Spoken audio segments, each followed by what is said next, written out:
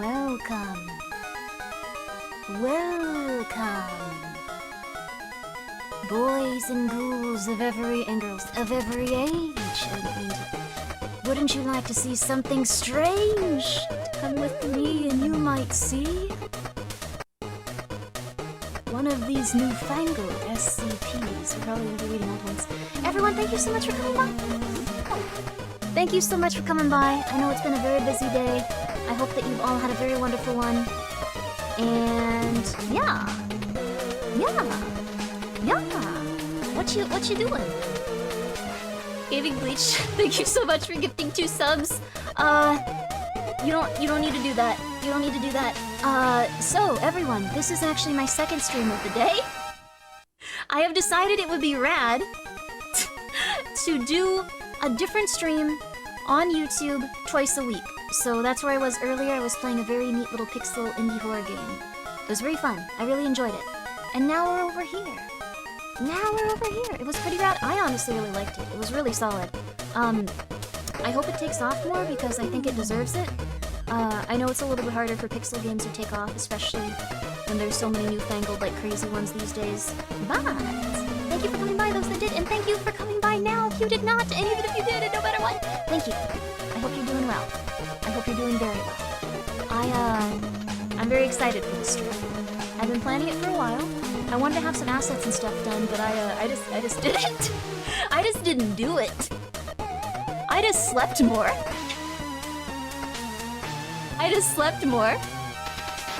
Oh my gosh, so that's what I'm sorry.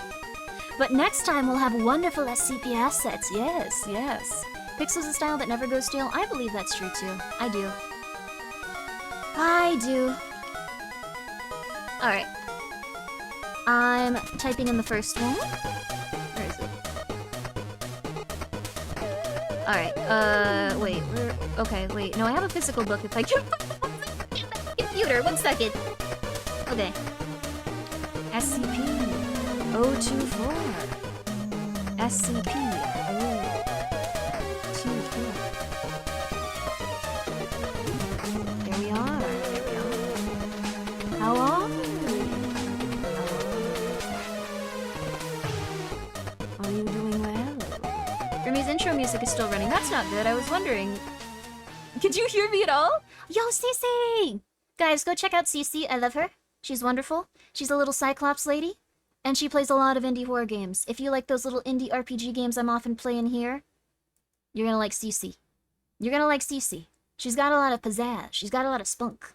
Is the SCP I gave you on the list? I can actually move yours up to, like, the one I read right after this, Cece. I believe it is. Yeah, I have it right here. I actually, so, we could hear you, but it was funny. Oh, cool. Alright, yeah, Cece, you can be the first call-in then. That's so great. If you want to. It might take me a while to read the SCP. Like, some of them are kind of longer. So it could be, like, hours. Like, what I plan to do is, well, first of all, let's go over here. Let's go over to the Dark Void of Death. So first of all, what I plan to do is... You want to get on screen, Skelter? We're just talking. Yeah, okay, there we go. What I plan to do... SCP nepotism! No! CC's just nice. If you... Okay, I'm sorry, but if a cute girl comes up to you and talks to you and says, hello, you read their favorite SCP if that's what you want them to do. This is my advice to you. Do that if that's what happens to you. I'm giving you a bit of advice. Do it. But I'm very excited. So let's see here. Let me grab this really fast. Let me put on a very strange and... I'm trying to sound like one of the people that host, like, those horror shows or something, but I think I'm just gonna start saying weird stuff, like a delicious piece of music right now. Yeah. How do they know I have the physical SCP books? You have physical SCP books? Can I go up to girls and just start reading SCPs?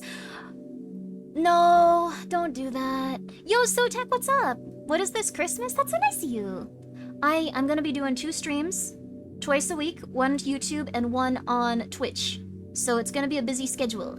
But it'll make sense and it'll... I don't know. I want to do more YouTube streams, but I also want to, like, not leave Twitch because I don't know. So I will simply just make more time for both. Yeah. There was a... I think there was actually a... I ended up getting 4 due to a shipping error. You got 4 of the physical SCP books. Oh god. I actually have an SCP, like, light novel. I have an SCP light novel, which I thought was weird. I think it's from Japan. I'm not sure. It might just be one of those Japanimation or a Amerimanga ones, but I'm not sure. You can stream both at once, but then I don't pay attention to either chat very well. Like, I'm 100% sure if I try to stream on both, I will not read anything from either chat. I am the worst when it comes to containing my attention and putting it on 2 different things at once as I play a video game. I think the people that do that are heroes. I think the people that do that are far stronger than I could ever be, so this is the compromise. Is it the one with the camera? I like the SCP with the camera, but, well, one of them. There could be like 20. There's so many. Is the SCP a cute anime girl? There is actually one that's like that, CC. I know that you like Toho a lot. I know that you like Toho a lot. There's... Wait, maybe yours is that one. But, anyways, I wanted to say this really quickly. So, what I did was, whenever I remembered to, there's a bunch of people I forgot, like, but whenever I talked to someone and it popped into my head, I got their favorite SCP so I could read it on stream, and I'm gonna be doing this every Saturday night for a while, because I've gotten quite a few of them, and some of these take a long time to read. Oh, mine is Puppet Show. That's true, it's Puppet Show. Okay. The Toho SCP sounds cool, though. It's actually very funny. Let me see if I could find it. We could also read that one at some point. I think you'll like it quite a bit. And it's also not one of the joke ones. It's just one of the real ones. Spirit Form Pumpkin is unstoppable. Thank you for the 100 bits, Steve. Yo! There's a Toho SCP. Let me find it. 1 second. I'm gonna find it right. Yep, here it is. It's let's see. It's 6959. 6959. And I'm gonna link it to you. There you go. This is not a joke one either. This is a real SCP. They didn't put it on the jokes part of it. I honestly have no idea what an SCP is, but I'm here to vibe. SCPs are actually very interesting. Thank you so much for asking that too, because I was not going to explain it. And it would have had terrible flow. So, essentially, an SCP is something that you have to secure, contain, and protect. It's something you have to secure, contain, and protect. Someone else should probably be hosting this, I think. I don't think I can do it. I think I'm gonna go to sleep. That sounds right. I love sleeping. Let's just go to sleep. But, so you're an SCP. I'm not an SCP personally. Skelter would probably be an SCP. I don't really need to, like, I don't know. I don't really need to, like, shoot people with lasers or something. Yeah, don't look away from me. He gets a little laser shooty sometimes, but my house would probably maybe be an SCP. A lot of people get lost there. Cece might be an SCP. That is very rude of me to say. Cece is a perfectly normal young lady. I apologize. She's perfectly normal young lady. But the things that they have to secure, contain, and protect are usually things that are paranormal. They're usually things that are a little bit otherworldly. So essentially, when you look at these SCPs, you see stuff that's almost like from another reality. Monsters, evil, good, terrifying concepts and objects, places that are even inhabited by strange energy. Even just SCCP. That's cute though, SCCP. But stuff like that. So my personal favorite is very different than, say, let's see who has a different one. I think Ecto's is very different from mine. Like, I won't spoil it, but mine is more based on, like, a place. And Ecto's is more based on, let's see. It's gonna be really silly if this is a place. There we go. Let's see. Yep. So it's more of like an entity that attacks, if that makes sense. I think 184 is one of my favorite, including the expanded exploration logs. That's so cool. The exploration logs are also really good. So SCPs they're kind of like, I don't know if people will like this comparison. They might hate it. But it's kind of like Harry Potter, in the sense that, like, that world takes place kind of like within our own, but we can't see any of it. Like, it's like that kind of thing, like it's an urban fantasy. Or like an, not contemporary fantasy, I think that's just normal, but like an urban fantasy, where like in the environment around us, everything is taking place. SCPs are like that too, where everything kind of exists in our reality, just on the outskirts of it, and the only people that really know about it are the ones that are consistently, I guess, working with them, and like having to contain them. They have a lot of also, they have these things called, amnestics, and what those do is they erase your memory, so they also erase the memory of people that have gotten too close to that world, so the masquerade is the term for it. Yes, like, hidden world trope, the masquerade, like Vampire the Masquerade as well. Like that person in the club that you might just think is like, oh, they look like they haven't gone outside in a while, they must be sick, they must be very sick.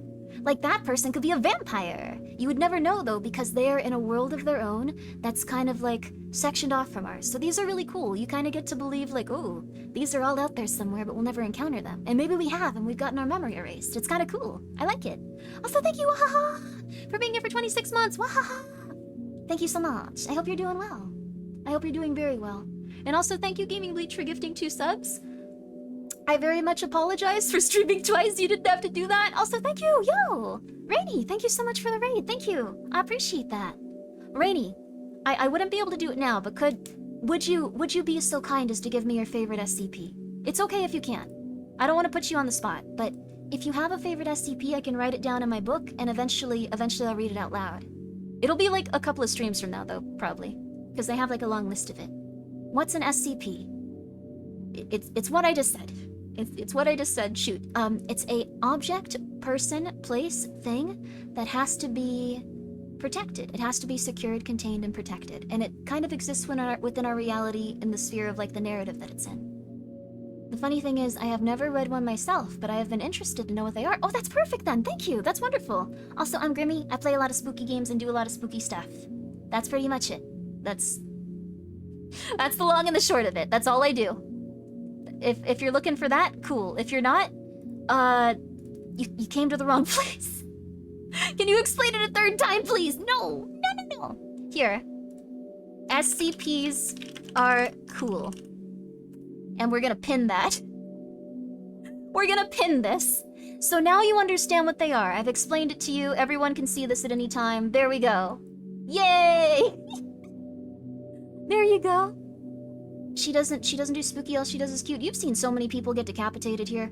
Like, you've seen me play the games where people get decapitated. I'm just saying. There we go. But thank you so much, Rainy. Please, if you have a moment, please go check Rainy out. I'm sure they would appreciate it. They would probably really appreciate it. I'm unfamiliar with your stuff at this moment, but I'm sure it's very lovely, and I will check it out in the future. It's very, very lovely of you to raid me, and I really do appreciate it, and I hope you had a good night. I hope your stream was good. How was it? I'm so sorry. I got so absorbed in SCPs. How was your stream? Grimbo is my favorite SCP. Also, could you please explain what it is? Thank you, Rocket, for the 100 bits. Please consult the pinned message. Please consult the pinned message. Ooh, we did some Overwatch for drops. That's wonderful. That's very kind of you. Yay! It's like the Twitch drop stuff, right? So, like, the more you play it, people watching, like, get to, like... What's it called? Get, like, little things from it? I try to do that. Yeah, those are so cool! I tried to do that with party animals, but I guess I, like, walked away or something at one point and, like, wasn't active enough. And I didn't get the cool exclusive, like, final reward. I was so angry. I hope you guys all got your rewards, though. I hope it went well. It's okay. It was a cute little cat with a hood, though. They looked very creepy. It's okay, though. It's okay. I eventually got a very cool cat. I eventually bought one that was like 20 bucks, but it was worth it.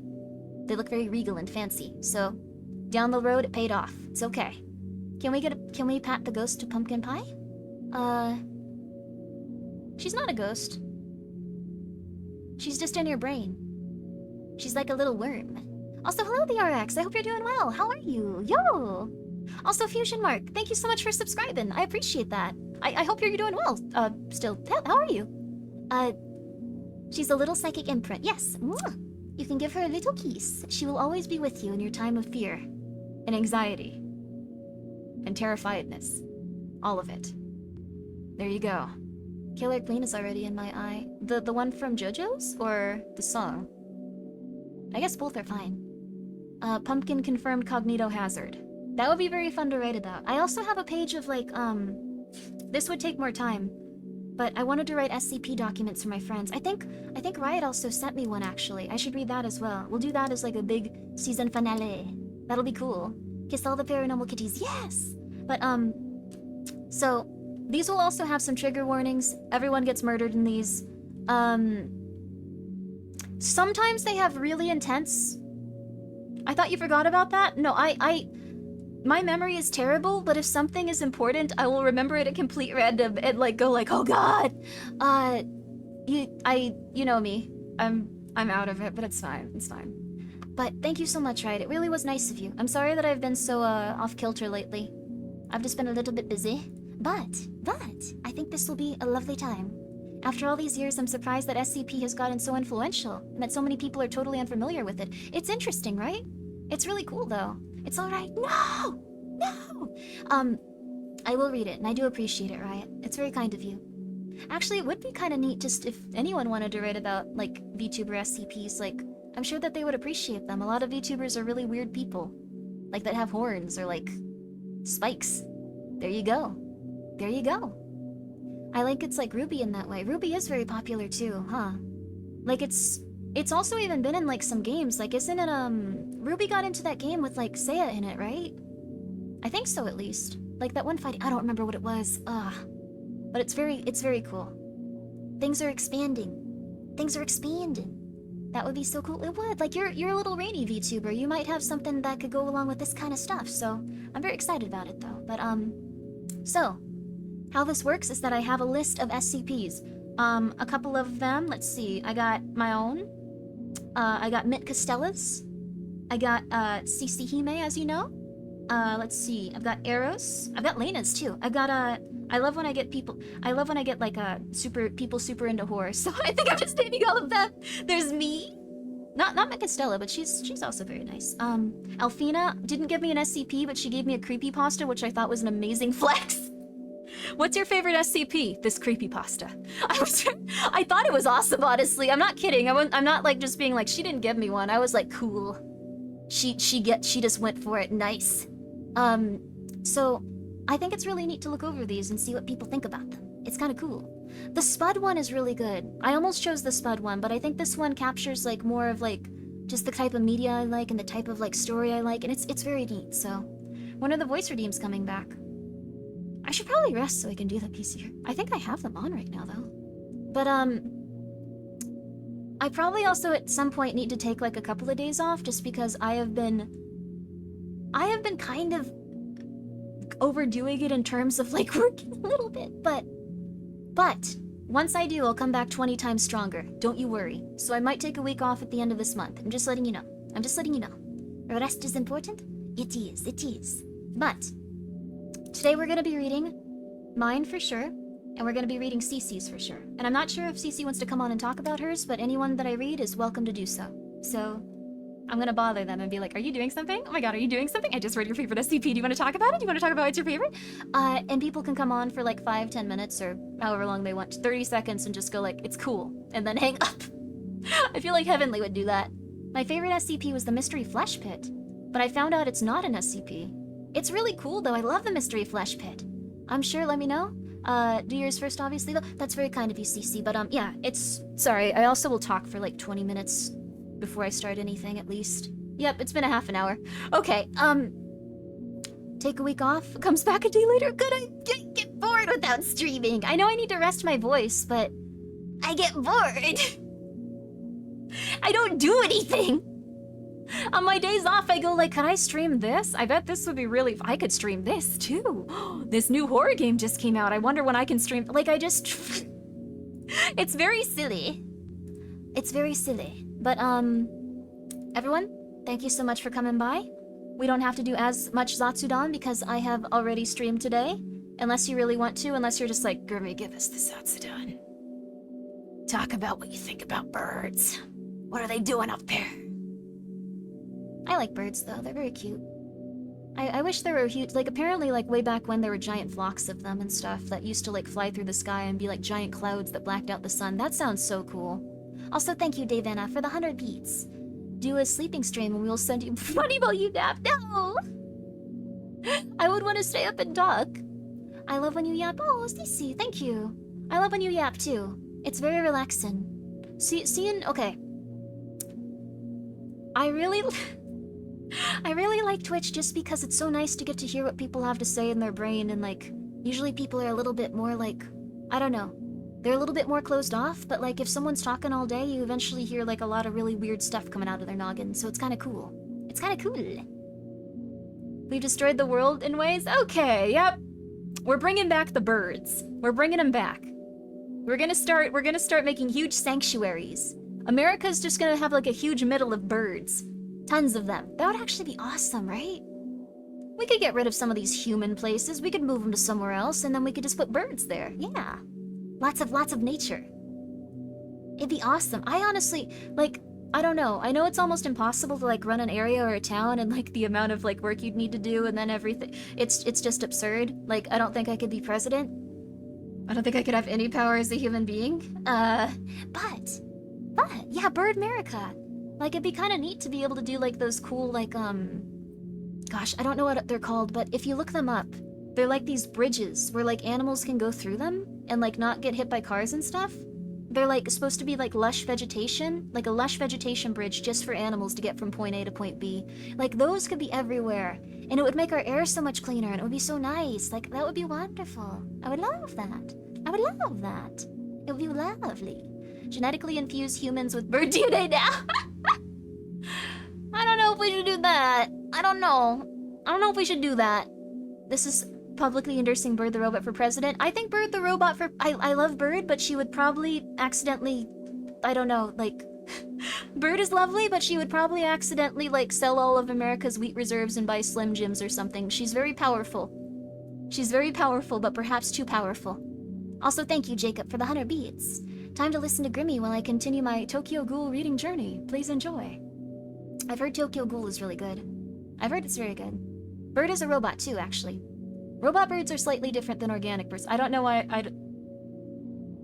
Calming down. Calming down. Calming down. If Bird became president, I'd put I don't think Sigurd would nuke people. That would be cool, though. Like, okay, like... I would not want to be trusted with nuclear codes of any type. I don't think I would do anything with them. I think I'd be personally the safest person to have them on the planet Earth, maybe. Like, I would absolutely not use them under any circumstance. And I would probably spend every second alive thinking about them. It would be impossible. I would lose my mind. I'd just be like, it's here. Oh god, I could kill everyone. Like, that's... Anyway. There you go. There you go. I would wipe out the French. Okay, Davena, you can't have that either. Also, I like that Twitch was like, you can't say wipe out the French. I know you're kidding, though. No wiping out the French. They got very attractive voices. The most sane stream... I don't know. I wouldn't want nuclear launch codes. I don't want that type of responsibility or power. If I ever had a nuke button, the Earth would be gone so fast. Okay, this is alarming. Okay, let's... This ain't good. This is bad. It's okay though. It's okay. Let's start the SCPs. Please don't kill everyone. I don't know. I thought you guys were very chill. Not about to murder everyone on the planet Earth, but you know. It is what it is. It is what it is. Okay. Also, sorry about yesterday with my birthday. Sorry I played Metal Gear Solid for like 18 hours straight, it felt like. I just wanted to. I will be looking at birthday stuff on probably like Wednesday or Thursday. Sorry about that. I just wanted to play Metal Gear Solid. I'm sorry. I was thinking about it constantly, and I'm sorry that I gaslit you guys for like 8 hours too. Sorry I gaslit you guys about Metal Gear Solid being Minecraft for 8 hours. Sorry. If you guys want that mod, it's on my Twitter, by the way. I put a link to it. It's on my Twitter. It's on my Twitter. So please go check it out. Let's see. Also, Manga Horror News. Also, hi, Innards. You just showed up for Manga Horror News. It turns out one of the mangas that I like quite a bit, but is what mod? Oh, you. It was a fun stream. I'm glad. It's what I really wanted to do. I hadn't played it in a long time, and one of my birthdays before was just playing Metal Gear Solid 2, and I loved it. It was so good. It was so good.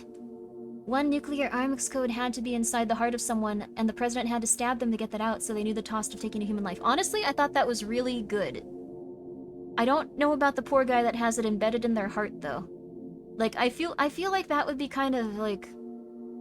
What if it, like, got infected or something? Like, that's the only problem I had with that. Otherwise, I think it was a very good system. Metal Gear Solid Lures, I started watching anyways. Oh, thank you! I love Metal Gear Solid. I can't believe I fell for the glasses thing twice, though. If you know, you know. I fell for the glasses thing twice. You probably did, too. Did you? Tatiana? Just saying. Not gonna say anymore. Just you know, because I'm gonna keep playing that game. But just, you know, just saying. Just saying. Just saying. It's okay. It's okay. I mean, I'm pretty sure the dude was supposed to die. Well, no, I mean, like, when he had it in his heart before he got stabbed. Like, if he just had to, like... If he had to, like, have it in his, like, you know, heart all the time, what if it got infected? Like, I'm pretty sure your heart doesn't like having nuclear launch codes in it, though I haven't personally had it happen. There you go. Well, Arkido, that was like a well-hidden twist. That's like a well-hidden twist with Metal Gear Solid 3, the Atom thing, and I won't say what it is, but... The other one I just had no idea about, and I just completely took it at face value, like, that's crazy.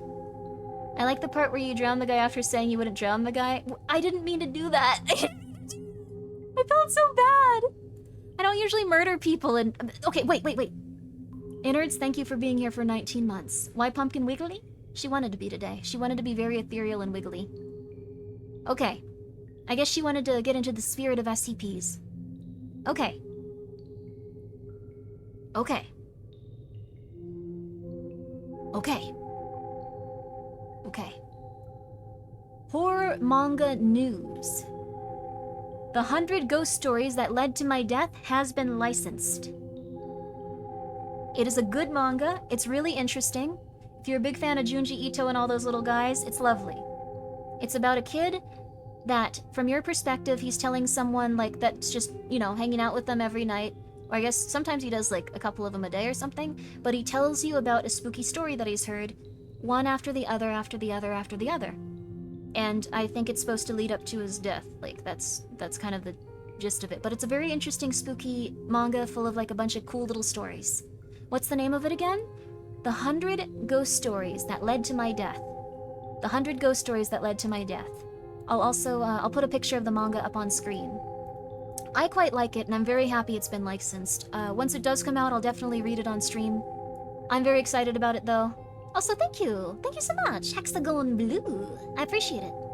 This. And it is on its side, so I won't be switching it. Thank you. Really love what you do. Keep on keeping up. That's very nice of you. Keep on keeping on, too. Thank you so much for subscribing for 2 months. Have you read PTSD Radio? I have read some of it. I'd like to read more. It's really good. Hello, Mother? I'm not your mom. I'm not your mom, but have you done your homework, young man? Have you? Have you drank water today? Did you eat? Did you? Did you? I like how Grimmi refers to Junji Ito as a little dude. I refer to too many things as a little dude and a silly little guy. This is an interesting manga, though. I liked it quite a bit. Did you eat, Grimmi? Oh. No. 1 second. I completely forgot because I started looking at, like, Twitter and I started just hanging out and I started reading manga. I'm sorry, but I found out that this has been licensed. That's cool. I don't know. Sorry. I didn't do my homework. I'm sorry. Thank you. Thank you. Thank you. Oh, I don't understand for use. If you just wanted to, if I just wanted to come onto your stream, am I allowed to? Happy birthday, by the way. Thank you for the 100 bits. What waifus? I guess so. Right? Like, reactions to streams? I think that's fine. I think as long as you don't go, like, Grimmi just murdered 10 people. Like, if you do that, I think it's probably wrong, but, like, I think everything else is fine. Like, it's okay. Go for it. But the sandwich money. The sandwich money. I will go get sandwich tomorrow. I will get sandwich tomorrow. Let's see. No, yo! Hello, yeah, lads. There are some rumors about a certain someone that is a certified yapper in the stream, and I have come to verify said yapper for myself. I just am talking a little. This is an SCP stream. We're reading SCPs. It just happens to be that we have to talk a little bit about how we do if we had the nuclear launch codes, and I don't think many of you guys should have them. Thank you, Rocky Rocket, for the 100 bits. Eat a portion of food, please. I actually have some meals that I can heat up, so I'm going to go heat up a meal. I'm going to take a very short break, and then we are starting with the SCPs. We are going tonight, I believe, read mine, CC's, and then I'll just pick a random one. Maybe Kana's. Kana gave me a lot of really good ones, so we can pick one of Kana's. And then we'll go from there to see how much time we have. So, I also have to wake up early tomorrow to do a stream, so this probably won't go until like 4 a.m. There will be no Zatsu. I'm sorry! Okay, give me one sec. Please enjoy the music that will be a very big contrast to what you're listening to right now. It'll be very different. It'll be loud if you haven't heard it before. I said, well, it will not be as relaxing. There we go. Yeah. I'll be right back.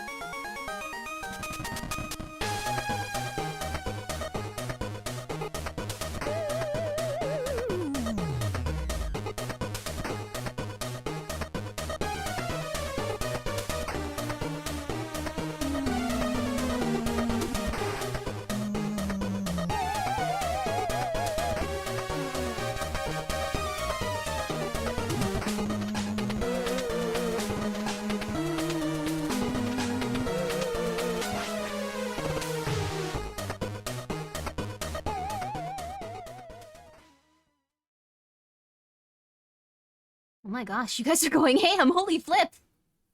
Holy flip! How are you? What's up? You guys have got all your little guys out. Yo! I hope that you're doing well. Sorry that it took me so long. I now have my food. I have my food, but I have to wait for it to cool down anyway, so...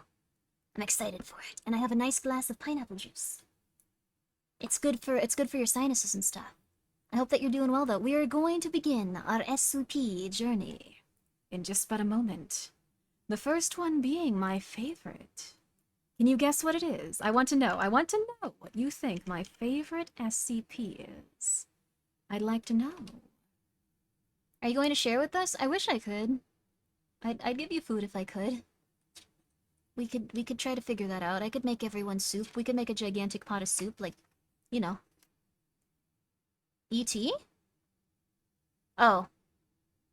Oh. I came back during the ad. I'm stupid. 999's very nice. But I like the spooky stuff. 420? But I like the spooky stuff. I like the spooky stuff. 999's very sweet and outgoing and gentle. This pineapple juice tastes weird. Am I going to die? It's sour. Does that mean it's gone bad? Uh-oh. Uh-oh. There is no anti-memetics division. There is no anti-memetics division.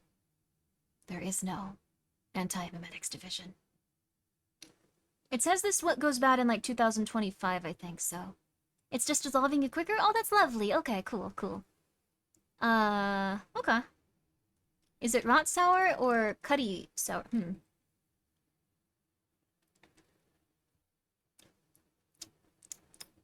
I think it's okay.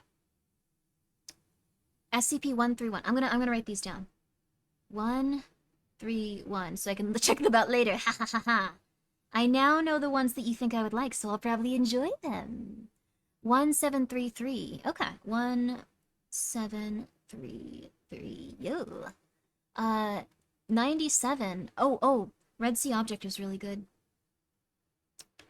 My SCP. My favorite SCP, though. My favorite SCP is SCP-24. It's SCP-24. I'm not sure if you guys are familiar with this one. SCP-24. Would you like to see it? Would you like to view it with your eyes? Would you like to gaze upon it? Perhaps, perhaps indeed. So here we go. SCP-24. I also try to get all of this out so it just looks like we're looking at an SCP file. It doesn't look like we're looking at a website. We're looking at a very serious SCP file. These are real. These are real to me. There you go. Also, Fluctuating Pumpkin, you have to come over here. I'll hold you like a little doll. There we go. I'll hold you like a little doll. Here we are. SCP. SCP. Ram. Ram. Ram. Ram. Ram. It's real to me, damn it. Exactly. We're gonna get real into it. We're gonna get real into it. Everyone, this is Grimmi's favorite SCP. Be amazed. Can we read 686 after this? We're gonna be reading the SCPs of like my buddies that I've asked over time. So unfortunately, we're not gonna take any like from the audience. I'm very sorry about that. But if you have a streamer that you know that I might have their SCP on my little like collection if I've like collaborated with them recently. Or like if I've just gone like, hey, what do you think about bread? Like recently, what do you think about the concept of bread? It's so weird. It like rises and then we eat it. It's so strange. You know, so I have a couple of people. SCP 024. I could ask Villian actually. I didn't think about that. Do you have Savi's? I need to get Savi's! No! I need to get Savi's if she has one. I need to. Okay. But, oh, I'm not serious about 686. It is cursed. Oh no, is that one of the ones that... Well, this first SCP entry we have is SCP-024. Everyone look alive. This is the only time you're going to be hearing about this, as this is highly, as always, highly redacted information. You are of the clearance level to be listening to this right now, and I hope that you are taking notes, though you will need to burn them after your assignment. Yes. Also, I'm going to be eating throughout this. I did not get a chance to eat lunch. I do some other stuff on... You don't need to know about it. I like anime, and sometimes I pretend to be an anime character. It's not about me right now. It's not about me. As your SCP researcher that you're going to be listening here today, I am SCP researcher Grimmi. Thank you so much for coming by. Thank you so much for coming by. All of you have the clearance level you need to listen to this SCP entry. Yes. What does redacted mean? Okay, that's not a great sign. That's not a great sign. Yes, don't forget about the Class A amnestics. Yes. I do not believe you will need to take Class A amnestics after this assignment. After this assignment. Oh, please, Grimmi, we are not learning about info hash. It's not, it's fine. This is a Euclid class object. SCP-024, one of the first discovered, 024, the 24th. Yes. Now, Object Class Euclid. Item SCP-024. Special Containment Procedures. Due to its nature, SCP-024 cannot be moved to a secure location, so security measures must be placed on site. To conceal its location, 5 identical-looking replicas have been erected around SCP-024. A tight security perimeter must be maintained around SCP-024's compound at all times, with separate security teams guarding SCP-024 and its replicas. None of the security teams, except 4 team leaders, will be informed of the location of SCP-024. SCP-024 must be secured with magnetically sealed blast doors and reinforced armor walls to prevent unauthorized entry. Euclid means it's not a huge problem. That's what it comes down to. Now, we're moving on. We're moving on. It's fine. Wait, did I never ask you, Gingy? I thought I didn't ask you in Gator. I'm so sorry. My associate Gingy will have to DM me, as well as my associate Gator, at a further time. Thank you. Thank you. Under no circumstances can any security or research personnel enter SCP-024. You'll find out why very soon. Only D-Class personnel are allowed entry, and strictly for research purposes only. All researchers are to observe and experiment with SCP-024 from the Remote Observation Lab. That means you won't be getting close to it. Any personnel attempting to leave the Remote Observation Lab to enter SCP-024 without prior approval from a Level 4 researcher must be immediately apprehended with this is a very rough one. Termination authorized. Termination is authorized in these instances. I know people don't usually do so anymore, but termination. It's a very rough one. It's a very rough one. Yes. Should containment be breached, or SCP-24's true nature compromised, the entire compound must be destroyed via specialized demolition charges planted throughout the compound. Do you understand what that means? Yes. Yes. Rip to D classes, yeah. Yeah.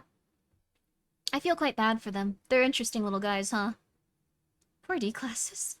No, never mind. No poor D classes. We are having a nice little time here, and we're going to make sure that you get all the information you need for your next excursion. SCP classes are usually determined on how well the Foundation know about them and how easily they are to be contained. Yes, exactly. If you can lock something in a box, it's not a huge priority to you, even if it's killed roughly 100 people. It is what it is. Even if it has the power to end the world, if you can put it in a box, you're not going to get that higher... You're not going to get that higher, like, what's it called? Ranking? Specialty? Classification. Mm-hmm. You're not going to get... Yeah, Keter. But you're not going to get a higher classification if you can put it in a box. It's going to remain somewhat safe and neutral. Description. And this is what we're dealing with here. SCP-024 is an abandoned soundstage that was once owned by... However, SCP-024 itself had been abandoned since and it is unknown whether its special properties manifested before or after its abandonment. SCP-024 is located in the heart of and was initially discovered when a group of teenage youths broke into the abandoned compound. The testimony of the lone winner, when she turned herself into police, was enough to have Foundation assets mobilized to contain SCP-024. Yeah, I do make the censored noises, yeah.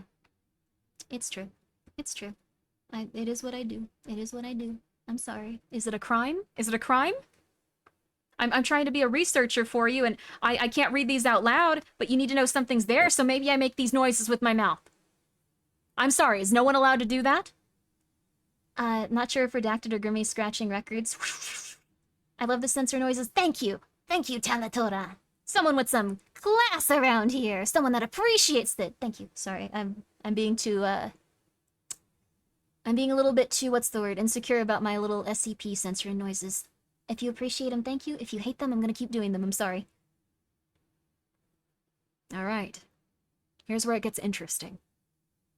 Upon entering SCP-024, visitors are immediately greeted by an anonymous announcer, who communicates via intercom and is able to hear and comprehend the voices of people within SCP-024.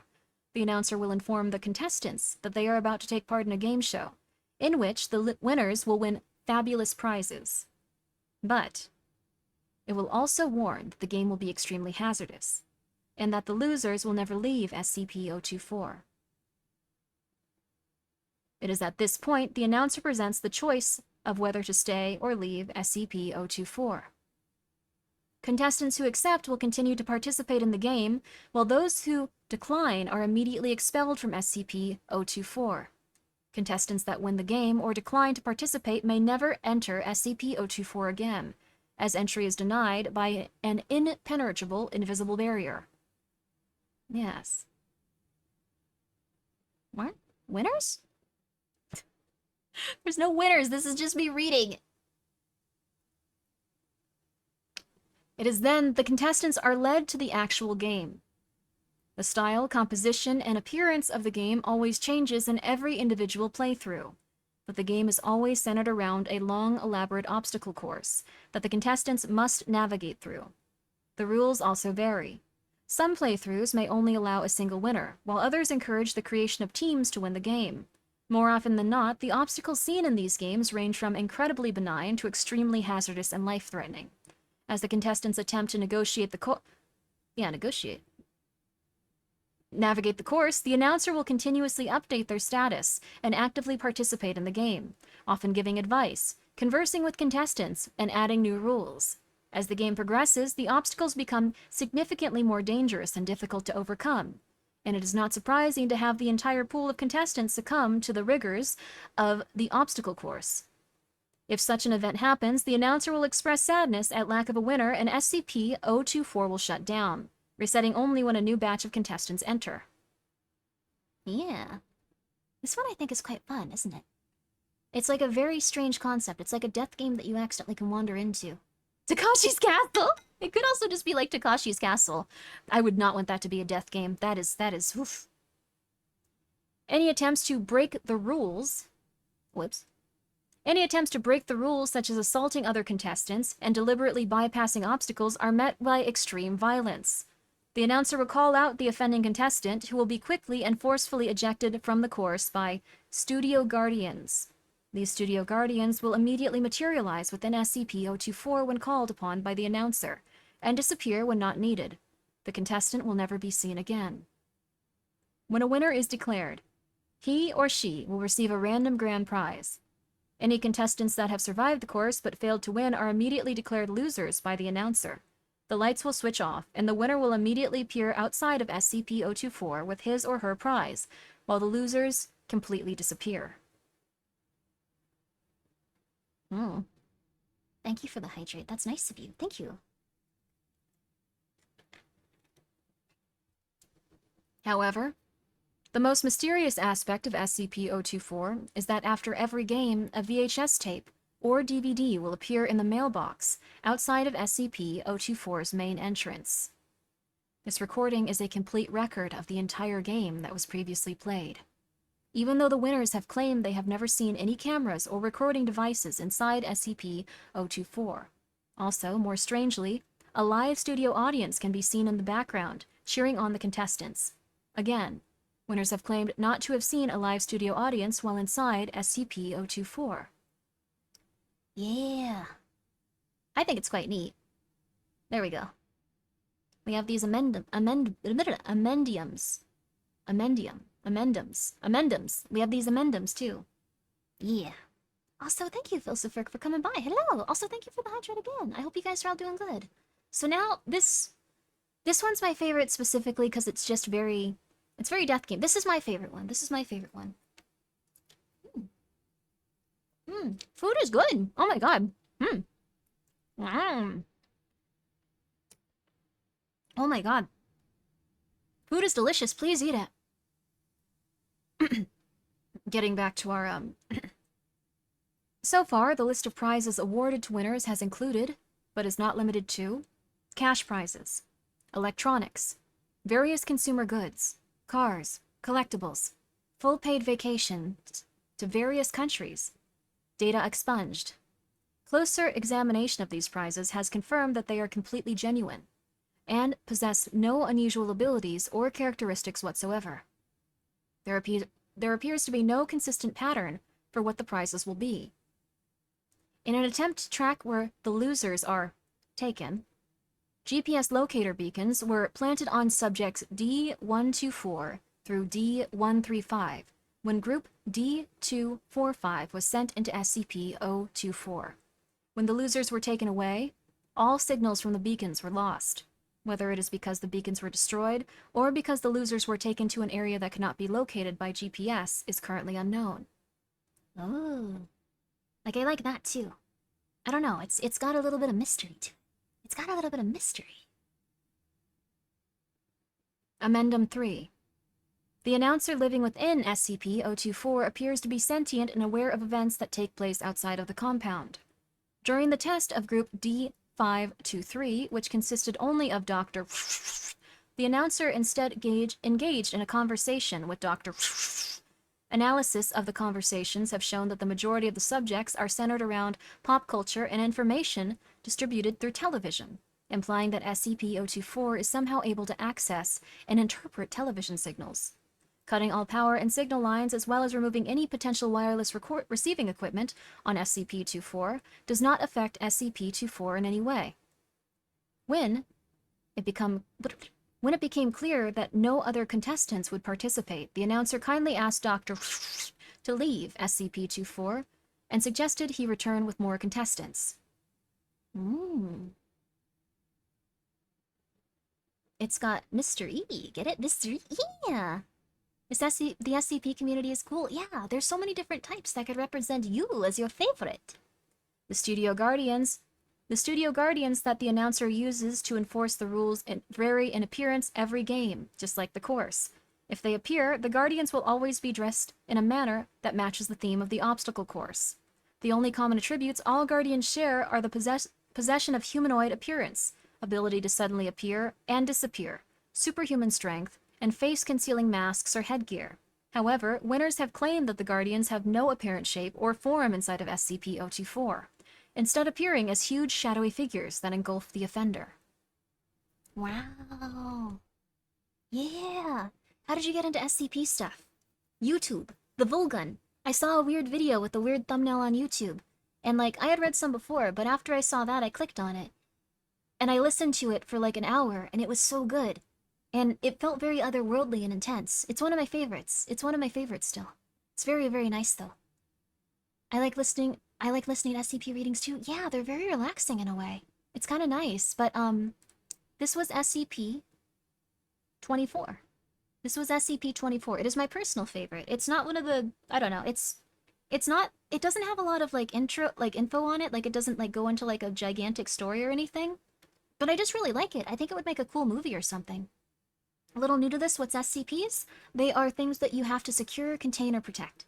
They are paranormal objects, essentially, that humanity has to make sure are okay. That's the biggest thing.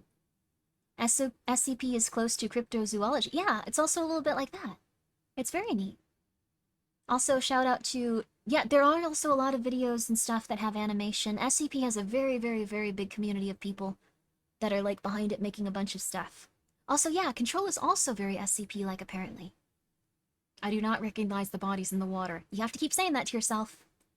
This is one of the ones I'd like to see some polish put into. Yeah, I really like it. I really like this one. It's got great premise. It just needs a little more grease. I don't know if they go back and update these ones like this now, especially since it's one of the originals. I don't know if there's something where people could, like, argue and fight over this and then eventually go like, no, it should be mine, or something like that. Where the Dragons Win is a really good one. If you like that one, I highly recommend you play SCP The Secret Files. I won't say anything else about it. It won't say anything else about it. Yeah. Oh. Also, if those ones are looking for female voice actresses, I'll try to submit to them. If you send me the information on Discord, I'll look into it. This reminded me that SCP-5K got a new update, got installed. Yo, that's wonderful! I like that SCP game where I get to kiss Peanut. There is also one where you can just go out with all the SCPs from it, like little ladies. That's kind of fun. Oh. We can also get some more music going on now, too. There we go. Oh, the music was off the whole time. Cool, never mind. I was playing music! No! Well, that's okay. That's life. That's life, it's fine. How was your day, Grimmi? It was lovely. I've been eating a nice, delicious curry. In this exact moment. And I streamed on YouTube earlier, and now I'm streaming here because I wanted to read some SCPs. And now the next one coming up is CC's. CC Hime's favorite SCP. Can you guess which one it is? Perhaps not. Music is a bit loud. Perhaps I will turn it down. Thank you. Thank you for letting me know. I appreciate that. I'm a fan of that lady. Then perhaps you will be amused by this next upcoming story. Stacey's favorite SCP, if you'd like to guess, go ahead. If you're familiar with CC Hime, please go ahead and try to guess. Go ahead. Go ahead. Go ahead. Go ahead. Go ahead. I dare you. Go ahead.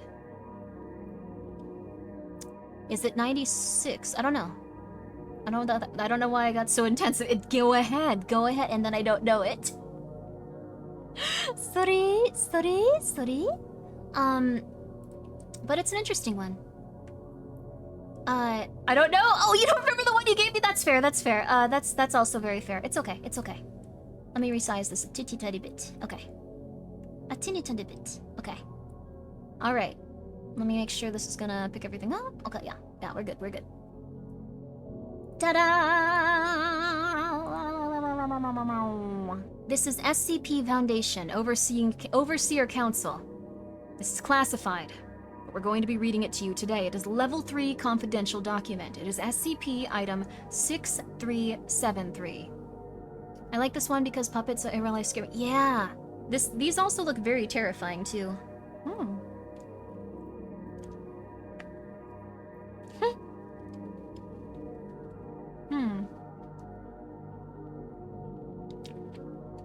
This is gonna sound really funny, but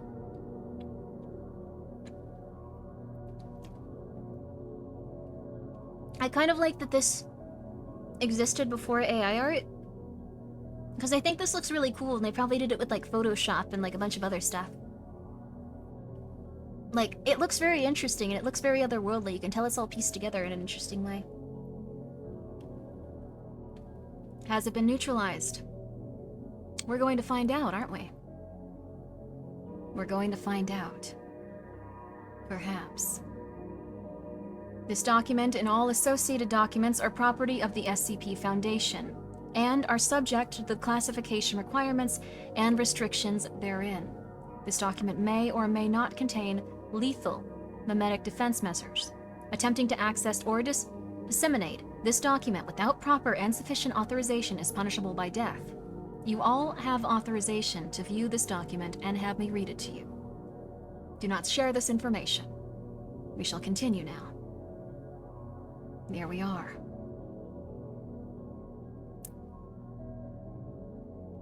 Assigned site, Area 179. Site Director, J. Barrow. Researcher Head, J. Dune. There is no assigned task force for this SCP. He is very fancy. Special Containment Procedures. The building containing SCP-6373 has been outfitted with a closed-circuit surveillance system and shuttered from public access. Assigned personnel are to view and transcribe SCP-6373's daily performances. Counseling is available as part of post-viewing debriefing. Personnel are expected to be repulsed. Oh wow. I haven't read this one. It's interesting. I tried, if there were like any that I hadn't read through all the way, I would wait. This one was pretty good though from like the little bit I have seen of it. Description. SCP-6373 is a collection of 4 papier-mâché puppets, each 1 meter in height. Chemical analysis indicates each puppet's exterior is constructed from non-anomalous material. All attempts to observe the interior of SCP-6373 through either physical or endoscopic means have failed. All instances are attached to an individual set of strings, bound together by a plastic cross-shaped mechanism, intended for control by a puppeteer. SCP-6373 emit a strong rotting odor, causing visceral nausea. This response is entirely non-anomalous. Data's stinky. Data smell a little weird. It is what it is, it's fine.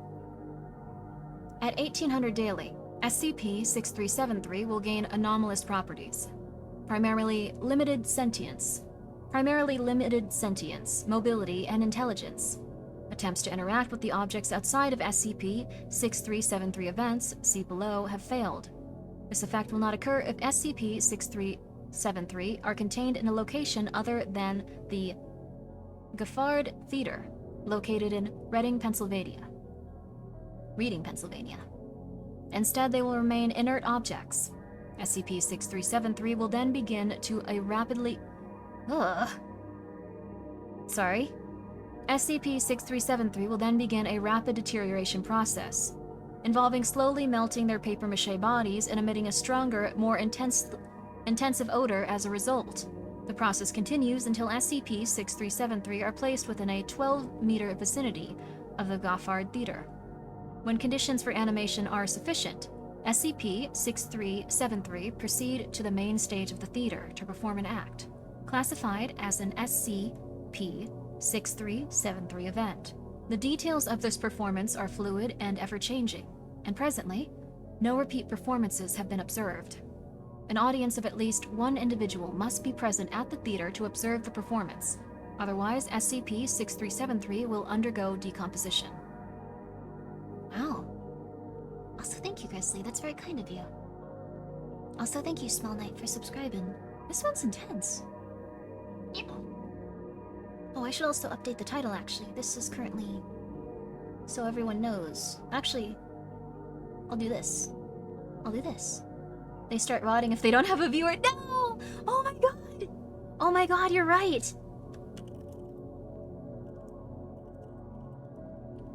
Here.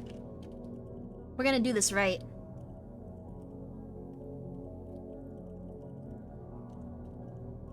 There we go. Alright, I'ma pin this. You guys can go and check out Cece. This is her favorite. It is pronounced right. Oh, okay. That's good. I messed up then. There we go. Go. Go. There we go. Is Mystery Flesh Pit National Park an SCP? No, although they are very similar. SCP-6373 Event Summary and Cast. Overview. An SCP-6373 event is largely unorganized and spontaneous as a performance acted out by SCP-6373, featuring unorthodox attempts at humor, storytelling, and entertainment. Audience attempt to interact with SCP. Audience attempts to interact with SCP-6373 during a performance have resulted in injury. Performances do not have a set length, ranging from 2 minutes to 3 weeks in lengths. Description of each puppet's physical appearance and typical role in SCP-6373's event can be found below. They really are VTubers. They really are VTubers. Just like, how long are you gonna stream for? I don't know, like maybe 20 minutes, maybe like 3 days, you know. It's fine, whatever. It's cool. I'm doing good, how are you? There we go, there we go. Ooh. Sorry, I'm also shoveling food in my mouth occasionally. And here are all the instances of SCP-6373.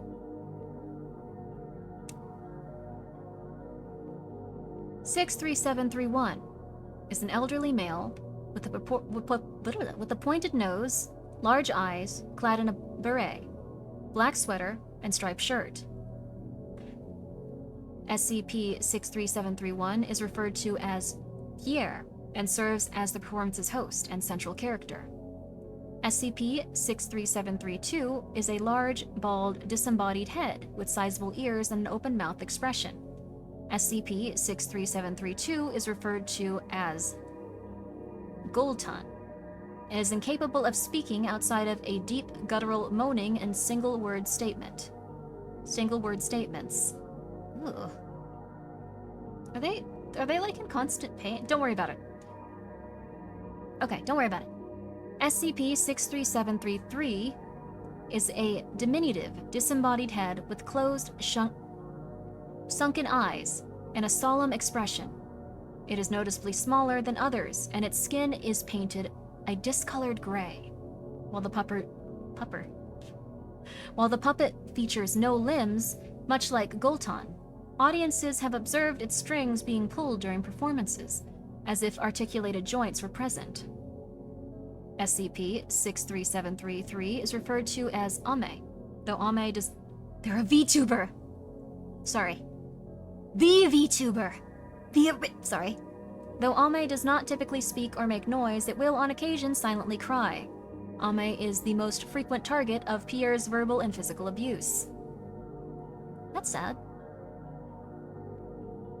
It's Ame. Ame Lord. This is what happens to the lady at one of the endings of Needy Streamer. Wow. Wow. Heckin' wholesome puppery. I'm sorry. SCP-63734 is a long-necked clown, wearing an outfit typical of such with white gloves. SCP-63734 is the only puppet with a hinged jaw, intended to be operated through the use of a string connected to the bottom of the mouth. This mechanism has since broken, rendering SCP-63734's jaw loose and uncomfortable. SCP-63734 is referred to as Jacques and serves as the group's comedic relief. Jacques often reiterates the phrase, "Isn't that funny?" to punctuate its antics. Oh, interesting. Oh, thank you so much, Miss Doctor. Oh, Miss Dr. Rule, how are you? How are you doing? Did you have a good stream? We're currently reading some SCPs. I hope that you're doing well. I'll finish this one and then I'll greet you more, oh, Subnautica sounds fun. I'll greet you more, well. Amendum 63731. History and Performance Summaries. The Goffard Theater was opened in Reading, Pennsylvania in 1860 by French immigrant and entrepreneur Timothy Goffard. The theater was host to stage plays, musical performances, and in-house puppet shows that featured SCP-6373. The puppets were personally designed by Goffard, who maintained an intense interest in puppeteering and often participated in the show's production. These shows were massively profitable and popular among Reading children. It is unknown if SCP-6373 held any anomalous significance during the theater's operation, but written evidence detailing payrolls of puppeteers and printed copies of scripts intended to be performed by SCP-6373 suggest they were ordinary puppets. Ah, interesting. In 1884, the theater closed due to embezzlement committed by Gothard's wife, Cynthia Corridor. Corridor's actions were presumably in retaliation to Gothard's unfaithfulness in their marriage. This resulted in a divorce and subsequent legal battle, which Goffard lost. In 1886, Goffard wrote a letter to his wife, a portion of which has been transcribed below.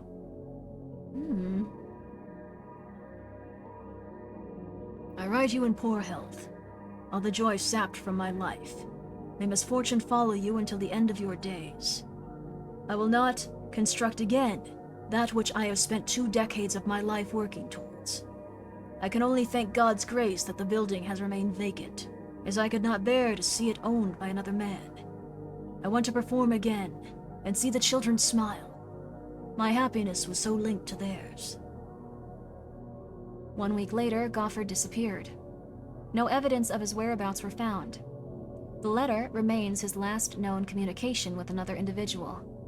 Records indicate Cynthia Corridor would die of natural causes 4 months later. In 1887, the ASCI, American Secure Containment Initiative, discovered SCP-6373 during an inspection of the building. Anomalous effects were documented thereafter, and containment continued after the ASCI had been assimilated into the SCP Foundation. A log of notable SCP-6373 performances have been recorded below.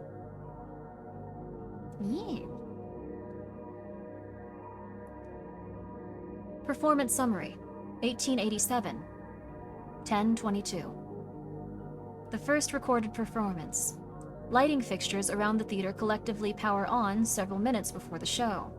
A slight piano accompaniment, originating from an unknown source. It's heard throughout the event. Pierre rescues a princess, a costume Jacques, from a dragon, played by Gulton. Researchers note several moments when an SCP-6373 instance has difficulty maintaining posture and moving, often taking multiple attempts to lift limbs. These moments increase in frequency over time. Thank you for the hydrate, Burrito. I appreciate that.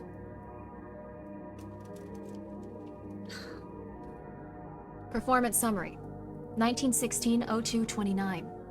The puppets reenact a scene on a farm, while German-Russian conflict known as the Battle of Tannenberg is waged nearby. Gulton and Jack take the role of a German and Russian soldier, respectively, and act out a slapstick battle in a field. Sounds of war and human suffering are heard throughout. The subsequent scene inside the farmhouse features Pierre and Ame as husband and wife. Pierre laments that its crops have been destroyed due to the war and calls to Ame for support.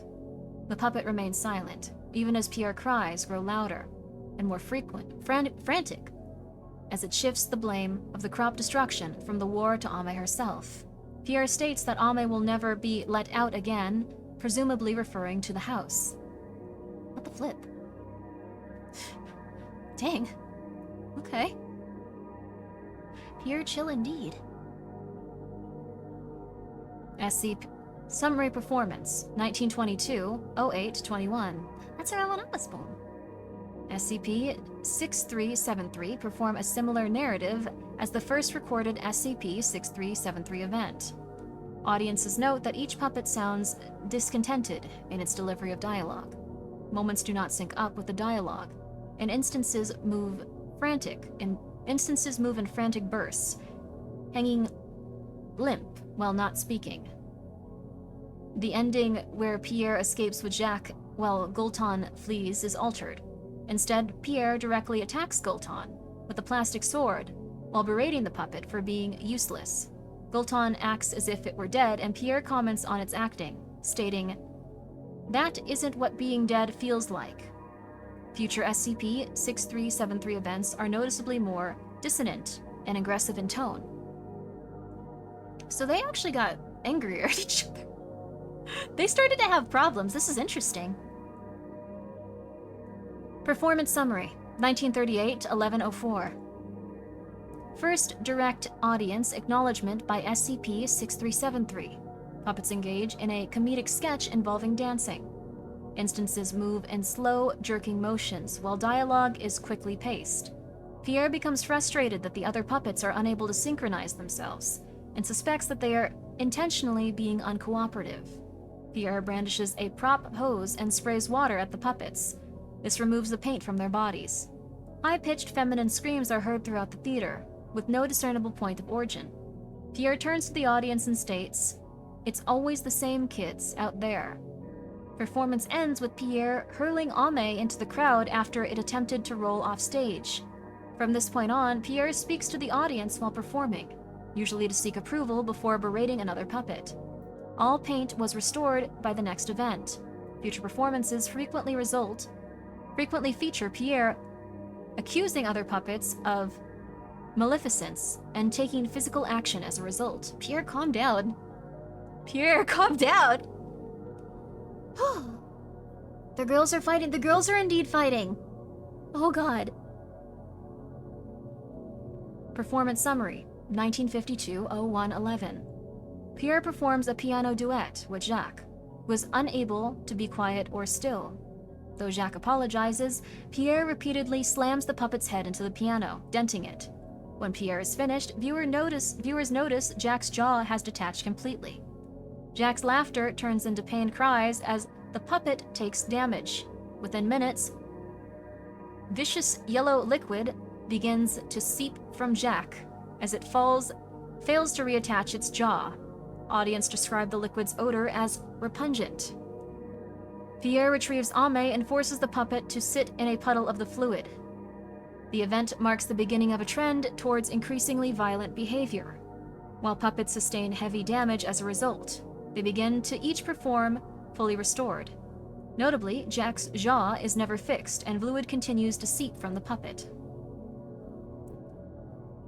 Okay. Normal VTuber collab now!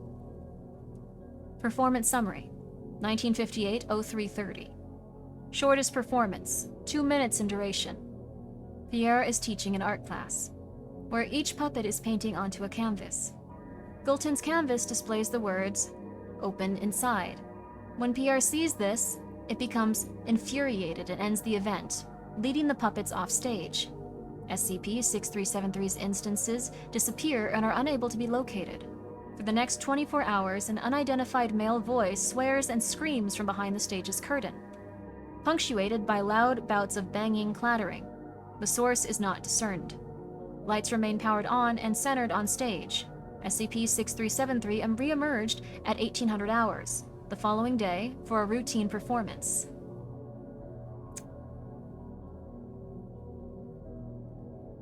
Viscous. Oh, viscous, not vicious. Vicious, not vicious. Viscous. Thank you. Thank you. I appreciate it. Performance summary, 1963-08-21. Pierre takes the stage and berates the audience for attending. Pierre asks if the audience is aware that in death a soul can still wither. Pierre's voice changes to that of a woman's and delivers a eulogy in memory of Timothy Goffard. Later investigation revealed that a funeral was not held for Goffard. Whoa, that's strange.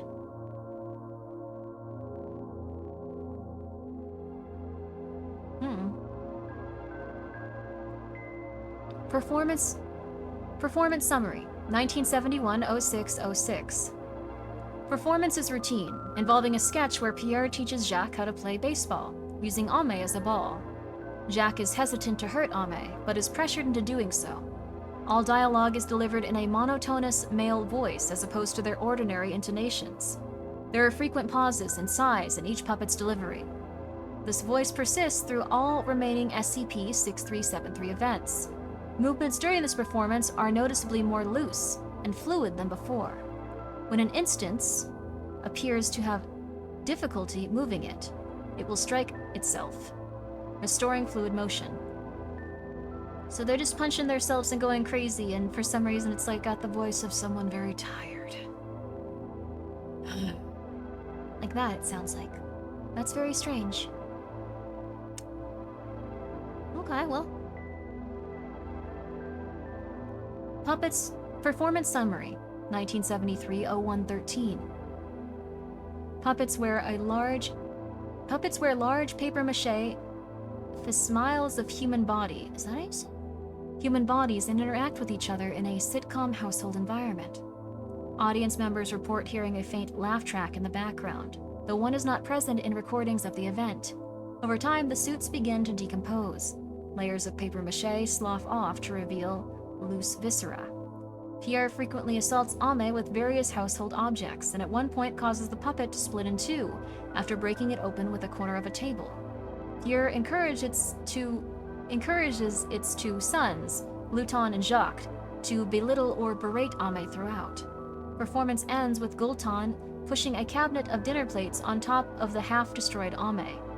Examination of the material left on stage following the event revealed it to be bovine in composition. Excess blood, fluid, and viscera remained on stage throughout later performances and began to rot. Removal was deemed impossible. Facsimiles. Oh, facsimiles. Thank you, facsimiles. I appreciate that. I'll probably forget it, but I'll eventually learn it. What's been the SCP? I like this SCP really well, like Saint. You probably enjoy it. It's pretty good. I like it. It's pretty messed up though. But it's good. I love it. Performance Summary 1976-07-2 SCP-6373 did not take the stage. Instead, the event is projected onto the stage's curtain by shadows. The source is unknown. All puppets take part in insulting Ame, including that it is responsible for their current situation, and is the sole reason they are unable to move forward. Pierre pries Ame's eyes open with a pair of pliers.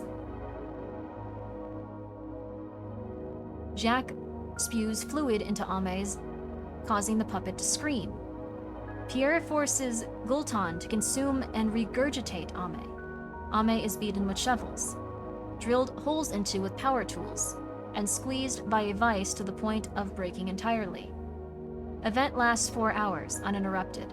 During this process, the Pierre puppet emerges from behind the curtain and attempts an ordinary performance of Jack and the Beanstalk, while the shadows of Jacques and Gulton continue to beat Ame. All researchers attempt to open Ame's puppet eyelids have failed. The flip, dude? So these... Oh, okay.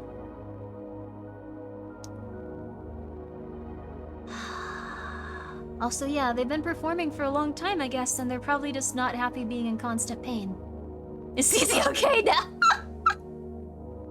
Cece is a very creative young lady. Performance Summary 1979-09-18 Puppets retell and reenact the story of Timothy Goffard's life, framing him as an individual who was treated unfairly by society and his circumstances. Performance concludes with Pierre stating that Timothy Goffard died alone, miserable, and never experiencing love. There is no mention of Cynthia Cordier throughout this performance. The puppet states that Goffard Theater remains Timothy's lasting legacy and thanks the audience for their continued support. Pierre then flagellates. Wow, is that the one? Then flagellates itself to the point of knocking its head off its shoulders and releasing a massive blowfly larva from its neck. A feminine scream emerges from the hole. Larvae are unable to be removed from the stage except when it is consumed by rats inhabiting the theater.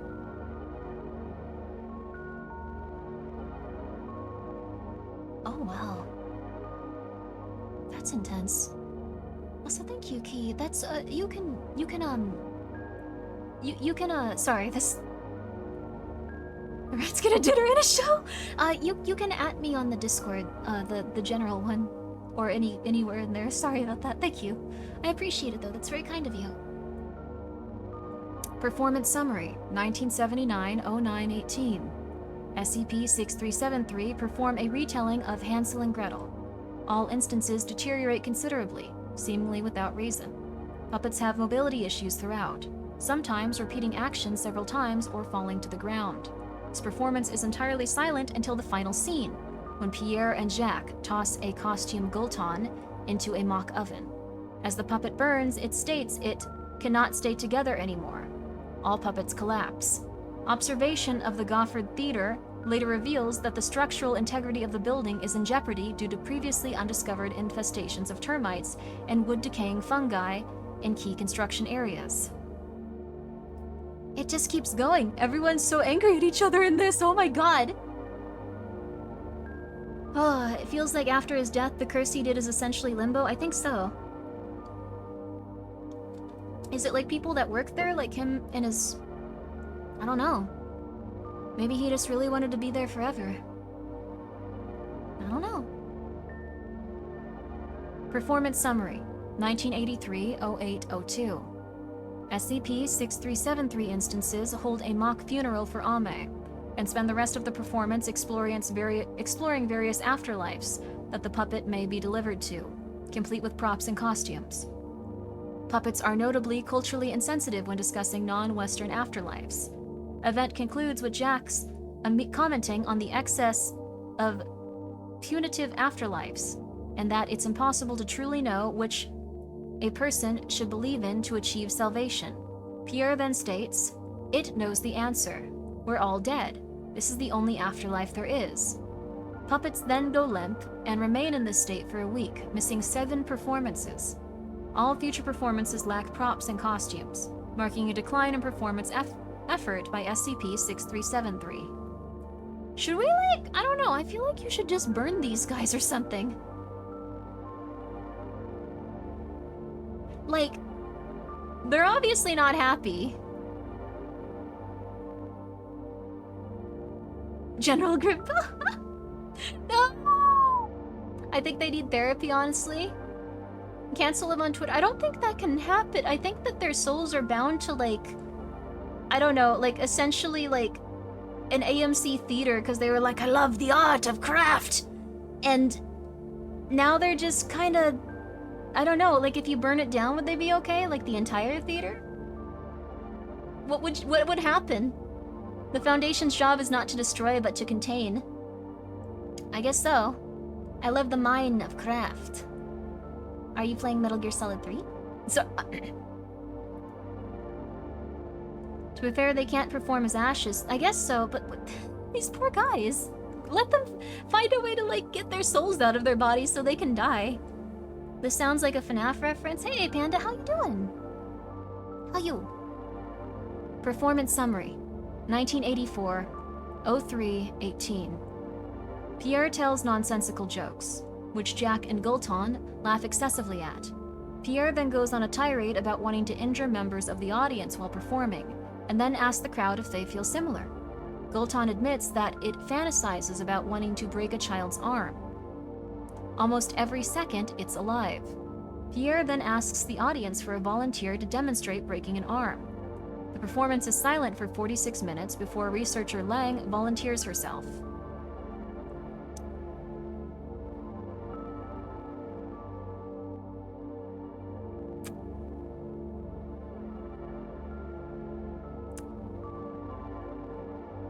I guess they had to get out of there? Maybe? What a hero. Masochist? It took her 46 minutes for her to admit that to herself, though. Pierre snaps Lang's arm at the elbow, fracturing her ulna. The puppet cites her resemblance to, I'm gonna say a bad word, that cunt, as greatly increasing its enjoyment of the act. The performance ends. Lang is reassigned to a different anomaly following treatment.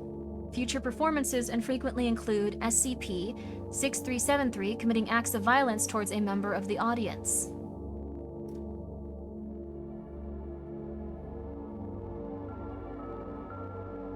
Jeez. Lang really said F it, we ball. She was very committed to her work, but I guess she did not want to be there anymore.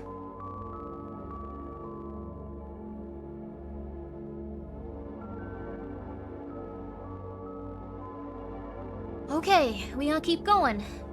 Look, she has Vtuber still. I gotta get out of here. This is... I gotta get back home. I gotta just do some stuff already. Come on.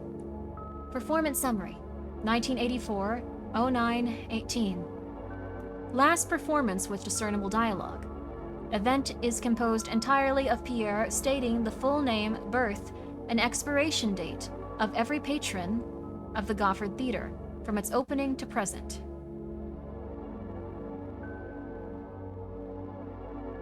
Members of the audience are included in this routine. Throughout the act, Pierre's movements are awkward, and its speech slow and slurred. Event concludes with Pierre looking to the ceiling stating, "You carry on so well," before violently throwing itself across the stage multiple times. Me clapping when my name is said. I guess, yeah. The VTuber acknowledged you. They told you your date of death. Cool. Cool. Performance summary. 1984-09-18. Oh, that's the one we just read, sorry. Don't worry about that one. I want to read it again, but I'll do it in my own time. Performance summary, 1985-02-12. Performances have degraded to frenzies of self-harm, carried out by each puppet. Stage lighting is absent or flickers. Musical accompaniment is discordant and cacophonous. Instances of self-mutilation, instances self-mutilate, flagellate, and flay themselves through the use of the stage floor's friction, each other, or blunt force trauma. Screams range from high-pitched feminine voices to deep male ones. Occasional laughter is heard during male screams.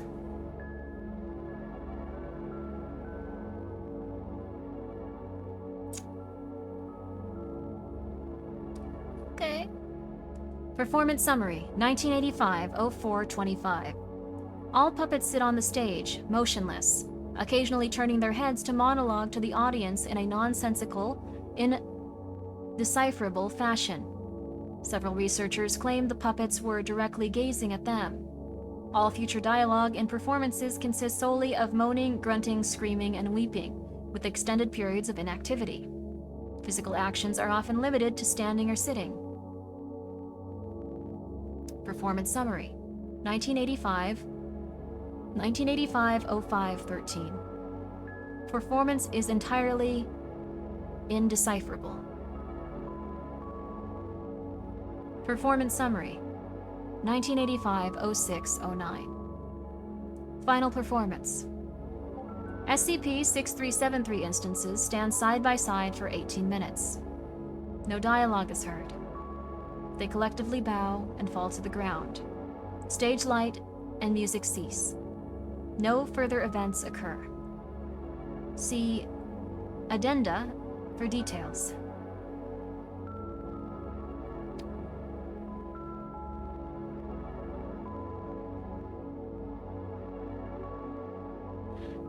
Yep, the SCP Foundation could not really fell.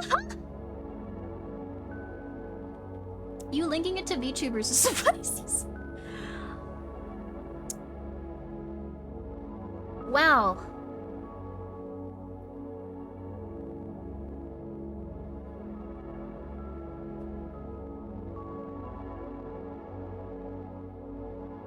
Okay. We're at the end. Following the 1885-06-09 performance, all SCP-6373 instances began the deterioration process, observed prior, shedding their papier-mâché exteriors. When this was complete, each instance was discovered to contain a preserved human remains and organs, which have been segmented cleanly at several termination points. All remains are presumably sourced from a single individual. Their contents have been listed below. Pierre contains a brain. Jacques contained a heart. Gulton contained a conglomerate mass of excess organs and an unbroken layer of epidermal skin tissue, fecal matter, and hair. Ame was empty. Examination of unfolded skin tissue found within Gulton revealed a resemblance to POI 63732, Cynthia Cordier. Object has been reclassified as neutralized.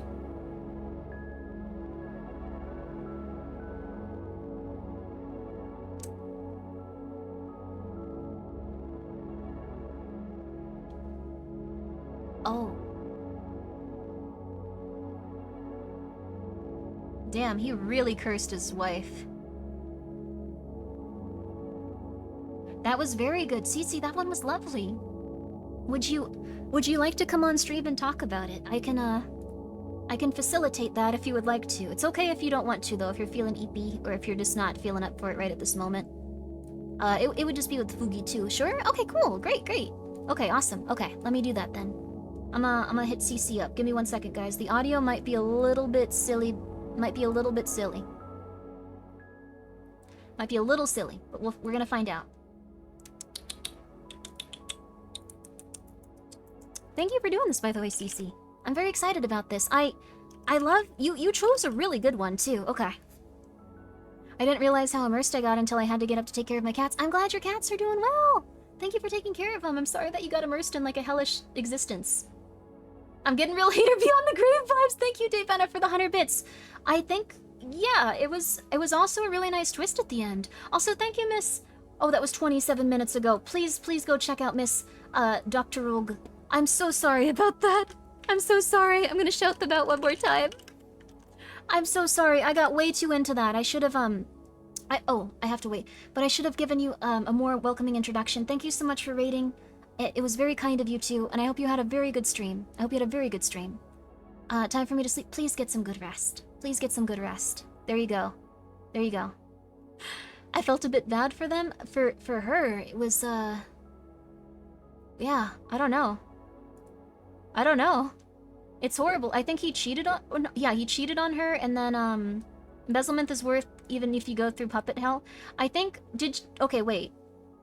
Did he betray her, and then also, like, go like, you suck, and then stuff her into a doll and, like, prepare her for complete torment forever? Well, actually, let me call Cece. We can talk about this. Sorry. You know me. I get too lost in the sauce. Yo, Cece, what's up? Hello. Yo! Nothing much. It's all good over here. Let me turn Getting the scary stories told to me, so I have nightmares. Yippee! Oh no. It's okay. I don't remember my dreams That's good. most of maybe. the time. Well, that's fair. Well, I've actually kind of gotten used to nightmares. I feel like it's not as bad. I'm just like, okay, that was a little weird. It takes like a real intense one for me to go like, oof. Yeah.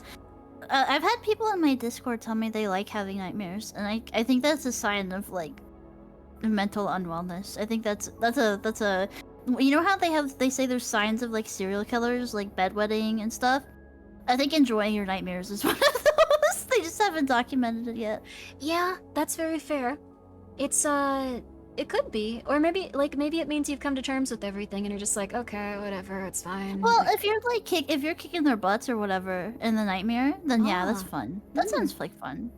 But if you're getting eaten alive, I don't know if I would enjoy that one. That is very fair. That is extremely fair, actually. But why did you like not in a negative way? I actually really like this one. I also love like the little twist at the end and stuff. But why was this your favorite? I actually like first heard this as a video, like talking about it, and I had to look it up later to like reread it because I was like, that's scary as hell. I like first of all, I'm really scared of puppets and dolls, so it just makes it innately scary to me. And then secondly, just like that they're trapped in this like limbo where they have to like act, because I assume that the Gofford is like there as like the puppet master, and she's kind of like the puppet, so they're at like odds with each other for like the rest of time. They hate each other, but they have to keep performing anyway. It's so fucked up, and all the little puppets are so scary looking. Oh, I didn't even consider that. Like, it's probably that the theater is like his heart, and then he trapped her in like a puppet, and they're forced to just be there forever and ever or something. Yeah, they're like forced to be together, and they just have to like, they don't have like marriage counseling. They should have sent the SCP researchers should have sent a marriage counselor in. That would have been cool. Like if they just like Lang were just like, okay, you broke my arm, but what does that say about you? Why do you feel this hate? Why was there no communication with the theater itself? I need to know. Like that would have been really cool. Yeah. They definitely needed therapy. They did. But this one was so neat. Like I guess like do you have like a favorite part of it? Like a favorite moment where you were like, "Oh god, I'm scared forever." Honestly, like it gets to me. I thought I think that the violence and stuff gets a little bit goofy, but then it was like, oh, her body was like in all of these things, and that's when it like changed around. I was like, ooh, that's like, now I see why they were being so violent to each other. At first, I was like, what is the beef? What is? Yeah. Like, why do you hate each other so much? What is wrong? But then I understood, and I was like, oh, okay, that's why they're beating the shit out of each other. It's like the screams and stuff for her, and like like that was her soul that he was like beating up all the time and Yeah. punishing. Like that makes sense. Oh yeah, Ame was empty, so it was like probably like her actual like her essence, like her. That's messed up. Yeah, yeah, my it is God. messed up. Yeah. But I wouldn't even have noticed that, like that he was like the puppeteer, and that's why they were beating the crap out of themselves so often. Damn. Yeah. Yeah. Also, I don't like the thought of being trapped in a place. Like, imagine, like, you just walked into this place and, like, the puppet show started and you had, like, no way. Like, these guys, I guess the researchers went in there, like, knowing. But imagine you were just some kid and you walked in and this puppet show started going and it was, like, the one where they asked to, like, break your arm and, like, you just realized you're gonna be sitting there forever until you let them, like, break your arm. Oh my god. Yeah. That was a very good moment. I like that too. Like, it feels like very like this is inescapable in cosmic horror and you can't leave and everything will be terrible. You'll literally starve here to death. These guys hate themselves so much. It's very cool. It's very cool. Yeah. And yeah, Wow. people in the chat are talking about how existential and stuff it gets. Yeah, like it's like imagine you're just some lady and you leave your bitch husband and you're living your best life and he fucking grabs you and he puts you in a bunch of puppets forever. Oh, I'd be so mad. Yeah. I would be so mad. But yeah, so that's scary. That's a scary thought too. Like I don't know, how like being forced to play in puppet shows forever. That's scary too. Yeah, like it's really good. I almost want to read it again knowing like the twist because like there were parts where like I was like, okay, that's interesting. Like at one point like they stop having different voices. It's just one dude. It probably was like him and like she was just like, I'm not helping you. This is stupid. Yeah, yeah. She's like, I have a headache. This is dumb. You beat me with a hammer for 6 hours. I don't like you. Like just calm down. Wait, what was the performance before that? Wait, hold on. Oh, I can bring it up actually. Let me Yeah, because I want to see if that's one of the ones where they were like really like just beating the piss out of Ame and she was like, I'm tired of it, dude. I think it was. Let me see. Let's see. It was one of the later ones. Okay. Okay. Oh god, the one where they break their arm is so messed up. Okay. Yeah, that's it. So, okay, yeah. So the one right before it, I can put it back up on I can put it back up on stream. Let me give you a little something to look at. Okay. Okay. It's it was performance 1979-09-18. You can even read it if you'd like to. I don't know if you can see it.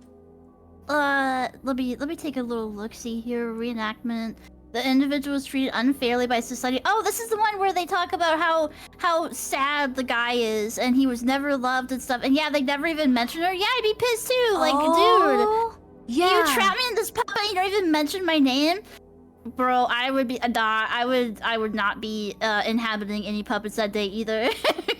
That makes so much sense. Yeah, so she took everything and like was letting him like beat the crap out of her and like do all this crazy stuff, but then he went puppets retell and reenact the story of Timothy Goffard's life, framing him as an individual who was treated unfairly by society and his circumstances. So like he did nothing wrong. It was everyone else in the entire world, especially his bitch ex-wife. Performances No, she doesn't even get mentioned. Yeah, oh She doesn't yeah. even get a name drop. That's it's like horrible. he's totally written her out of the story. Oh, performance. Oh, man.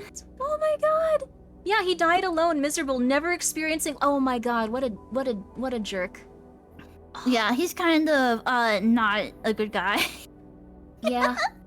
But I like how the performances deteriorate. Like their link or whatever is probably like getting like looser, their soul or whatever curse that he did to entrap her and make her like do all this bidding and whatever is probably getting it's deteriorating like their bodies are probably, and then they just end it. I don't know if the ending like assumes that they I don't know. I don't know why they like go completely insane and like can't say words and stuff anymore, but I would just assume that like their ties to the world have been like untethered or something. Yeah, let's see. It might be something like that, cause like I noticed like these are very messed up, like with the perspective of what you said. Like I was just like, oh wow, someone's going through it. But one of the things is that Pierre, like, he just starts beating the crap out of the puppet the last time the time where he just like talks about how bad his life was, and then a feminine scream emerges from the hole. So she was screaming, and then it seems to deteriorate from there. Like, maybe she actually just was done. Maybe she stopped at that point.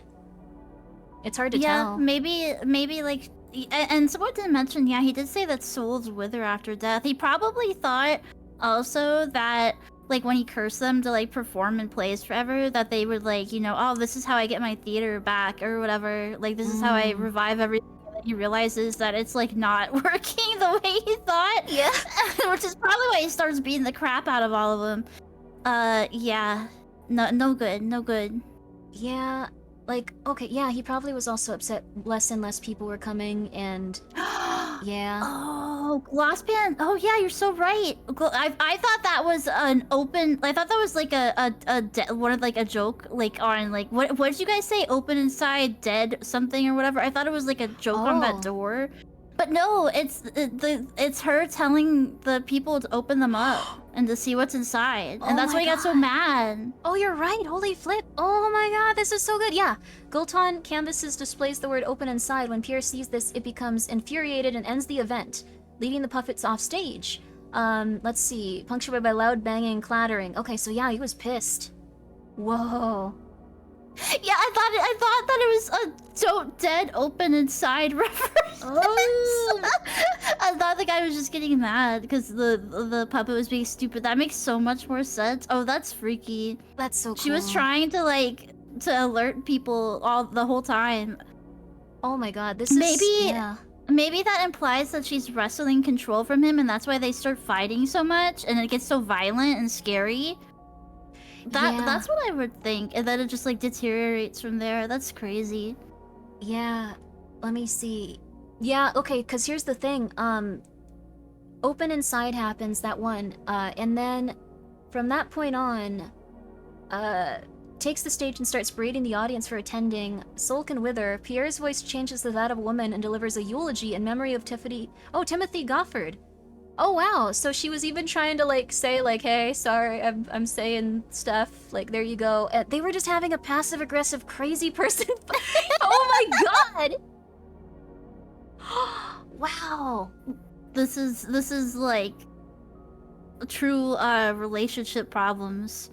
Wow. Yeah, they definitely needed a therapist. They needed somebody to step in. Oh man. Dude, thank you for suggesting this one. I never would have like probably read it, and I wouldn't have realized there were so many layers to it too. Well, there's like 50 million SCPs, so it's like impossible to read them all. Yeah. I think maybe it is possible, but I've tried to read them in order and I couldn't do it. Yeah, I've also tried just like, I'm gonna read every single last one, and everyone's like, no, you're not. And I was like, no, I am. I'm cool. I can do it. And then I got to like 4, and I was like, okay, never mind. You're right. Yeah, that's fair. But they well, yes. Sorry, go ahead. No, go for it, man. I was gonna reply to Glosspan. They prescribed. They would probably prescribe the I don't know if you know this, Grimmi, but in like ye olden times, if like women were hysterical, sometimes they would just like the doctor would bring out the ye old vibrator, and it didn't vibrate. It was not electric or anything, but they would just do that, and then they would like send them home. That's probably where the counseling would consist of. Wow. Well, I think in this one instance, no matter how unethical that may have been, I probably would have helped. I think so. It probably would have helped. Oh my god. Well, if only there had been a kind doctor that could have performed this procedure somewhere out there. If they had taken another route in life. That's so sad. That's so sad. Truly. The cure for hysteria. I don't think she was the one. But yeah, that's fair. I guess this, do you think there's a moral to this story, or like nothing? Like, do you think it's just like this is messed up? If your business fails, just do something else. You can always find a new hobby. It's alright. Just leave it be. Hell yeah. I think this guy was too invested in his puppet business. He could have went into the marriage counseling business after this and did that whole thing. I think he could have made it work some other way. He didn't have to do all this. It's true. It's Yeah. yeah. Hell yeah. I really appreciate it, Cece. This one was wonderful, and if you ever think of any more that you like, feel free to let me know. Like, I'd love to have you on if you have another entry where you're just like, this one's cool, this one's cool, this one's cool, this one's the best one, this one's cool. Yeah, I'll take a look at them. I remember some that I enjoyed, but I don't remember the numbers right now, so Yeah, I'll have to look them up by their names. Their silly little names. that's very fair. Guys, please check out Cece Hime. Her Twitch is pinned right there if you'd like to click on it. And she found a really cool one. Like, this is a really neat one to represent, like, not you as a person, but just like, you know, your favorite one that speaks to you and like you think is interesting. Like, it's cool. It's really neat. So please go check her out. I'm sure you would really love her stuff. Please. Thank you, Grimmi. I'm gonna head back to my lurking zone now. Thank you for having me on, though. Hell yeah. Thank you for coming on. I'm gonna let you go. You have a good night, Cece. Okay, you too. Bye-bye. Bye-bye. Sleep tight. That was Cece Hime. Cece Hime. A little Cyclops lady. I really like that one. What's your opinion of SCP-5000? I don't know if I know that one. Chat mode engaged. Hello. Also, hi Ecto, and hello, hi Emma, and hi all of you guys. This has been so much more fun than I thought it would. I thought it would just be me going like, okay, I'm chilling. Okay, all right, cool. Yeah, this SCP is awesome. Yeah, but hi Ecto, hi Emma, hi Razul. I hope you're all doing well. If you guys have a favorite SCP, also like you can, and also Gingy of course as well. Sorry, Gingy. If you guys have a favorite SCP, let me know if you'd like me to read it right now. And you could come on stream and talk about it, but there's like no like you have to do this right this second. Like this is a me thing. This is a me time. I want to enjoy it. So you don't have to be like, okay, I need to go do this right now. Oh my god, I'm counting up. Like it would just be like a very gentle little time. So if you'd like to. I also have some other ones written down. I even have Ectos actually. I could read that one. I could read Ectos. I could read Ectos actually. Perhaps. Perhaps we read Ectos. Yes. Yes. Perhaps indeed. Let's see what Ectos is. Alright, let's see. There we go. There we go.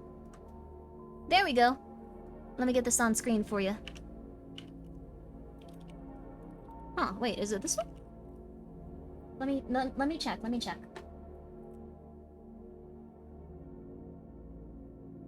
Oh, okay. Okay. I thought it was 789, not 798, and I was like, ah. Is it because it sounds like 789? Ha ha ha ha. Ha ha ha ha. Ha ha ha ha.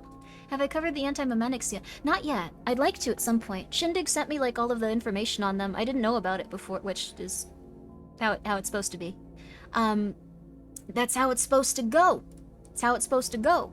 But let me reformat this a bit because every entry on the website is slightly differently formatted. Well, not every one of them, but some of them are. Okay. Okay. Everyone, please look alive. This is Ecto. Let me also get that on the pinned comment. And again, please go check out Cece. I'm not kidding. She's very sweet, and you just heard her, so now you know. Now you know. Now you know. Okay. This is Ecto. Ecto's favorite SCP. There we go. Grimmi is my favorite SCP? No, I'm not. I'm normal. But thank you. But thank you. That's very nice of you. Thank you. Okay. Here we are. SCP-78. Why do I keep wanting to say that? 798. Object class? Safe. Special containment procedures. SCP-798 is currently housed in an 80 centimeter by 60 centimeter cage on a wooden table. No personnel should approach SCP-798 alone.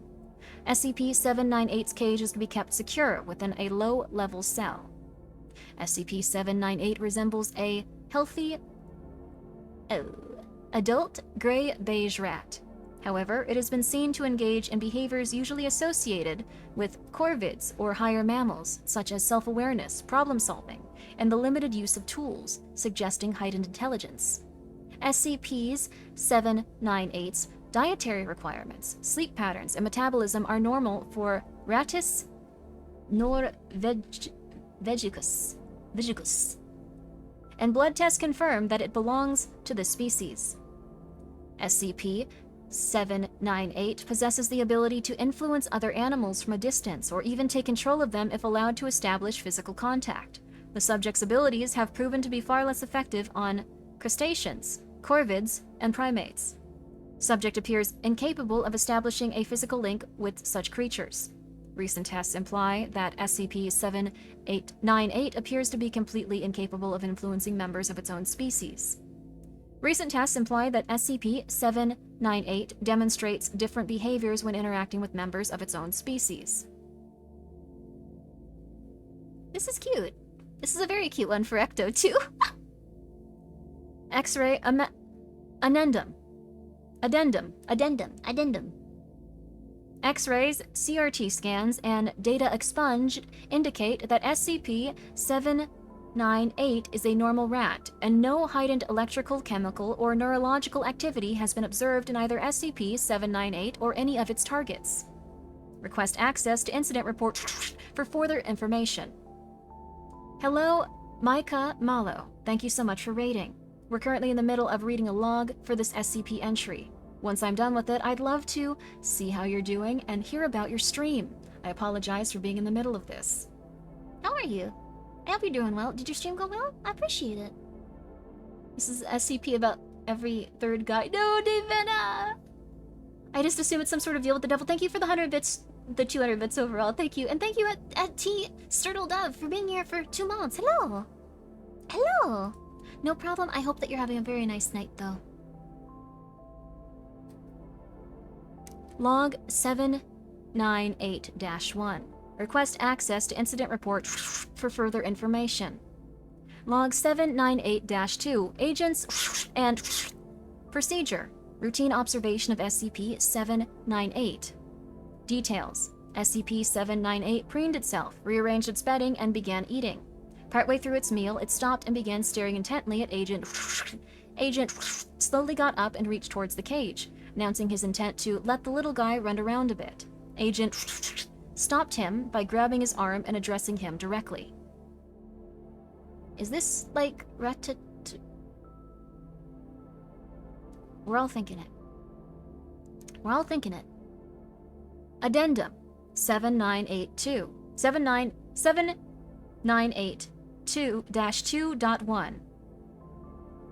Why .1? Oh, I guess it's the same experience. Agent experiences imply that SCP-798 can assert a psychological effect on those in close proximity to it.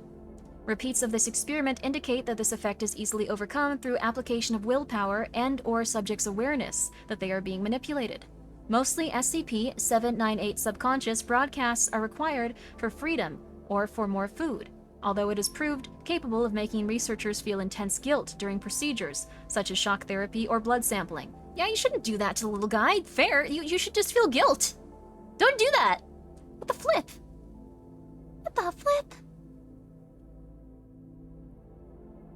Log 798-3. Researchers, Agent and procedure. SCP-798 was left alone with the house cat belonging to Agent. Don't do that. Uh-oh. Details. The cat immediately jumped onto SCP-798's table and began to nudge the cage off, where it struck the ground, dislodging the holding pin. Once SCP-798 had been released, the cat prostrated itself and allowed SCP-798 to data expunged. What happened?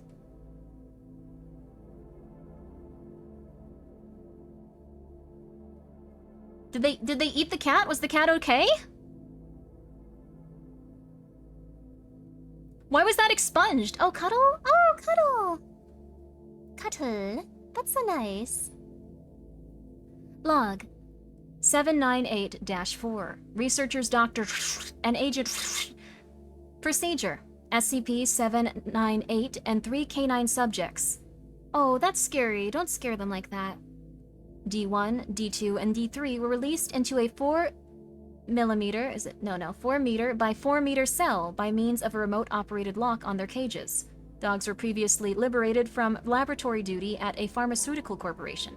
Ages and breed indeterminate, but assumed to be between 4 and 10 years old. Don't, no! Details. The dogs immediately moved towards SCP-798 once the doors were no longer obstructing their view. D3 was the first to reach the primary test subject, and allowed SCP-798 to latch onto the back of its head. In obvious distress, it barked at the other subjects and they responded in kind, showcasing typical territorial behavior that soon escalated into a three-way fight. D3 was vicious, killing D1 and D2 despite being the smallest of the trio, and despite receiving severe wounds to the jugular. Afterwards, the surviving dog walked over to the cage to lay down. SCP-798 returned to its bed, cleaned itself of blood, and went to sleep. D3 did not get back up and was found to have suffered a fatal aneurysm. That's so sad, no! No! Also, thank you, Lex_QC, for subscribing with your Prime. I appreciate that. Thank you. I appreciate it. And then, I'm sorry about the dogs, though. That's so horrible. That's so sad.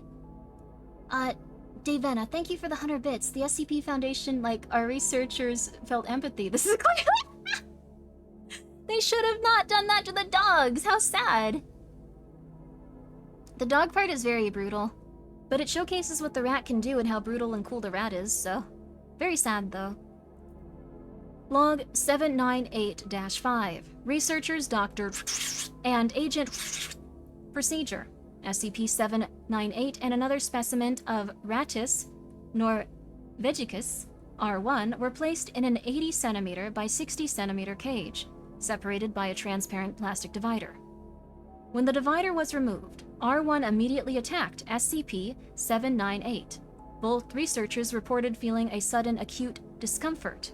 Quote from Agent: "It's like I was suffocating. It was like having a migraine while someone shoves itself down your throat and floods your guts with hot water. Never felt anything like it." On instruction by Dr. Agent reached into the cage, deftly separated the two animals, and replaced the divider. SCP-798 suffered various bite wounds, whereas the other rat appeared to have avoided them. Amendum 798-5.1.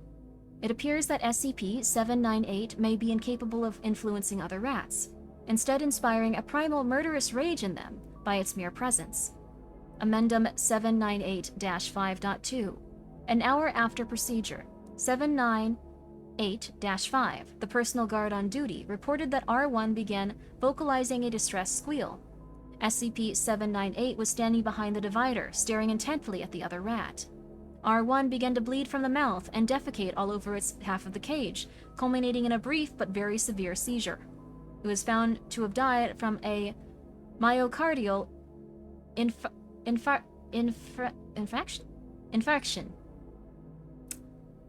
So, that's a psychic rat that kills other rats. It's really intense, but very interesting. I quite liked it. Very, very intense rat, though, but I guess you have to be if you're that small. Like, they could have easily murdered that little guy a handful of times, but... Damn, evil Ratatouille? Infarction. Thank you. Now I know how to spell it. Oh, infraction is misspelled in the entry. Oh. He just wants to run around a little. Yeah, I feel bad for this rat. He should just be chillin'. Like, if like, a little lady, like, that had, like, a bunch of rat snacks on... If Ecto owned this rat... Wait, no, they'd kill you. You're already dead, it's fine. If Ecto owned this rat, they'd probably just get lots of little snacks and play on a nice little wheel and have, like, nice, delicious water and get lots of pets and lots of relaxation. It's nice. This rat would be a streamer? No! Ecto could be piloted by this rat as far as we know. That's true. Are you this rat? Perhaps. Oh, infractions are when tissue dies from lack of blood. Oh, thank you, Rizal. Wow. It's a hear attack. Wow, interesting. This rat is Grimmi's brains. Okay, we're moving on. We're moving on. Ecto, do you want to talk about it? You don't have to, but if you'd like to, I can call you and you can talk about your rat story. Are you this rat, Grimmi? It would be cool. It would be cool, but I wouldn't murder a bunch of animals. Those poor doggies. Another rat. That's so sad.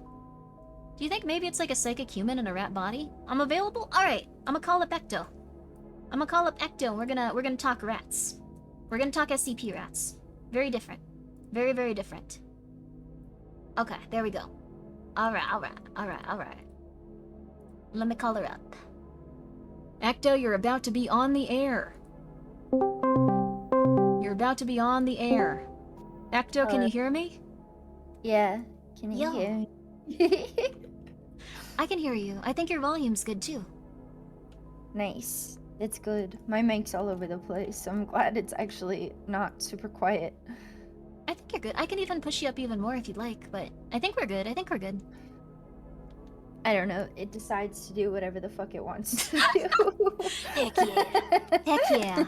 Well, Ecto, how are you doing, first of all?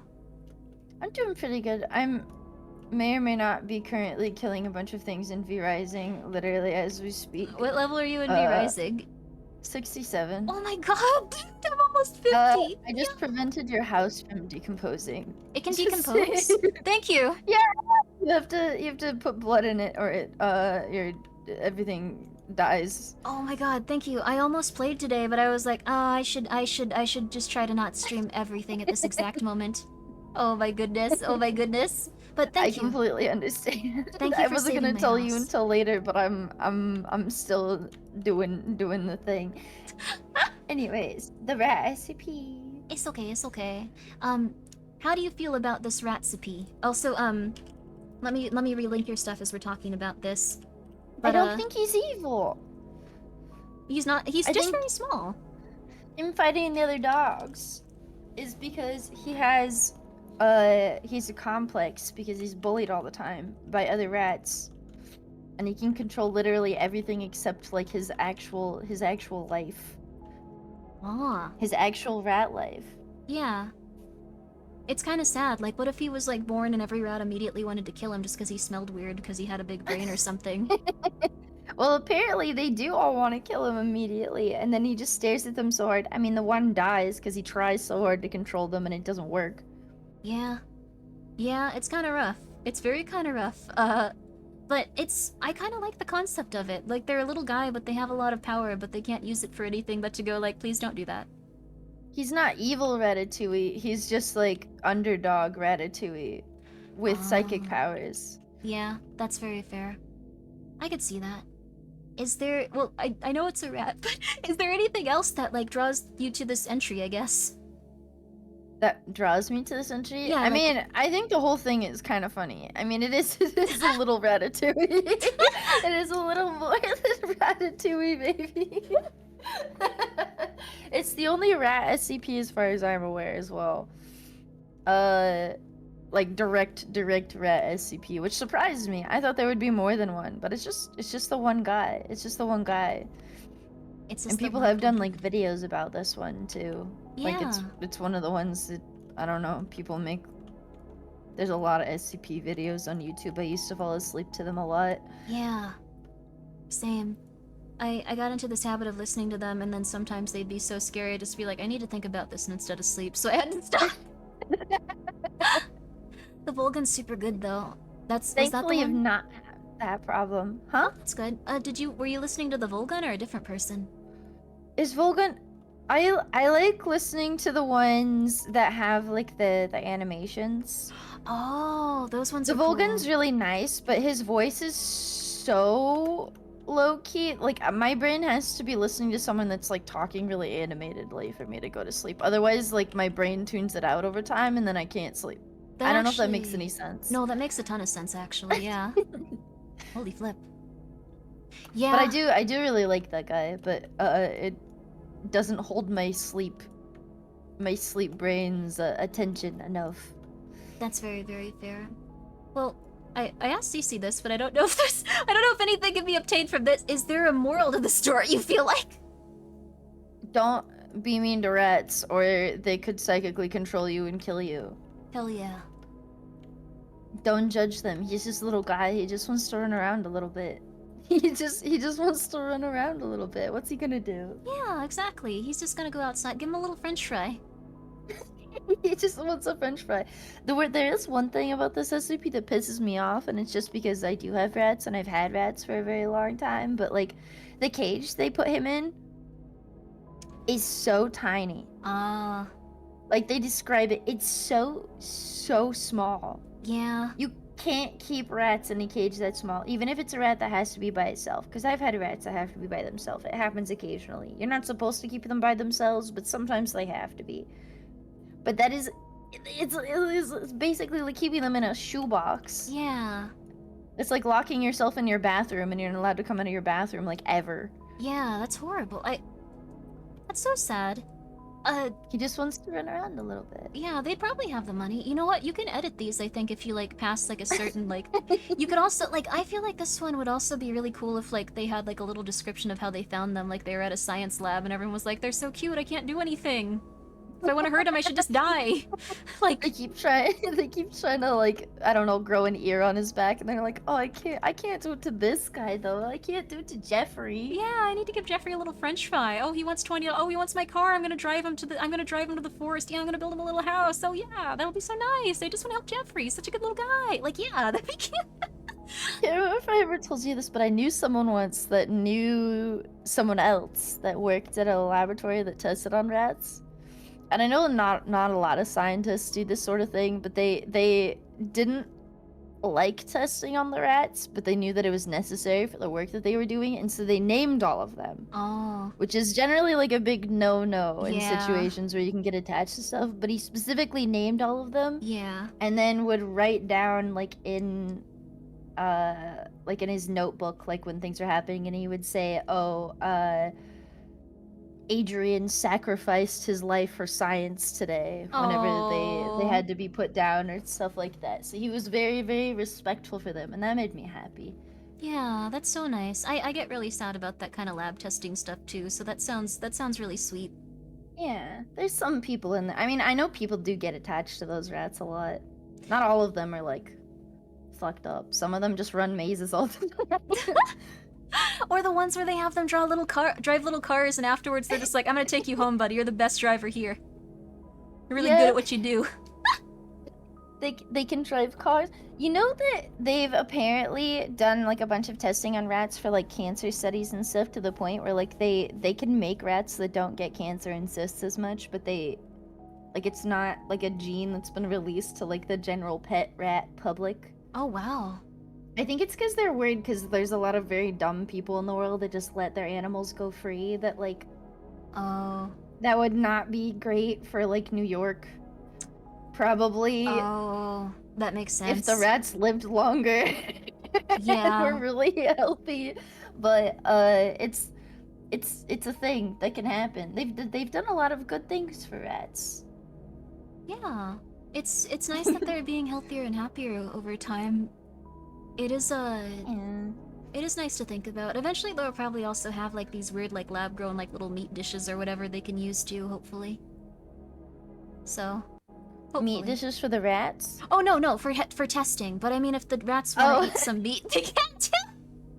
They can have the little reason they steaks. test on them is because they're so much like people. Yeah, it's They're true. very, very similar to humans. Yeah, that's very true. I guess they also need like all of like the rat attached to them, but I'm happy that they're being treated with like more respect and stuff. It's very cute. It's I'll very give you sweet. one more rat fact that I find very, very funny. Yo! It is a debated topic on whether or not rats have thumbs. Oh. Wait, what? 1 second, let me look up rat hand. So, rats can grab things. Like, they have hands. Okay. But they don't exactly have thumbs, but they have, like, little thumb nubs. So they are thumbs, but they're not exactly Oh. thumbs, and so it's like literally like a debated subject on whether or not they have thumbs. Oh, they're kind of like the cats like thumbs, where they're kind of like, but they're a little bit higher up and they kind of look more like Yeah, thumbs. they can actually use them instead of them being like higher up on their leg. They don't have it like up on their forearm. It's literally like in their palms. Like they can hold things. They grab things. Oh, that's so cute. Aw. They sit on their hind legs and they hold their food in their hand when they eat. They don't eat it like a dog or a cat or a rabbit just by shoving their Aw. face into it. Oh my gosh, that's They- so cute. Oh. They may or may not possibly have thumbs. I like that. Where do you stand on it? Yes or no? I think they have thumbs. Yeah. I mean, if they're not technically thumbs, they use them as thumbs. They're functional enough to be thumbs. They're basically thumbs. They're thumbs. Yeah, I think so. I think so. I want to let the rats have thumbs. I want to give that to them. They But, just don't yeah. have claws on their thumbs. Oh, that's even cuter. They just have an actual like little individual finger. They're getting more people-like. Mm-hmm. Yeah. Rats are gonna take over the planet whenever humans die out. That's my theory. Oh, most It's gonna definitely. be rats and robots. I think And they'll get crows, along. probably. Oh, that'd be cool too. They could like have little like I don't know, like the crows could like this is stupid. The crows could like pick up little rats and like take them places. They could be like taxis. They'll evolve enough to like get that kind of interaction, and they won't fight. They'll just be buddies. They'll just be buddies.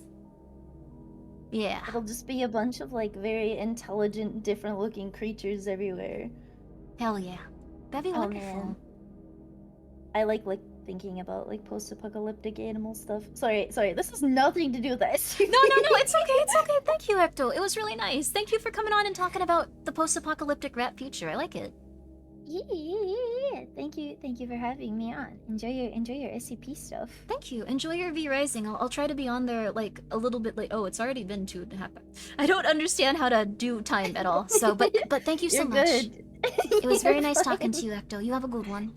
It was nice talking to you too. Goodbye. That was Ecto. Talking about rats. Talking about rats after reading SCP-798. I like that one. I like that one quite a bit. We can take your places, but our hands aren't as evolved as ours, so help us up, we'll help you. Crows direct. Exactly! They could have little tiny funny societies. That'd be kind of neat if there was like a, I don't know, like a, I guess sentient or like super sentient species, like humans that grew up alongside us, and they're just like, okay, dude. I don't have legs or arms. You're gonna have to like carry me places, but I can like move things with like my brain. You know? Come on. Give me a little ride. Like that would be interesting, right? That would be interesting. What a nice rat. What a nice rat indeed. Numbers, do you have an SCP actually? Do you?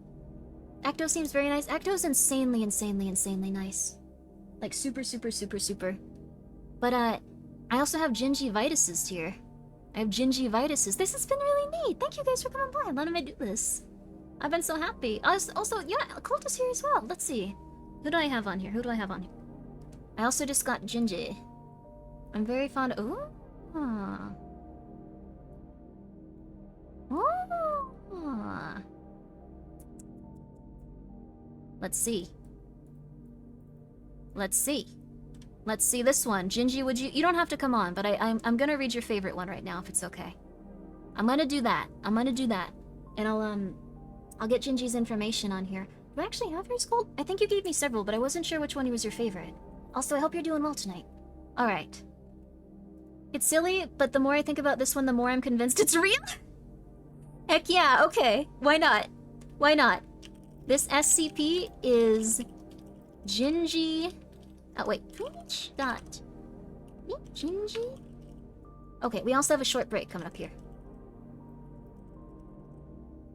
Okay, there we go. And then I'm gonna pin that for you. And then... There we go, manually. Also, thank you so much, Mistwalker. Thank you so much for subscribing for 3 months in advance. I hope you enjoy your time here. Thank you.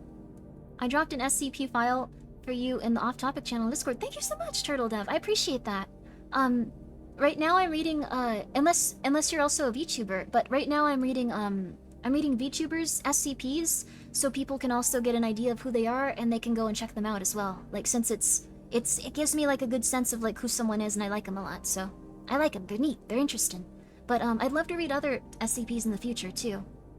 There we go, there we go. But thank you very much. I don't have a favorite SCP actually, so I'm bad at picking favorites than anything. Oh no, numbers! It's okay. It's okay, it's okay. There you go. Oh, this one is for Grimmi. Oh, thank you! I'll read it then, thank you. I appreciate it. This one is, if you'd like to take a look. I'm not sure I've read this one. There we go. SCP-1670. This is Gingivitus's favorite SCP. Item: SCP-1670. Object Class: Euclid. Also, please go check out Ecto, she's very lovely.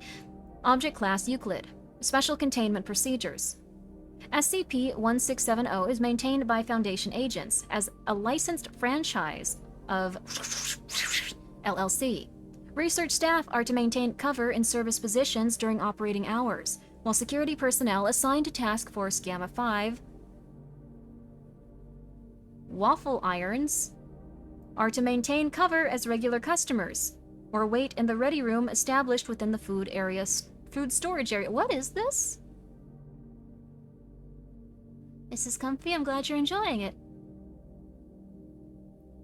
Foundation personnel are allowed to provide unsatisfactory service for the purpose of discouraging local business. Wait a second.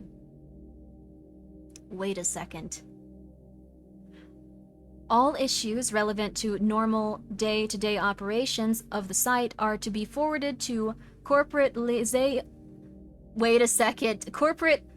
Liaison Robert Gooden. Failure to adhere to this policy will result in disciplinary action.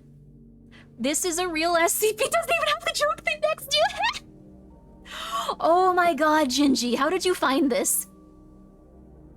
During SCP-167's events, research staff are to distribute amnestics and sedatives in the guise of complimentary beverages or food items, while security personnel attempt to isolate the individuals involved in the event for observation.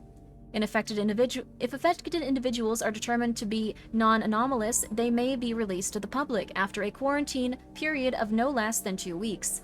Anomalous individuals or individuals who otherwise cannot be released must be disposed of on-site along with their possessions.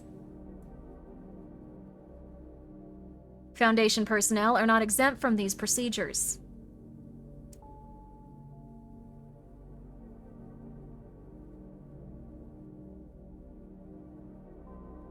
Okay.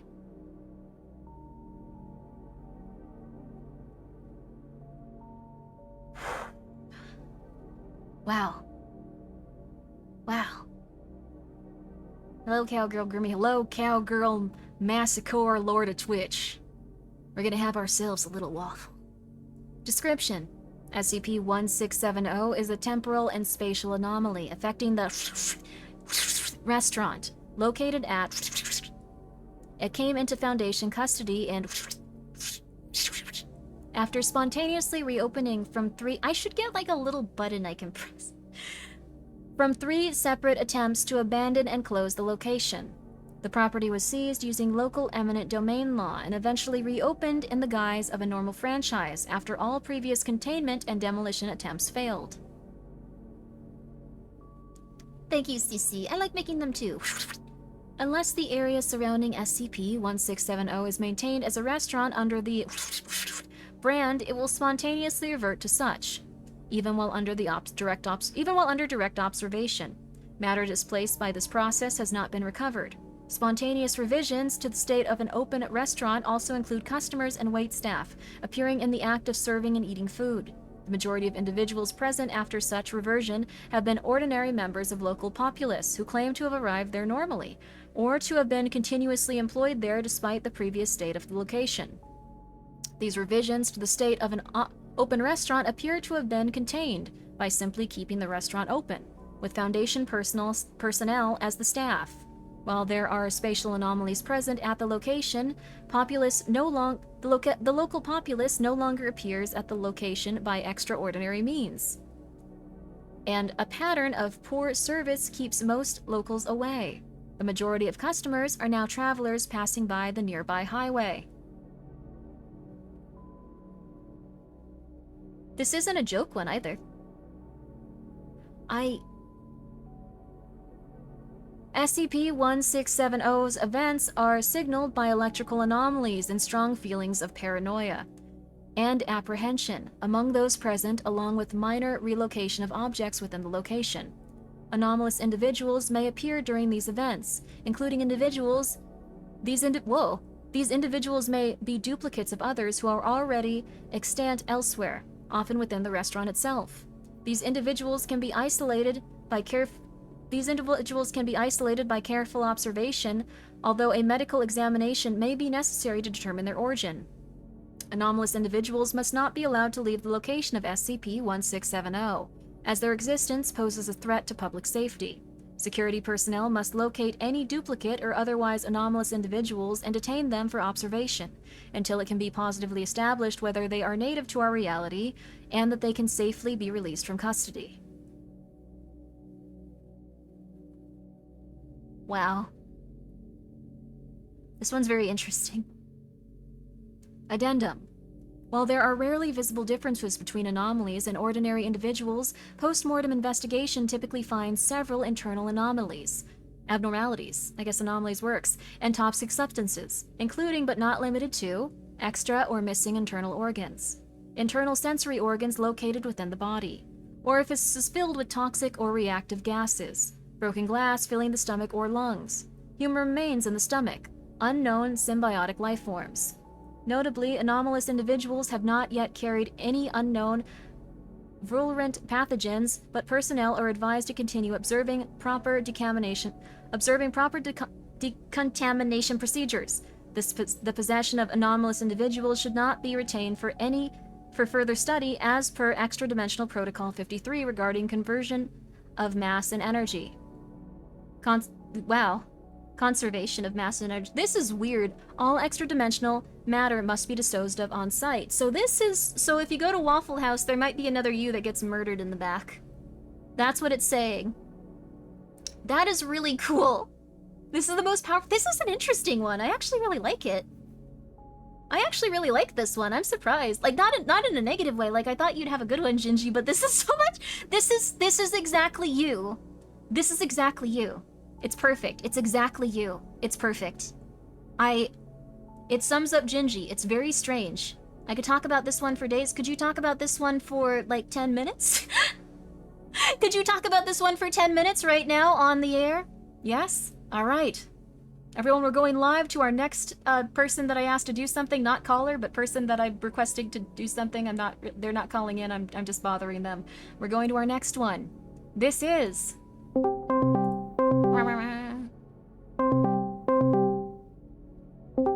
Yo.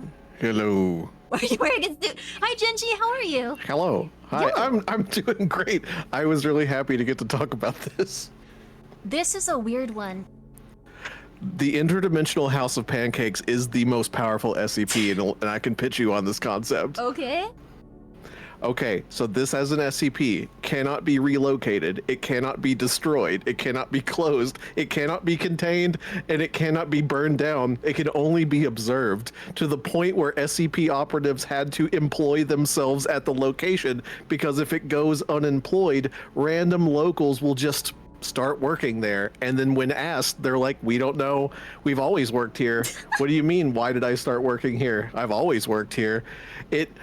It will maintain itself and use its ability to make more SCPs, because affected individuals who leave with anomalous behavior are filled with extra-dimensional parasitic creatures. Yeah. It is a gateway. This Waffle House is, and we've all been there. This one's real. I will die on this hill.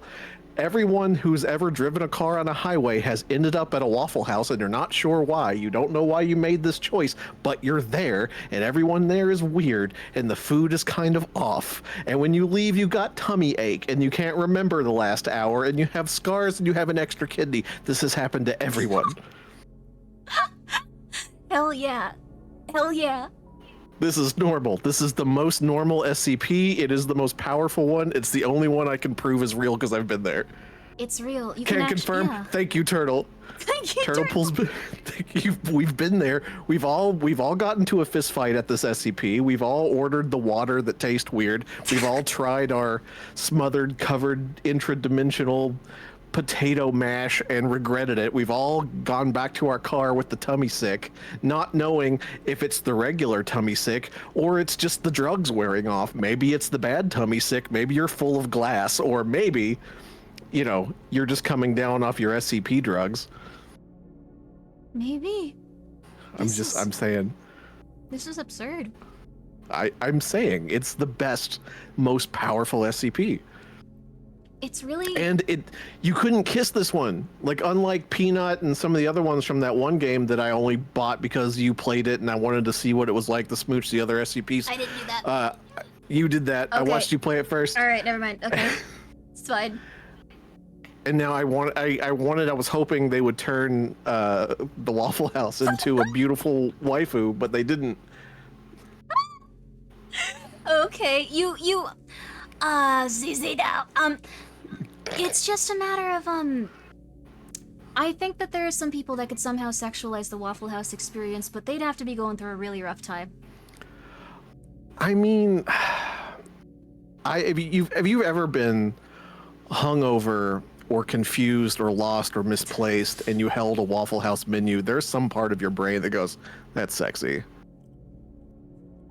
It might not be a good part of your brain or one you want to encourage, but like when you see the pictures instead of descriptions, you can just grunt and point at photos of food. It's pretty sexy. You're one of the ones that escaped a Waffle House, and now you're just over here making matters worse for humanity. I get it. I get it. Oh, I bring other people to the Waffle House. I'm pretty sure it's got some control over me. I live in the South. They are on every corner, and they're all the same. Whenever I go to any Waffle House, it's the same employees, and they all seem to remember me. Wow. Can I let you in on a Waffle House hack? Please. To teach everybody something cool?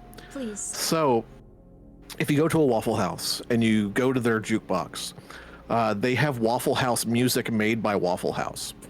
And they've recently digitized this into a like online jukebox, and you can download the app and then like pick a Waffle House and then pay a couple of, you know, Google credit dutes to send Waffle House's own Waffle House music to the jukebox, even if you're not there. Here's the fun part. It's part of a network of a bunch of establishments. So if you really want to confuse people and lure them by the siren song of the Waffle House, you can go on the app, pick non-Waffle Houses. Like you could pick a random sports bar and then send that sports bar loud Waffle House music. You could do it for $5 and change someone's life. You can park across the street from a sports bar and then pick the Waffle House March, for example, and then play it 38 times in the sports bar until everyone leaves. You can do that for $5, and you can get that $5 by answering Google surveys, so you don't have to spend your own money. Jinji, you're going to make the internet and all of humanity worse. Saying that here, it's going to spread and cause problems. No. There is a sports bar that I hate, and it's across the street from a pizza place. I will go get a pizza and sit outside in the nice summer breeze and then send the Waffle House March 38 times to the sports bar and just watch. God, I'll just Jinji. observe. Oh my god, Jinji! Because I know at least 2 people will go, God, I haven't been to a Waffle House in a long time. And then I bring the Waffle House more patrons. How do you know? Why do you know? How does your life work where you find these things and eventually find a way to like annoy people everywhere in restaurants that you aren't even at? What did you do? What was the chain of events? I'm living La Dolce Vita. Why would you take that from me? Okay, that's fair. Here, I'm gonna mod you again. There you go. To be fair, I took a bullet for you. The context in which I was unmodded, maybe you don't know the other side of it, because I saw chat was asking you, I'm not even gonna say what it was. Chat was asking you about something that you're tired of hearing about. And so I took a bullet by very purposely poorly describing that thing so you didn't have to. And you unmodded me for it. I took a bullet for you, Grimmi. That's just being a demon. Okay, thank you so much, Jinji. This was a lovely, lovely SCP entry. Hey, thanks for having me on. Do you think that there's a moral to this story? Like, I wanna... Yes. Okay, go for it.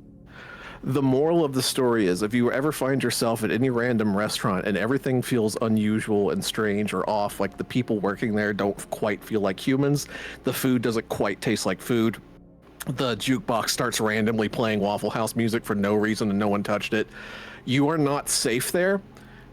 If you don't leave, you will leave feeling completely fine without ever knowing if you were actually fine or not. You could have been infected and they've removed that memory from you. You could leave completely happy and full and you can't tell if those memories are real. So do not trust that instinct. If you go into a restaurant, especially a waffle and or pancake themed restaurant, and you feel something's off, just run, just go, just leave, just run. Thank you, Gingy. Thank you for inducing schizophrenic psychosis in anyone that's going to enter a Waffle House for the next month. That's why I'm here. Thank you. I provide a service. Thank you. Everyone, this is... Oh, numbers. Ditto. Oh, that's so lovely. That's so lovely. Gingy, the SCP/demon that's making it so if you hear the same sound at a sports bar for 3.5 hours and you start to go like, I don't even want to be here, I don't like being alive, they stream on Twitch. You can click that link. If you are ever at a bar with a digital jukebox and you feel like DMing me and saying I am at this bar, I will send that bar 38 copies of the Waffle House March. Oh my god. Gingivitis, everyone. Have a good one. Beautiful SCP. Have a good one, Gingy. Have a good one. Have a good one. Bye.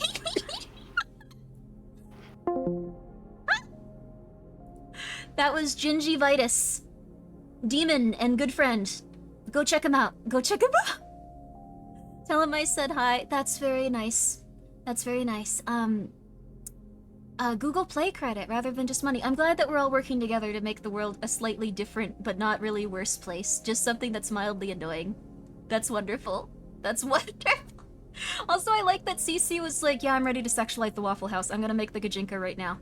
Is that what they're called? Gajinka? Like, I'm gonna make the sexy lady... I think they're called Gajinka. Sexy lady Waffle House right now. This second. Like, I'm already there. I was ready. I'm ready for it. That's rad. That's rad. Unironically. So I guess if you guys can figure out what the app name is, you can also start hurting people. Good luck. Please have fun. Please have fun with that. That was Gingivitis. Very nice person. One of my best Vtuber buddies. I can't make anything. I can make anything a beautiful woman. That's powerful. That is a powerful phrase and stance. Good for you, Cece. Good for you. Sexy Waffle House tulpa. Okay, that's going too far. That's scary. I don't know if we can tulpalize the Waffle Houses. I don't know. I don't think you really want like a lady that you imagine every day until she's there just going like, you want waffles or you want... Oh god, coffee. Tea. Like, I don't know about that. I think you'd get depressed. Sexy Waffle House tulpa won't stop screaming. Well, that was a lovely one. That was Gingivitis's. That was Gingivitis's favorite SCP. Also, I realized I did not say thank you or welcome in the kind person that rated Robbie Bob. Thank you so much. I'm so sorry about that. Otakoi, thank you so much for gifting a sub. And Skyrim Puff, thank you so much for gifting a sub to Colt. Sorry that was like a half an hour ago. Oh my gosh. And I think I also missed Micah. I'm so sorry about that. I'm so sorry. I'm so sorry. You were kind enough to raid, and then I immediately just went SCP, SCP, SCP, SCP, SCP. So that was my bad. That was my bad. I apologize for that, but thank you so much for coming by. If you're still here, thank you. It was very kind of you. Touch tunes is the key to... Okay, thank you, Mistwalk. Okay, please... Have fun getting touch tunes banned. Okay, but everyone, that was Gingivitis. I'm actually gonna write your name down in this journal, even though we just did this. Gingy. I misspelled your name, sorry. Vitus. I hope no one finds this and they're just like, what does it mean? I don't have this one's name! And that was... 6... Oh no, that's a different one. This one was 1670. Very excited about that one. It was very good. I'm so glad I got an excuse to talk about Waffle House and how to torture people. It was lovely. It was lovely. It was lovely. Now, let me see here. Let me see here. We read CC's, we read Ecto's, we read Gingy's. Oh, Emma. Emma came by, but I think she might have left. I wanted to see if she had one. I'll DM her. I'll DM her in the future. Colt, would you want me to read one of yours? It's very nice of you to come by. Oh, it looks like you sent me one actually. Thank you. Thank you. Sorry about that. Okay, let me close this. Let me close that. And again, you guys don't have to come on if you don't want to. This is just me going crazy, but if you'd like to, that would be wonderful. It's up to you though. It's up to you. I'm gonna look it up. Thanks, Gingy. Okay, welcome to hell. That's not good. That's not good. Okay, well. Please don't harass sports bars with like the hamster dance or whatever they put on there. I don't know what the Waffle House music is even. Wait a second. 1 second. We have some beautiful Akira Yamaoka slowed down and stuff. We could make this worse. 1 second. Waffle House music.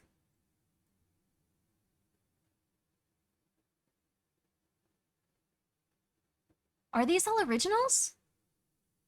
It's a Waffle House Christmas?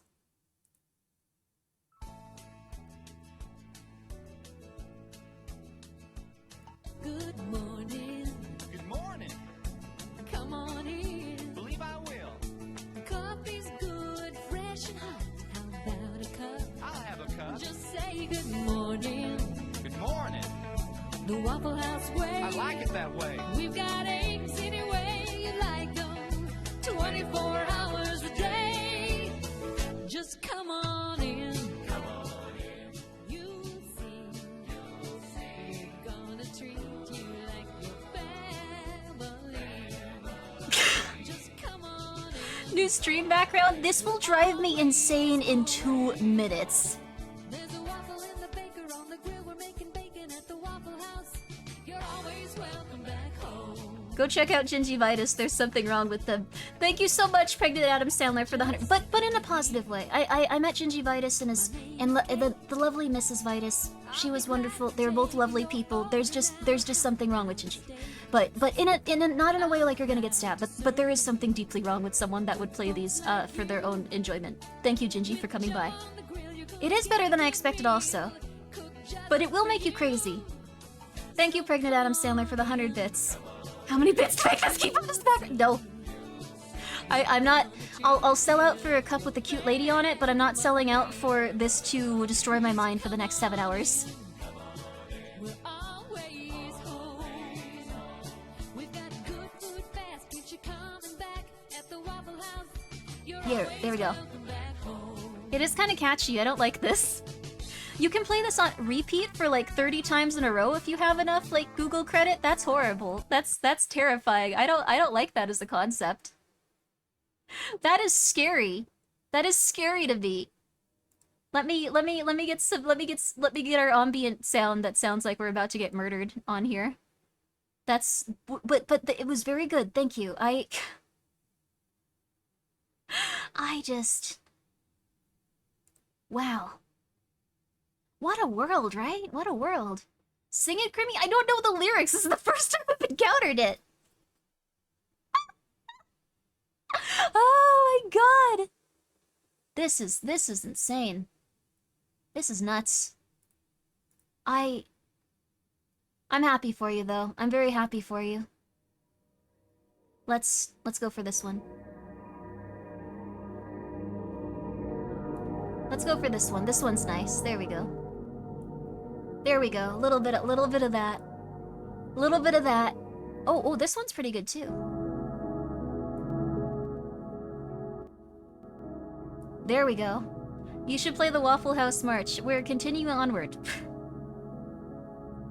We're continuing onward. I'm sorry. We're continuing onward. You know, Waffle House sounds good to me right about now. You will literally die, apparently. You will literally die. Oh my god. PlayStation startup noise? It does sound a little bit similar. It sounds like that if it were haunted. Haunted. Okay. Alright. This might also have to be the last one, just because I have to wake up really early tomorrow. But I want to keep going for at least... We can maybe do one more. If someone shows up, we'll do one more. Also, Thank you guys so much for coming by. Sorry, Pregnant Adam Sandler, for being deeply disappointed that you wanted this to stay on forever. Have you seen this SCP throwing hands with the Foundation staff? Thank you, Ricaro, for the 100 bits. Sorry that I got to it so gosh darn late. Oh. Whoa. Only 8 more? I guess I could message people preemptively and see if they're online. Let's see. Let's see.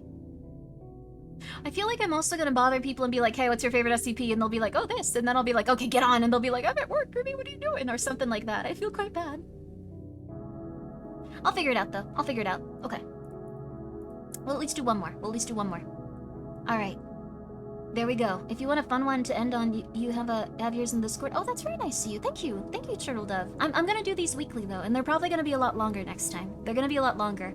It's just, I have to wake up very early tomorrow. So... And, I don't like waking up early. I don't like doing that. It hurts. It hurts. My body hurts. It hurts. So, on to the next one. This one is SCP-1128.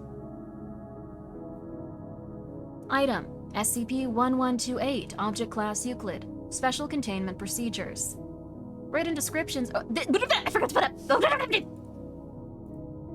Sorry, Colt.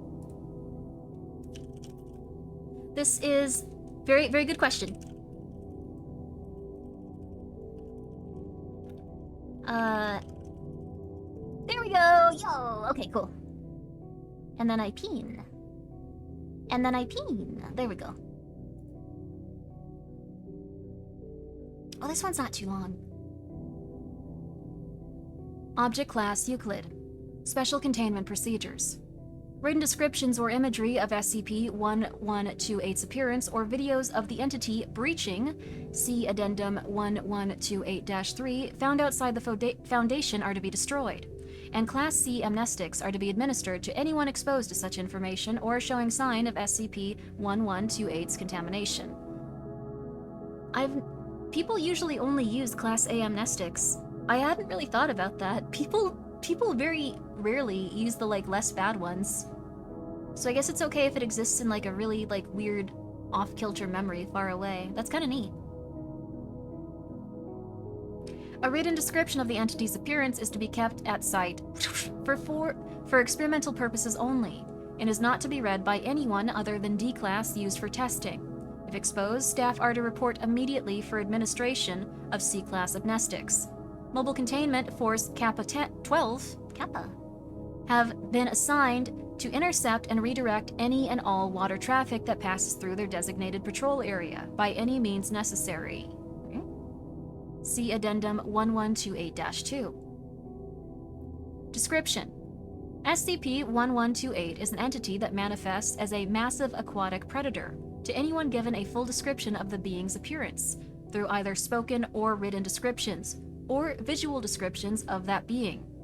Persons infected by SCP-1128 will initially exhibit no abnormal behavior, though some cases show a general aversion to activities involving bodily immersion in water, such as bathing or swimming. Should subject ever be fully immersed in water, they will disappear completely under the surface of the water, regardless of the water's actual depth. In most cases, subjects will reappear moments later in a panic state and frantically try to leave the water, while in some other cases, the water will become polluted, with blood and debris confirmed to be the remains of the subject. Subjects that have reappeared claim that they were transported to a vast ocean, where they were pursued by SCP-1128. Interviews with these individuals carry some risk of further SCP-1128 contamination, as descriptions of the being's appearance trigger further infections. This is an amnestics one. This is like the Memetics division. SCP-1128 infection can be treated with Class C amnestics, as it appears memory of the entity or descriptions of it are required for anomalous properties to take effect. Interesting. Oh. Yeah, the out of bounds one. That's what I was thinking too. It's No Player Online, the new one, the new demo of No Player Online. Testing. Amendum 1128-1. Testing with infected D-class have shown that wireless communication devices function normally when used by submerged subjects affected by SCP-1128. See interview 1128 for details. We could read that one first. You guys want to do that? Let's go down this rabbit hole. Let's go down this rabbit hole. Okay, is it gonna format correctly? You gonna format correctly? Oh yeah, you formatted correctly. Interviewed. D. Interviewer. Dr. S. Forward. D. Was instructed to read from a small pamphlet describing SCP-128's appearance, then was outfitted with diving gear and lowered into a large tub of water via winch and cable. D's gear was outfitted with a wireless communication device to allow contact between himself and Dr. S, and to test if the SCP had any effect on such devices. Interview has been edited to remove hazardous information pertaining to SCP-1128. Begin log. Dr. S. D. Can you hear me? Over. D. I can hear you, Doc. Damn, this thing is deep. It looks so tiny from the outside. How well is your reception? Over. Good enough, I guess. Kind of fuzzy, but not enough that I can't hear what you're saying. What is your current status? Right now, I'm just sinking to the bottom of this... Is this the ocean? How the hell did you manage to fit an entire ocean inside a stinking bathtub? Irrelevant, D. What are your surroundings? I just said ocean, damn it. Like, there's fish and everything. Don't you guys know what the hell's inside your own... What happened? I'm fine. I just hit bottom. Looks like I've landed in a patch of seaweed or something. What are your surroundings? Seaweed mostly. Wait a second, it gets thinner to my right. Looks like there might be a drop-off that way. Should I go take a look? You may proceed. Okay. D grunts audibly. Damn, suit's heavy. It's hard to move in this thing. Hey, is this thing soundproof? I hope my talking isn't scaring off any... Oh my god. D, respond. What is your status? I'm okay. I'm okay. I don't think it saw me. Damn, I think I pissed myself. What happened? What did you see? Scariest damn thing I've ever seen. Some kind of big-ass... Description redacted. Wait a second. That's the thing from the stupid booklet you gave me, isn't it? Affirmative. Please refrain from describing it any further. What is it doing? Nothing right now. It's just swimming along. I think it's got something in its mouth. Is that a whale? Holy crap, it is! It's eating a whale! Oh my god, look at those teeth! I think we're done here. Pull him out. Thank you for your cooperation. We're bringing you out now. Now he swallowed it. Damn, it's gonna haunt my dreams. Wait. It's not moving. I think it sees me. Oh god, it's looking right at me. It's headed this way, help me! Get him out of there now. Hysterical spouting gibberish when feed cuts to static. Closing statement. Winch was retracted at full speed when the cable went taut, wrestling the winch from its mounting. Cable went slack and water became polluted with blood, confirmed to be that of D. No further remains or equipment were recovered. Interview log and relevant documents were edited for vectors, and all staff present were treated with Class C amnestics. That's so interesting.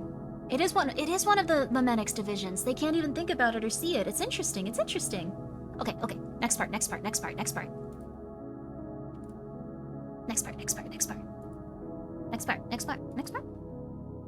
Yeah, there we go. Okay. Oh, there's also an experiment log. Whoa, cool. Okay.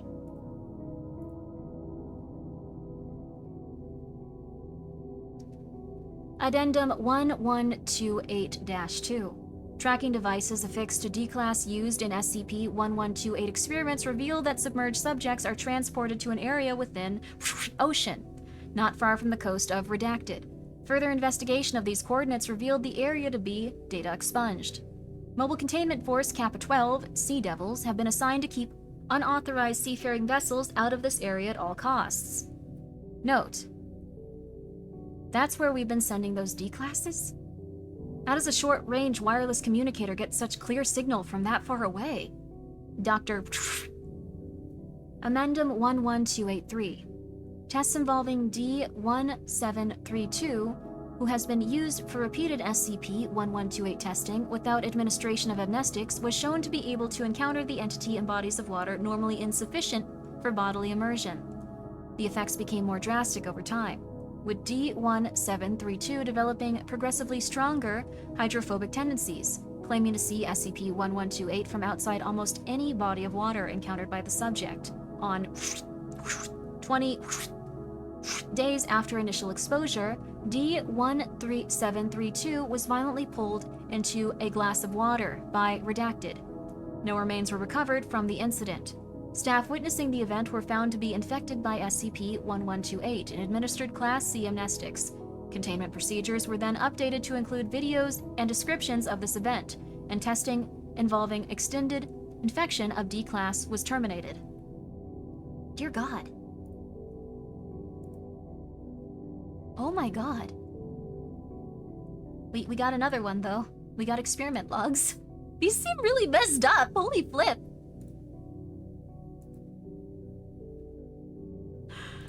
Okay. The meme ones are always tricky to study and deal with. Yeah, there's actually some really cool, like, little videos on YouTube, too, with real people in them. Experiment log 1128. Experiment log 1128-A-1. Date. Procedure. D-Class exposed to SCP-1128 outfitted with diving gear and communication device, then lowered into tub of water. Yep, that's the one where that fella died. Experiment log 1128-A-2. Date. Procedure. D-Class exposed to SCP-1128 and equipped with scuba gear was placed into a standard protective shark cage and lowered into water. Result: no response for approximately seconds, then line went taut and was severed at a point beneath the water. Remains of D-Class as well as jagged steel fragments, presumably remnants of the cage, surfaced shortly afterwards. Ugh. These are messed up.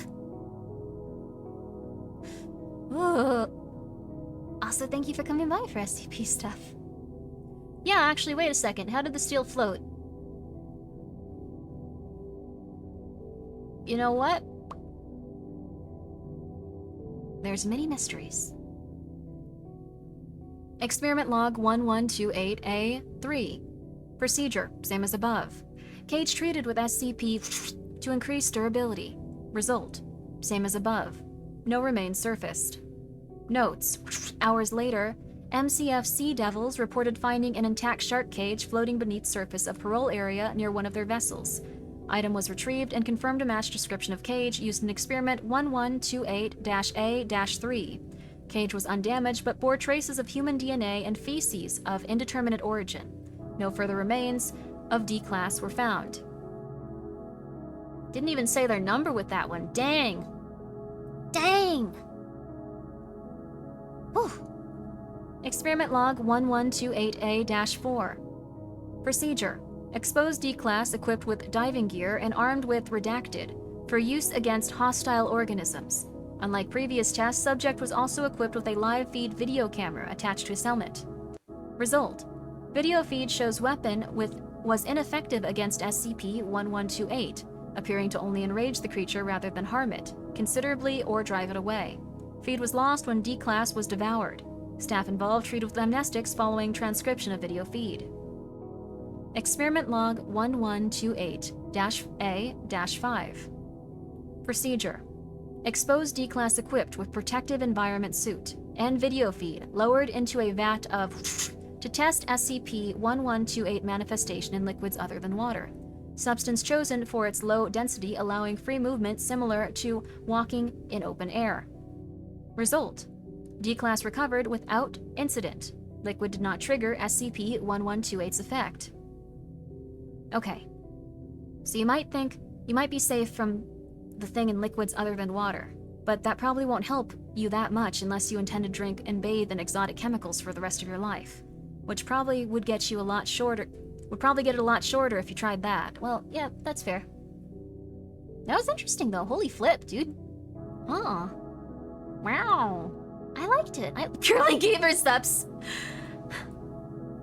If you flood the sea with gamer subs, perhaps they'll stay awake for 48,000 hours and die. That is possible. Perhaps they will experience nirvana. Gamer subs immune you. There you go. It's the only solution! There you go. There you go. Blood is fuel? Don't bathe in blood. Don't bathe in blood, please. I can't force you to, but don't bathe in blood, please. Alright. Gamer subs and Dr. Pepper bath. Diet Dr. Pepper. Sorry. Every time I think of Dr. Pepper now, I just hear Ghosty saying, I wouldn't drink Dr. Pepper, I drink Diet Dr. Pepper. I hear it so well still. Colt, would you like to come on and talk about your favorite SCP? Or the one that makes you so scared? Yeah? Okay. Let's do this. And this might be the last one of the night because I have to wake up very early tomorrow, but I would like to read more.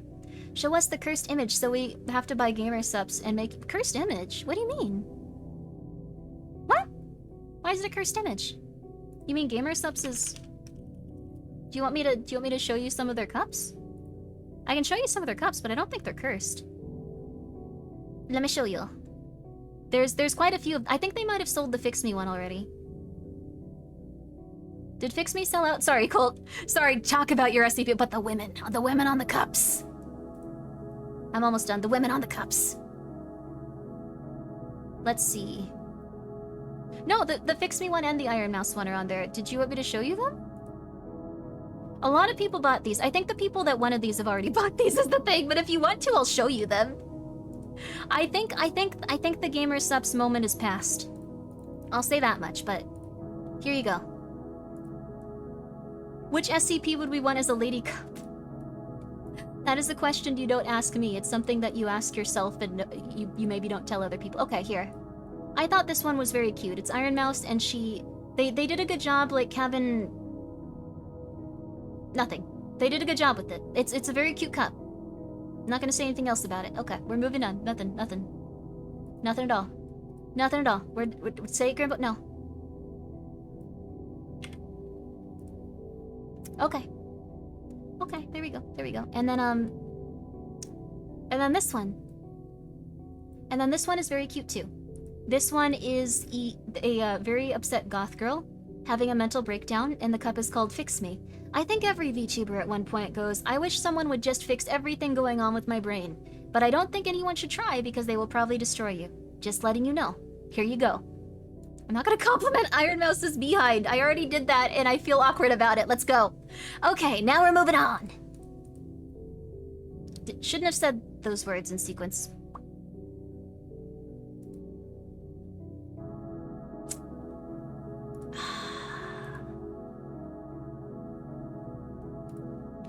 Colt, let's have our next call in right here, or not call in.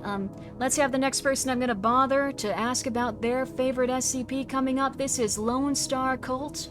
Thank you so much, Colt. Here we go. Sorry, hello? Hello. Yo, hey Colt, what's up? Howdy, how's it going? It's going pretty good. No, I do like Iron Mouse's small cat, stop it. It's going very well. It's going very, very well. I'm loving the SCPs here today. I actually hadn't read this one, but it seems like a classic, and it's very, very intense.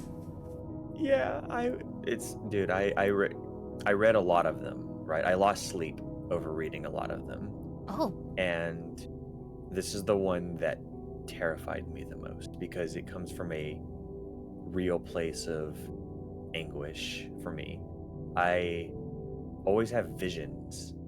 Like, it doesn't matter where I am, but I'm like in my chair or in my bed, and sometimes I will just envision myself falling through my chair, through the floor, into a giant ocean, and then like I'm looking around and it's dark and stormy, and I'll look into the water and just see a giant like entity coming straight for me, about to eat me. Whoa. And then I wake up, or like I snap out of the vision. That's so cool. And that is like my most common like nightmare that I have. Whoa. And so when I saw this SCP, I was like, this is just my nightmare. This is a real. Whoa. I'm very sorry that you've had these terrible visions of drowning all your life or getting murdered by a demon all of your life in water. I guess both. Yeah. You probably drowned as it ate you, but that doesn't matter. I like Genji's description though of what he assumed might have happened. You've drowned in a cup of water. That's why it's personal. Yeah, exactly. Hell yeah. Hell yeah. And I've never recovered since. I'm very sorry to hear that, but it's...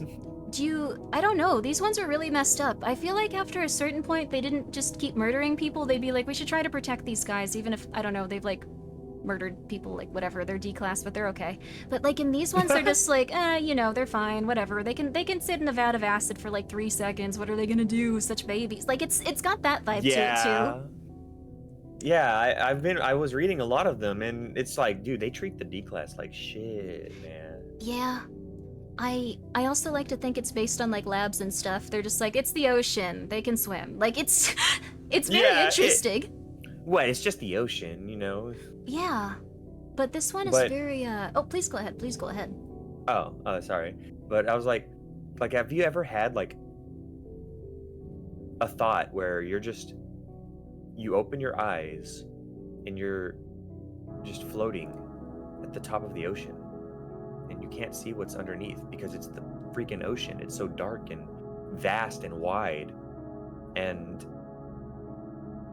it's the fear of the unknown is so great when it comes to that. And dude, I would rather travel space than I would travel the ocean. There ain't a damn thing under the ocean that I want to see, okay? So you like avoid the beach also? Like just...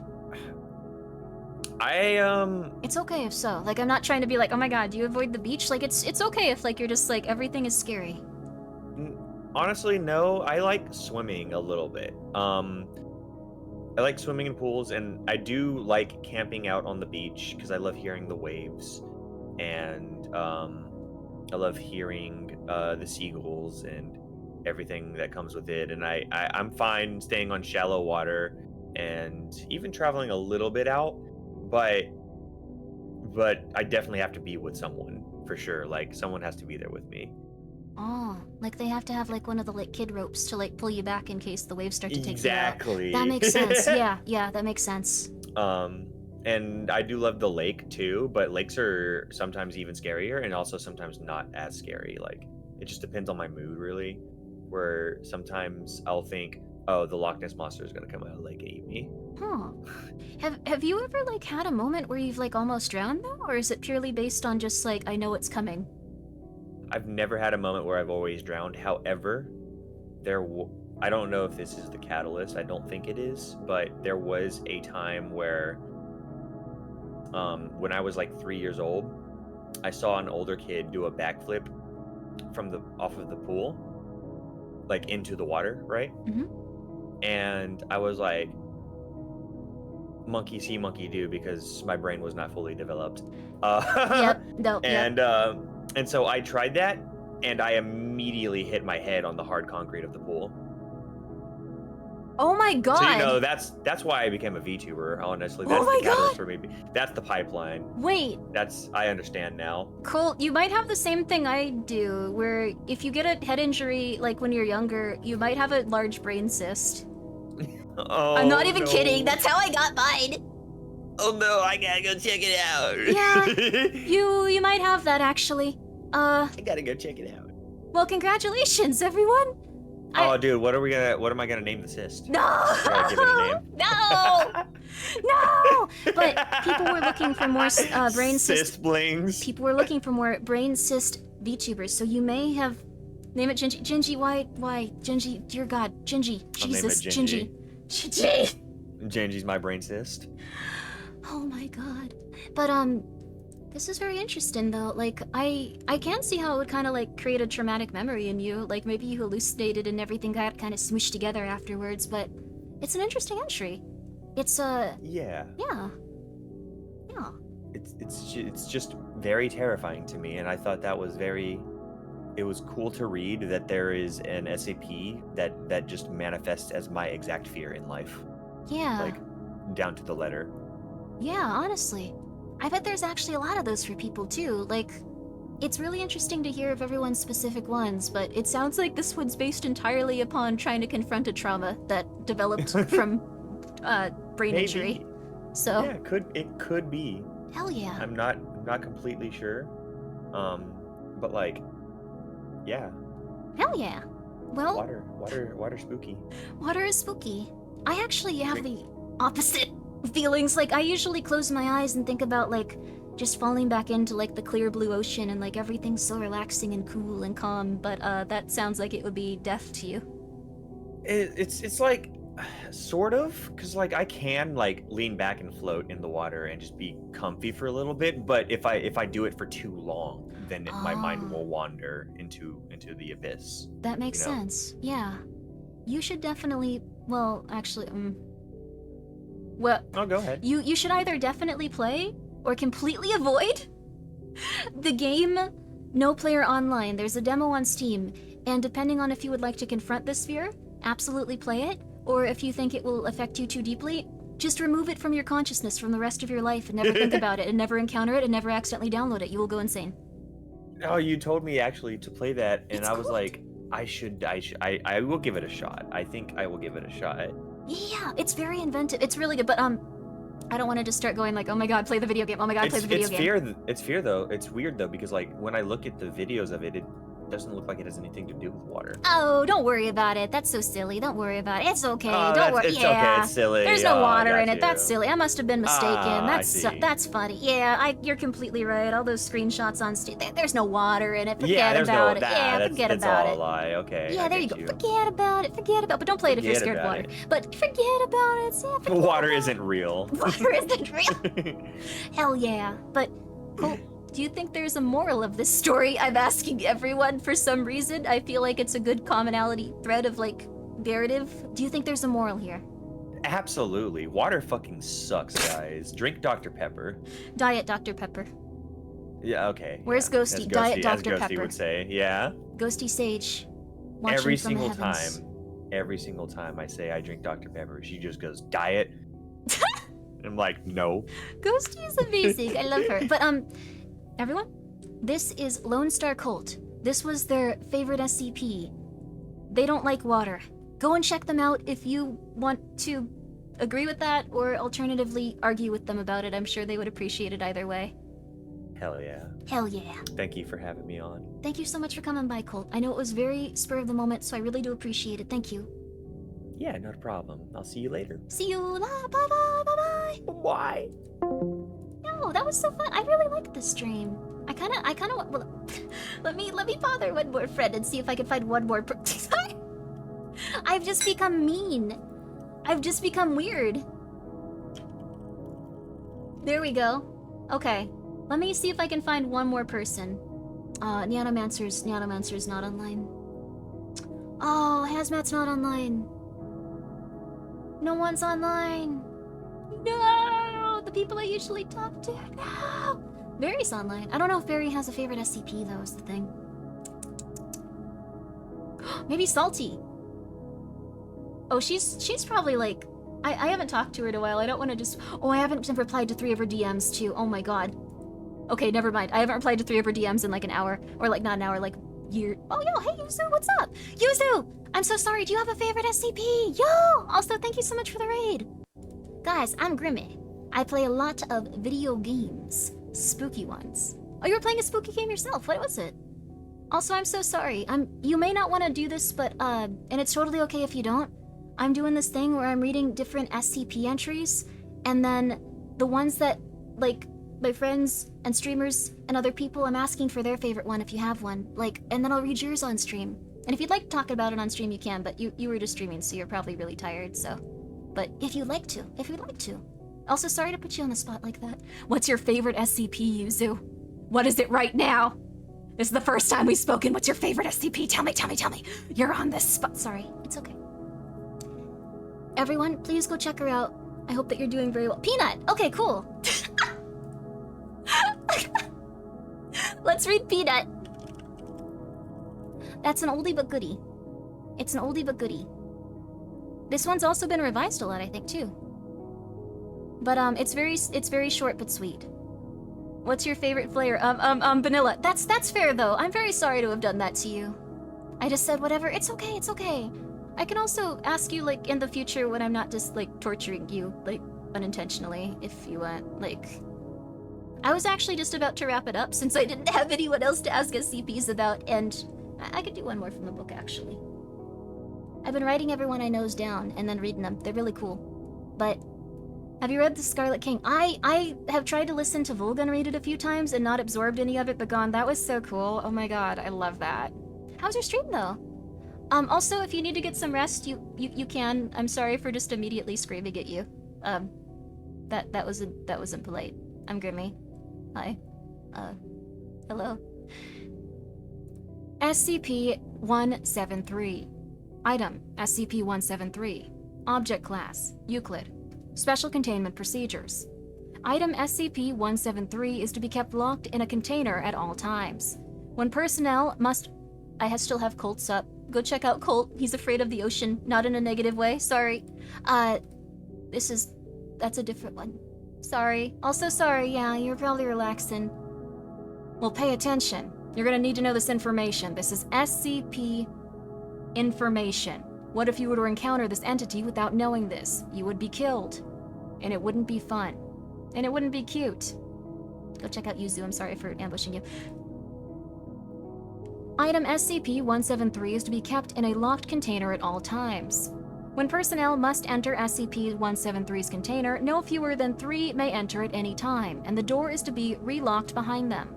At all times, 2 persons must maintain direct eye contact with SCP-173 until all personnel have vacated and relocked the container. Description: Move to Site 19, 1993. Origin is yet unknown. It is constructed from concrete and rebar, with traces of Krylon brand spray paint. I didn't know that. SCP-173 is animate and extremely hostile. The object cannot be moved while within a direct line of sight, or cannot move. I'm messing this one up. Oh man. The object cannot move while within a direct line of sight. Line of sight must not be broken at any time with SCP-173. Personnel assigned to enter container are instructed to alert one another before blinking. Object is reported to attack by snapping the neck at the base of the skull, or by strangulation. In the event of an attack, personnel are to observe Class 4 hazardous object containment procedures. Personnel report sounds of scraping stone originating from within the container, when no one is present inside. This is considered normal, and any change in this behavior should be reported to the acting HMCL supervisor on duty. The reddish-brown substance on the floor is a combination of feces and blood. Origin of these materials is unknown. The enclosed must be cleaned on a bi-weekly basis. The enclosure must be cleaned on a bi-weekly basis. That would be the worst. Well, no, it wouldn't be the worst job. You could get decapitated by, like, I don't know, a stuffed animal, but still pretty rough. Yuzu is SCP-2598. Wow, cool. I hope you guys had a good stream, though. Also, I deeply apologize for ambushing you. I've been doing that, though. I want SCPs. But, also, that's very nice of you, MZ. I like reading SCPs a lot. I want to sound like a researcher when I read them. But, well, I actually was wrapping this up unless I could find other people that want me to read their SCP on stream.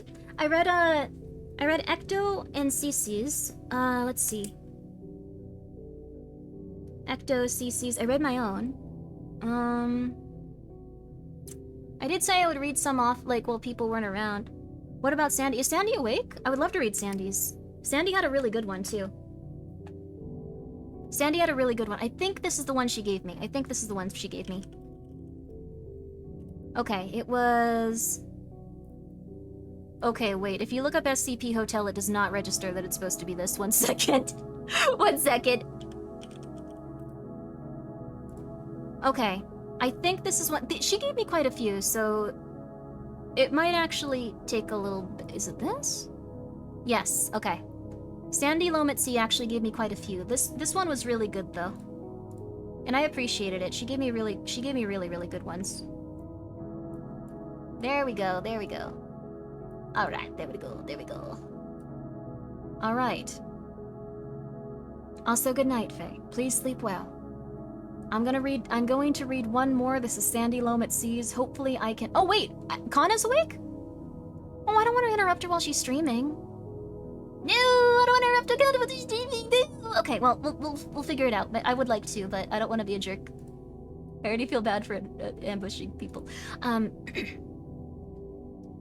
This is SCP-7819. This one's really cool. I like this one.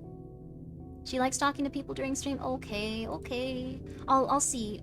I'll read this one and then I'll contact Kana. I can smell the lingering tobacco in this hallway. Oh, it's lovely. This is a real treat. SCP-7819. Object Class: Keter/Uncontained.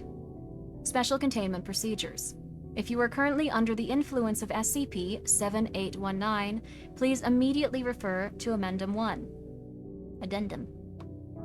SCP-7819 is still under active study. If you believe you have come into contact with it, contact the research lead immediately. Description: SCP is a predatory location that manifests along exits of United States numbered highway systems in the contiguous United States. SCP-7819's appearance is generally fixed.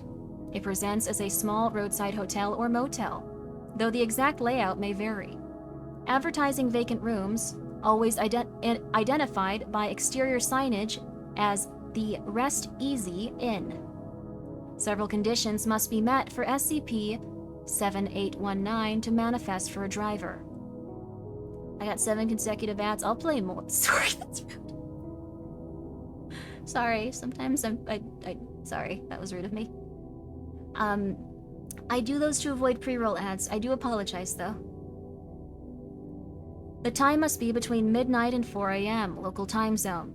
The driver of the vehicle must have been driving for over 5 hours, discounting small breaks. Driver must be a past or present Foundation employee. The driver must be alone in the vehicle. Upon driving near SCP-7819, the driver will begin to feel a deep-seated sense of fatigue and tiredness. It is unclear whether this is a natural reaction to driving for several hours and seeing an opportunity for a break, or an anomalous phenomenon caused by SCP-7819 to lure drivers in.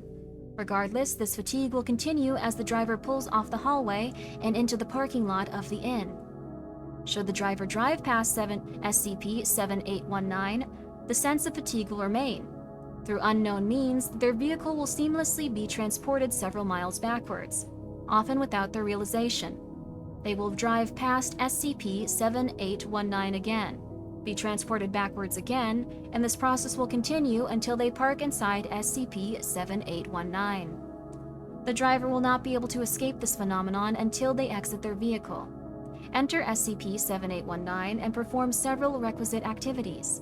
These activities vary, but SCP-7819's many manifestations have provided a relatively dependable action plan for performing the rituals and surviving SCP-7819. If you are currently under the influence of SCP-7819, please proceed through Amendum 1. Remain calm and do not rush. Accuracy and efficiency is more important for survival than speed. Good luck. Hey, sup. Your voice is soothing. That's very nice of you. I appreciate it. I appreciate it. Thank you for listening to this SCP. It's good. It's good. The original authors didn't work under the assumption all these entities existed in the base of the original Foundation? Oh, these SCPs were all made by different people, so they vary in, like, quality and, like, stuff like that. And, like, it's a really interesting concept. They also, like, just pull over and sleep on the side of the road? But you won't be safe, will you? You're under control of something beyond your comprehension. That's nice of you, Victory Car. Kana said go ahead and call whenever. Okay, I'll read through this one, which is... It's kind of long, actually.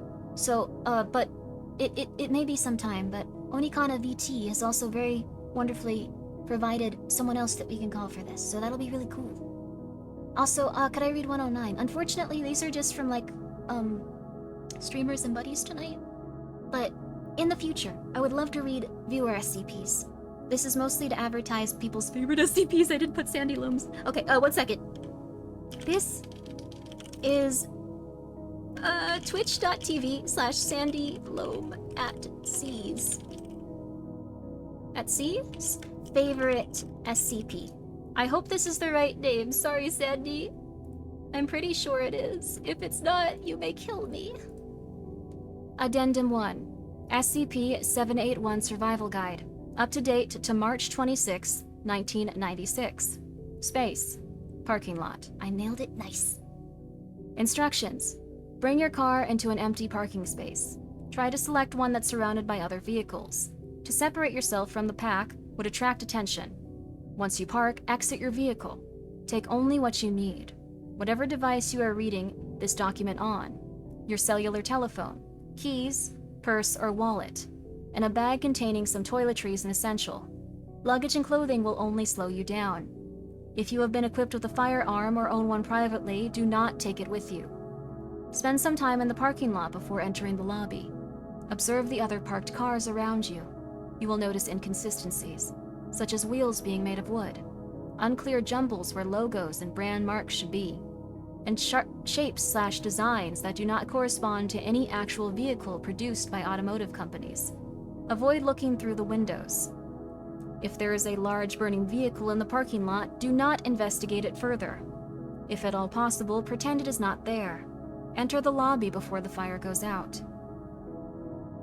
Researcher, Adam Middleton. I followed protocol. Pulled my Forerunner into a parking spot of this, dingy sex motel. The last parking spot, actually. Well, I was completely full otherwise. I grab a few things I have and squeeze out of my car. Park next to a big Dodge Caravan, except, wait, no, I'm not. It's like you described a caravan. It's just someone else. And they described it to someone else. And then that person had to make a model of what they had in mind out of paper mache. I accidentally knocked a hand against it and realized it was made of some kind of plaster and it was hollow. I got curious, so I started investigating the other cars. All like this. Logos and designs that look like cars I knew growing up. But take a closer look and it's all nonsense. Facade, literally. I wasn't scared or anything, but it did put me on edge.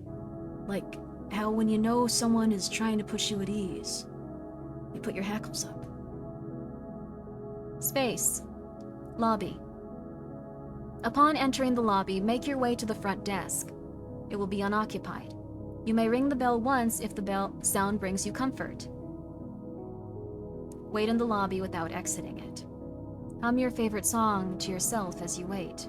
The silence in the lobby has been described as oppressive. Stop humming when you become aware of the noises coming from behind the counter. Hop the counter. There should be a closed door, rattling as though someone's on the other side. Listen to the sounds and note them down. When they get louder, repeatedly slam your fist against the door. Do not speak. Eventually, you will be slipped a key to a room. This may not work on the first attempt. Repeat it until you succeed. Say thank you and depart. Agent Mari Kayer. Oh, Mari. I don't know if I can do an impression of Mari's voice. I want to try it though. No idea what's going on. Door's firmly locked, and I can just hear it through the paper-thin walls. Pretty filthy noises, soft enough to where I have to press my ear against the door to hear anything. Wet slapping like someone's thumping a drenched towel against the ground over and over. There's like this periodic wet coughing. The slapping stops during the coughing. Also this moaning, it sounds in pain like someone starving to death. Rises and falls in pitch, but it's always there. I can hear whispering too. And sometimes the moaning and whispering and coughing are all at the same time. How many people are in there? I tried rattling the door and it's all stopped. All of it except the moaning. I froze and after a few seconds they went back to it. Fucking weird as shit. I like Mari underscore Ian. Sorry, I just wanted to... Sorry. Space. Elevator. Instructions. Your room will inevitably be on a higher floor and you will be unable to find stairs, forcing you to use the elevator. You will notice the buttons are in an inexplicable pattern and have unclear writing on them. Press whichever one feels right. There will never be another person in the elevator with you. If you see someone, be aware that they are not human. Treat them with the appropriate level of caution. Do not remove your eyes from them, and always stand with your back against the wall. If the figure resembles an older, clean-cut man wearing an expensive suit and overcoat, do not enter the elevator. It will smile at you, compliment your appearance, and hold the door for you. It will do this for up to several minutes, repeatedly attempting to convince you to enter. Politely but firmly tell it that you are just passing through and will wait for the next one. Stand beyond the threshold. It cannot pursue you outside of the elevator. Eventually, it will move on. If the figure resembles a middle-aged woman in hiking gear, you may enter the elevator and ride it to your destination. The elevator ride will take much longer than it should, up to half an hour. Do not panic, and reciprocate the woman's attempts to make conversation. Do not be honest with her. Lie openly and brazenly about every possible detail, including obvious ones, such as your ethnicity and age. She appreciates this. If the figure resembles a younger vagrant, it is safe to enter the elevator. They will not speak, but may offer you a hug. Accepting this has no consequences and is left to your discretion. When you arrive at your floor, they may offer a small trinket, such as a tin duck or ceramic ashtray. Accept it gratefully and keep it close at hand. That's so nice. Senior Researcher, Amir Mirahi. My nerves were on fire. I was lucky I pulled the vagrant card instead of the Wall Street anglerfish card, at least. They seemed nice. Couldn't have been older than 19 or 20, dressed in clothes completely worn through. I got in and we were standing next to each other, heading up to my floor when he reached out. I just sort of let it happen, and he hugged me. Proper hug. Haven't been hugged like that in a long time. Didn't say a word. Just hugged me for a few seconds like he knew I needed it. Stepped back, handed me a matchbox filled with leaves, and then the doors were closing and he was gone. Space. Hallways. Instructions. You will exit out of the elevator into a hallway of some kind. Checking your room key is pointless. It will either not have a room number or have an entirely impossible one. Your room will make itself known to you when you find it. As such, begin walking down the hallway. Resist the urge to investigate the other rooms in the hallway. The doors have peepholes in them, and making eye contact may invite unwelcome attention. Keep your eyes focused down and ignore any feelings of being observed as you proceed down the hall. Avoid making noise. The other guests are sleeping. The hallway is generally not linear. You may find various other spaces. Eventually, you will arrive at a crossroads. These will occur regardless of whether the exterior topology of SCP-7819 allows for it. They are suspected to be incongruous spaces. As such, it is advised not to remain in them for more than a few minutes at most. Personnel who have dallied in the crossroads report dull headaches and paranoia. This is best addressed by picking a direction at random and beginning to walk down it. It is unclear whether SCP-7819 adapts to one's mind or vice versa, but this has been the most effective method for arriving at one's room. You will know it when you see it. Officer Luis de Leon. This could be a lady or a fella. I have no idea how long I was walking. At least 40 minutes, but that was after I started checking my watch.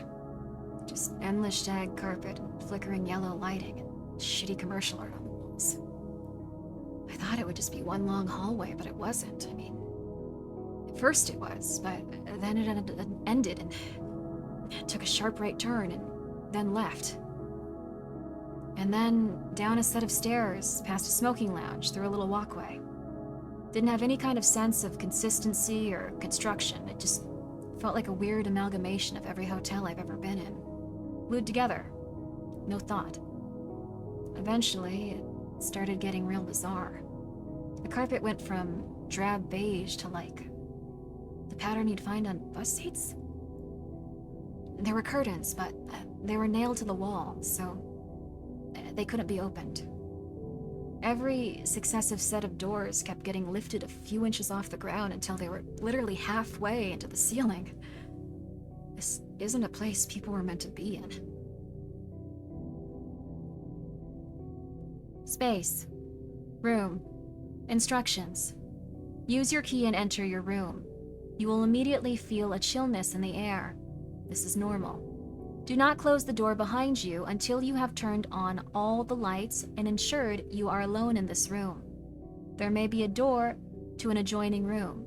Move a piece of furniture in front of this door, or otherwise find a way to barricade it. The layout of the room will vary and be completely idiosyncratic.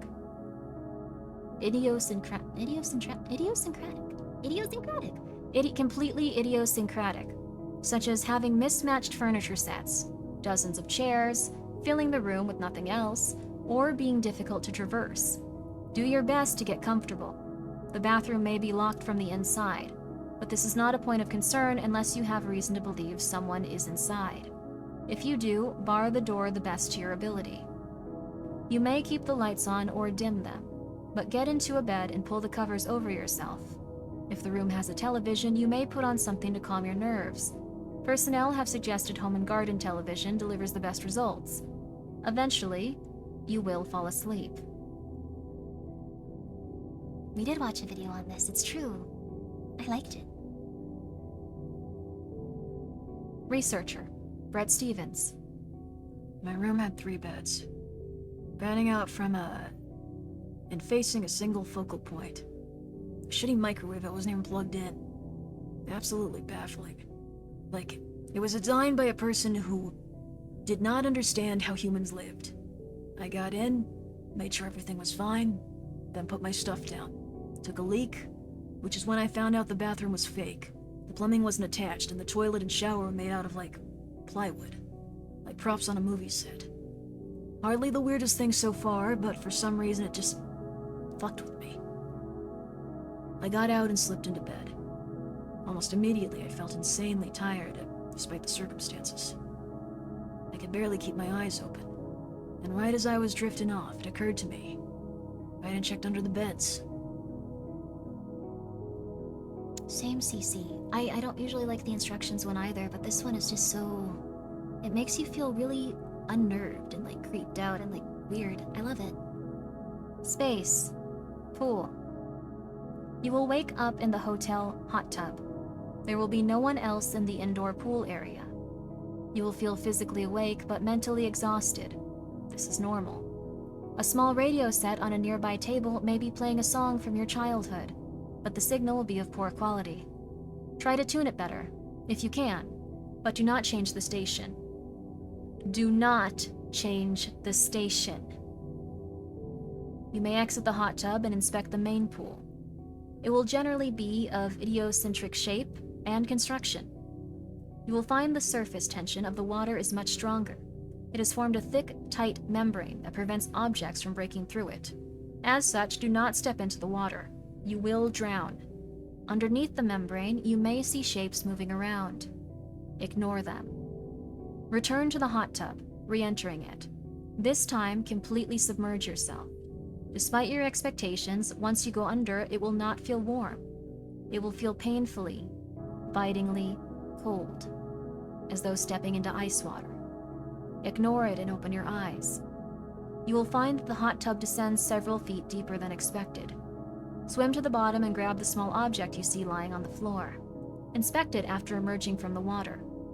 You will find your clothes neatly folded on a nearby table. Dry and redress yourself before departing your room. Yeah.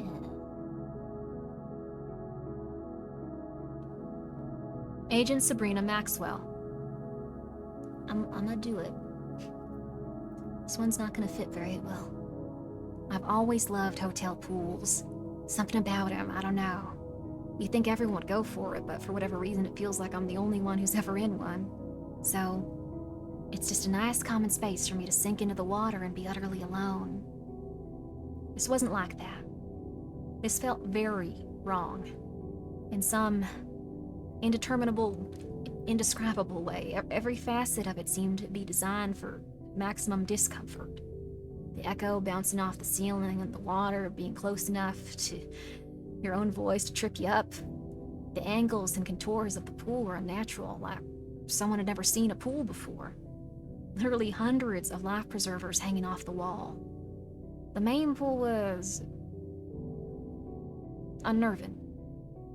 The membrane on top of it made it so that everything under the surface is blurry and hard to make out, but still, I could see 3 or 4 blurry shapes moving around, swimming back and forth. One of them was person-shaped. At first I thought it was another person, trapped or something, and tried to get a little closer. Didn't step into the water, but I put my hand against the film. It, swam up on the other side and pressed its palm where mine was. Held it there for a moment.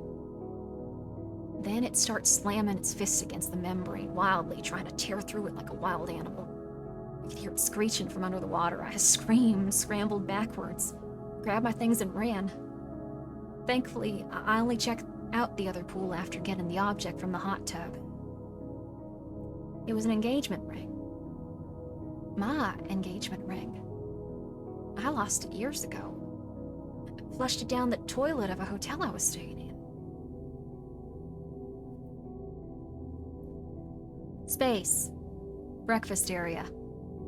On your way back to your room, you will pass by the breakfast area attached to the lobby. Despite it still being night outside, it will be open and the lights on. Enter. There will be a large amount of food laid out on the counters. Most of it will be inedible in some form. Though there are usually some edible foodstuffs, ignore all of them.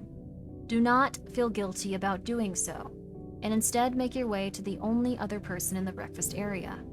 Join them at their table as they eat. They will attempt to persuade you to stay. Politely, but firmly, deny them. It will make your heart hurt, but it is necessary should you wish to leave. They will repeatedly do this, and you must repeatedly deny them until they stop asking. Technician, David, Dominus? Sorry if I said this name wrong.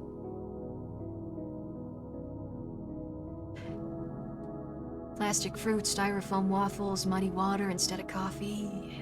I'm not exaggerating, it was literally fake food, all laid out and presented like a typical continental breakfast. Very weird. But I followed the instructions, ignored all of that, and headed for the man at the table. Older guy, salt and pepper hair. Looks like every dad. The only sound in the room was his chewing, and the dead air on the television, and softly playing static. He seemed excited to see me once he noticed me. Asked me to please take a seat, and so I did, opposite him. Started bombarding me with questions like, where was I from?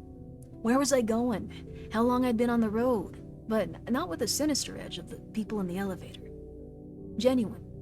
Sincere. Well, I wanted to know if I was alright and having a nice time. I tried my best not to feel bad about ignoring all of his questions and just saying, I want to leave. I got the sense he heard this a lot. And he was persistent about it. What can I do to make your stay better? Sorry, I say, but I want to leave. You're not enjoying the amenities? They're fine. I still want to leave. Don't you think it's nicer than having to deal with the troubles of life? It's a resort. Maybe. But I prefer those troubles over whatever this is. Fighting to choke down the parts of me saying he has a point. Eventually, he just goes crestfallen.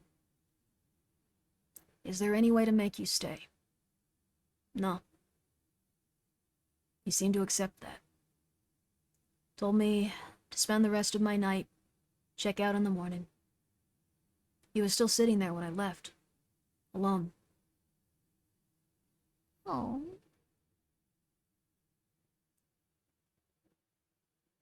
Space. Checkout. Instructions. When you wake up the next morning late, regardless of when you fell asleep, gather your things and depart your room. You will find the layout of SCP-78919 has shifted dramatically and is much easier to navigate. Several doors in the hallway will be hanging open, and you will pass cleaning carts, as though housekeeping is doing their rounds. There will be no one around except you. Head to the elevators and back down to the lobby. There will, similarly, be no one at the front desk, but place your key down. Depart SCP-7819. Get in your vehicle. The parking lot will now be empty. And get back onto the highway, driving until you can get into contact with your nearest site and report your SCP-7819 encounter. Researcher Taya Andrews. The light of day makes things feel a lot different. The labyrinth of the carpet in the hallway just feel odd now, not sinister. I went downstairs, turned my key into the empty desk.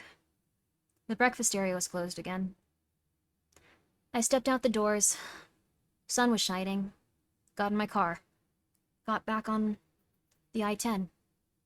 Put the hotel in my rearview mirror, and then, as soon as it came, it was gone. My parents and I used to take a lot of road trips when I was a kid, so we stayed in a lot of motels. You know, the kind, shitty roadside lodging where the rooms are cramped and prices are dirt cheap. Years old carpet, unfashionable furniture from the 70s, sinks that stick out into the room, and hard mattresses. Not a resort, just a place to lay your head down for the night. Transitory spaces, where you're meant to come and go, not to stick around. Motels are not home, obviously.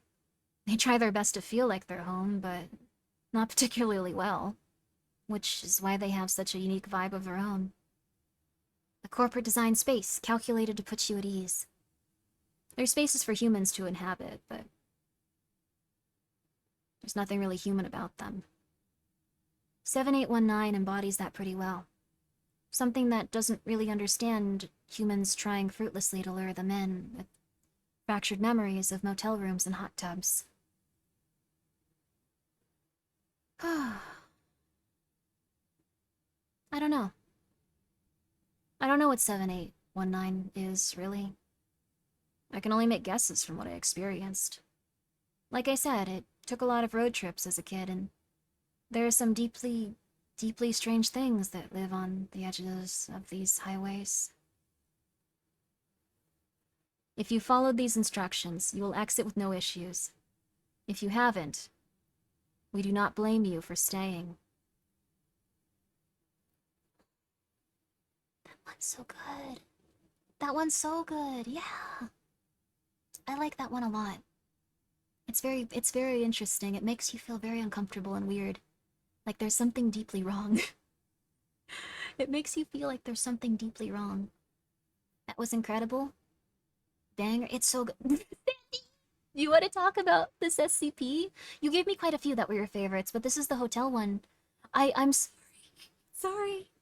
This is Sandy Lomet Seas, one of her favorites. I'll probably do your other ones next stream. I do. Oh, did you do Sandy's just now? Sandy, would you like to talk about it on stream? It's really okay if you don't, because you just woke up and I'm being a nuisance. I'm being a nuisance, but would you like to? I can call you right now, and you can tell me about what you like about this. Or alternatively, you can keep going about your day and be happy and healthy and normal. I'm glad you liked my reading voice for it. That's very nice of you guys. Thank you. I appreciate it. I appreciate it.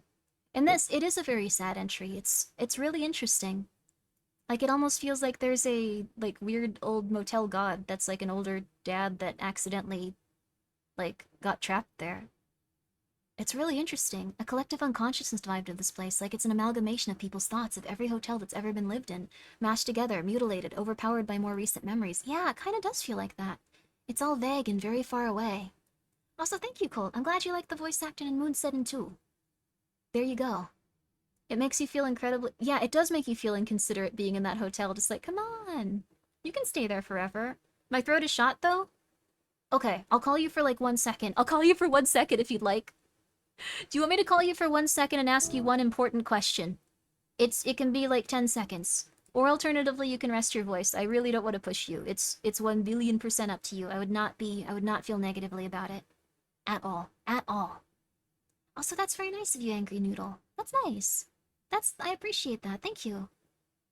It feels like someone made a place for people to go to when where they have nowhere to run. That's true. Like, I mean, if you were an SCP researcher or like D-class person and you were running on the highway, you'd probably be like, oh, alright, let's get trapped here with this weird fella. If I had like a few minutes to wake up, maybe. It's up to you. It's up to you. Like, just let me know. Just let me know. I can also read one more, I think. I'm waiting for the ads this time.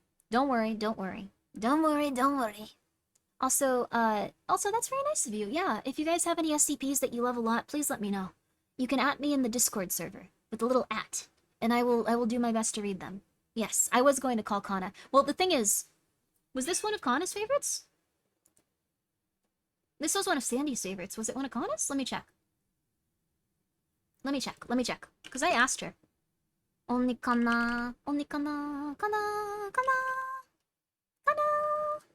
There we go. This one was SCP 7819. 7819. Her favorites are... She has quite a few. Her first one that she came across, actually. But I want to read her favorite. There we go. Grimmi, do your best, Sandy. Impression and interview yourself? I like that. Okay, let's try it. Okay, let's see. Okay, let's try. Ring, ring, ring. Ring, ring, ring. Not the sound Discord makes. Ring, ring, ring. This is stupid. Hey, Sandy, how you doing? Oh my god, Grimmi, hi. I knew you would say OMG, hi. That is exactly what you say each time. There you go. Sandy. What do you like about this story? It rocks, dude. It's amazing. Like, you ever go and you like want to drive for 10 hours, but you also want to get trapped in a horrible hotel? Yeah. Yeah. Okay, bye, Grimmi. I'm not feeling very well. Okay, bye, Sandy. Sorry. Have a good one. I feel stupid and weird. Thank you. Unironically, thank you. What an interesting experience. Perfect. That was a nice interview. Thank you very much, Sandy, for allowing me to use your you as a character and have you come on this show. Played by Grimmi. Thank you for allowing them to take the role for the time being. Thank you. Very kind of you. Let me read Kana's now. Let me read Kana's, and then I will call her up. I feel so stupid. But it was thank you very much for listening to that one, though. I really like it a lot.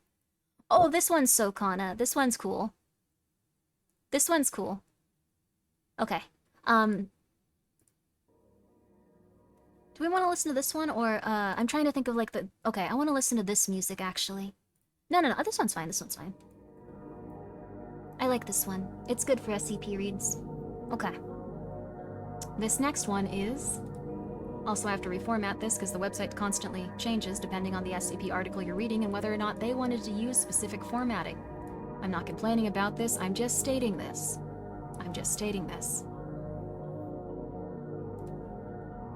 This is SCP-3108. Item: SCP-3108. Object Class Safe.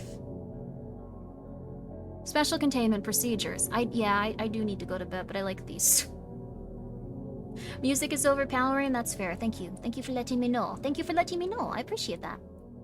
You tell me when that happens. I'll appreciate it. I won't be angry. Special Containment Procedures. I need to put Kana's.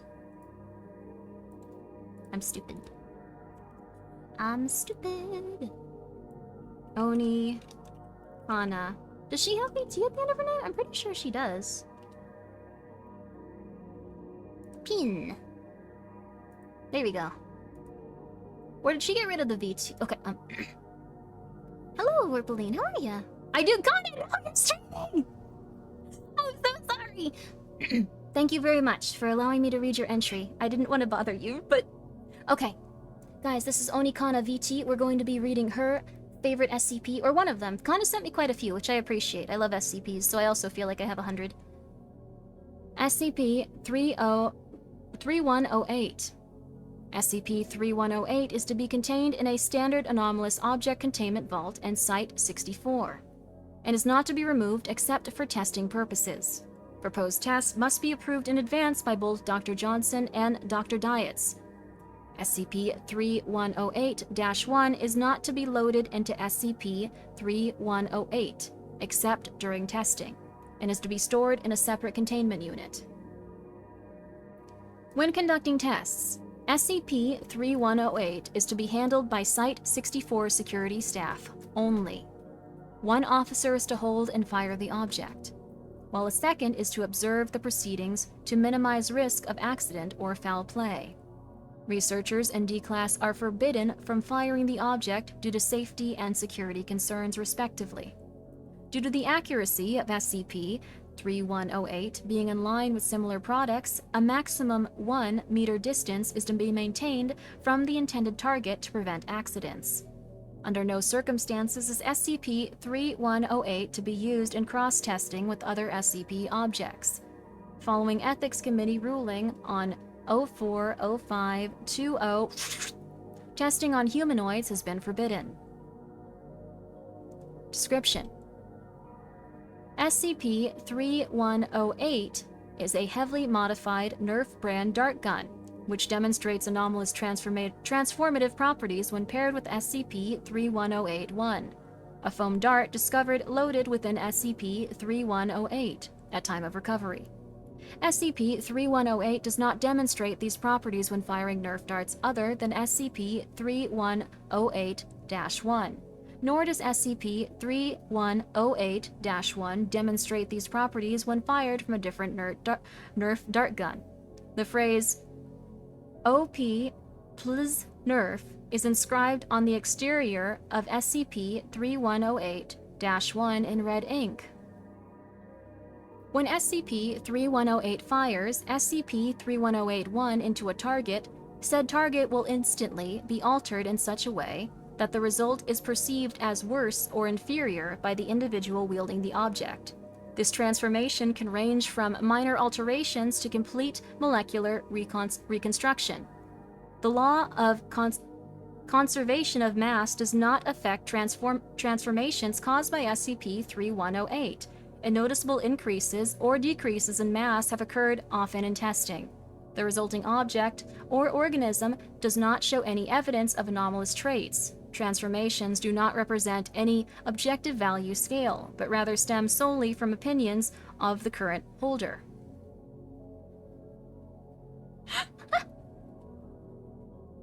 The outer shell of SCP-3108 is composed of steel, with bronze inlays used as decoration. While not impervious to physical damage, disassembly of SCP-3108 has proven impossible due to its anomalous nature. All tools attempting to deconstruct the object will be transformed or broken into fake equivalents, excluding examination of the object's interior. This seemingly behavior of self-preservation is the only time SCP-3108 has altered objects beyond those hit by SCP-3108-1. Recovery. SCP-3108's anomalous properties were discovered during a birthday party for a 10-year-old Jacob Pierce in Oregon. It is presumed SCP-3108 was fired at a concrete wall, resulting in the concrete being replaced by loosely stacked stones. The wall promptly collapsed, causing minor injuries to 3 civilians. Foundation involvement came after the family sued the contractor of their home for the incident. The anomalous effect that caused the transformation was eventually traced to the gun following examination of the incident's location. During post-incident investigation, Jacob's brother, 19-year-old Nathan Pierce, was identified as a member of the GOI. Gamers Against Weed.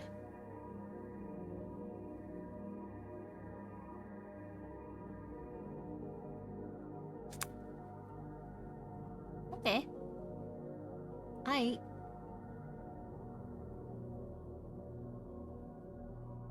Okay, you know what? Okay.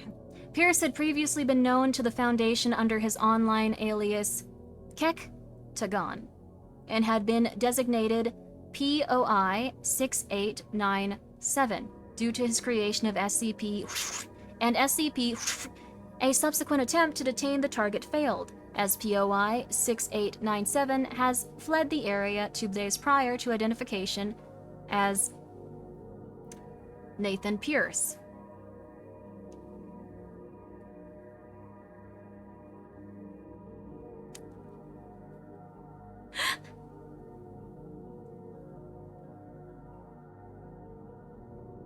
Partial test log. Target: 1 dartboard made of sisal fibers. Dartboard composition was changed to cork. In addition, small holes and what appears to be beer stains appeared on the board. Target: an 8x11 sheet of printer paper. Result: paper changed composition to a single-ply toilet paper. Target: 1 spare coffee mug from Site 19 cafeteria. Result: coffee mug was replaced by a teacup composed of ceramic identical to the mugs. Target: 1 United States dollar. Result: 1 United States quarter. Notes: subsequent tests on dollar bills resulted in various outcomes, including dimes, nickels, pennies, foreign currencies, fake bills from the board game Monopoly. There doesn't seem to be any exact formula for these changes. Dr. Diets. Thank you very much. I should thank all of you. I'm so sorry. I've gotten so focused on this. Thank you, though. That's very kind of you. After I read all of these silly little guys. Target: 1 can of Coca-Cola. Result: 1 can of Pepsi-Cola. Notes: Mike, the security officer observing the test, expressed dismay at seeing this result. We had him fire the dart at the Pepsi can and changed it right back into Coke. Dr. Diets. Interesting. So it's entirely based on you. Target: 1 standard D-class uniform. Composition of uniform was changed entirely to cotton, and a tag reading "Made in China" was added at the neck. Notes: while that was hilarious, I think the test is onto something. Does this gun have a sense of humor? Dr. Johnson. Sorry. Goods made from China. That is not. Sorry. Well, gun's racist. Okay, let's move on. It's 1 target: 1 VHS tape containing 1971 film Willy Wonka and the Chocolate Factory. Result: 1 DVD of the film's 2005 remake Charlie and the Chocolate Factory. Oh, the user is racist. You're right. The person that fired it. Oh, interesting. They also didn't like the new Willy Wonka. Target: 1 male Radis, non-Vegicus specimen. Result: 1 male specimen of Edioxmyrmex purpurus. Interesting logic on this one. What's the casual link between rats and ants? Dr. Diets. I feel bad for that rat. Target: 1 female golden retriever. Result: 1 female American shorthair with yellow hair. Specimen was unusually large, 15.4 kilograms, and continued to display behavior consistent with a golden retriever rather than a feline. This person didn't like cats? Target: Target: D4281, 28-year-old Caucasian male. Result: D4281 transformed into a living specimen of Homo neanderthalensis. That would suck for that guy too, dang. Preface: to test the limits of danger SCP-3108 could pose to a human being, Security Officer Gardner was instructed to reload and fire the gun repeatedly until ordered to cease. Target: D3578, 24-year-old Hispanic male. Oh. Result. Initially displaying similar results to D4281. D3578 proceeded to transform into a variety of different species, including what appeared to be an Australopithecus, an unidentified member of the gibbon family, a specimen of Bradypus Pilgamaeus. On 9 occasions, the transformation did not result in a change of species, but instead resulted in visible evidence of maiming, disease, or disability. Following 46 successive uses, testing was ceased as D3578 had been reduced to a specimen of Limricus terrestius, too small to be accurately hit by SCP-3108-1. Notes. Due to concerns from the Ethics Committee, as well as the possibility of accidental creation of Homo ignotus specimen, testing of SCP-3108 on humanoids is suspended effective immediately pending a hearing. Dr. Dietz. Amendum.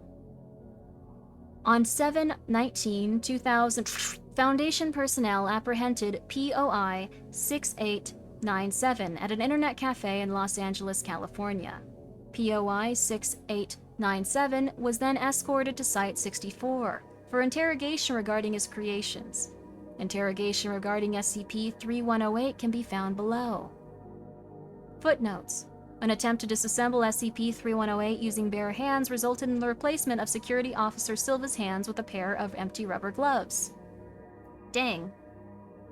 Standard weight ranges from 5 to 7 kilograms. More commonly known as the pygmy three-toed sloth. They turn them into a sloth? Oh. Would you still love me if I were a worm? I guess that's what happened to this poor fellow. Also, thank you so much. Thank you so much for your guys' support. I apologize for only saying this now. We'll read the interview as well.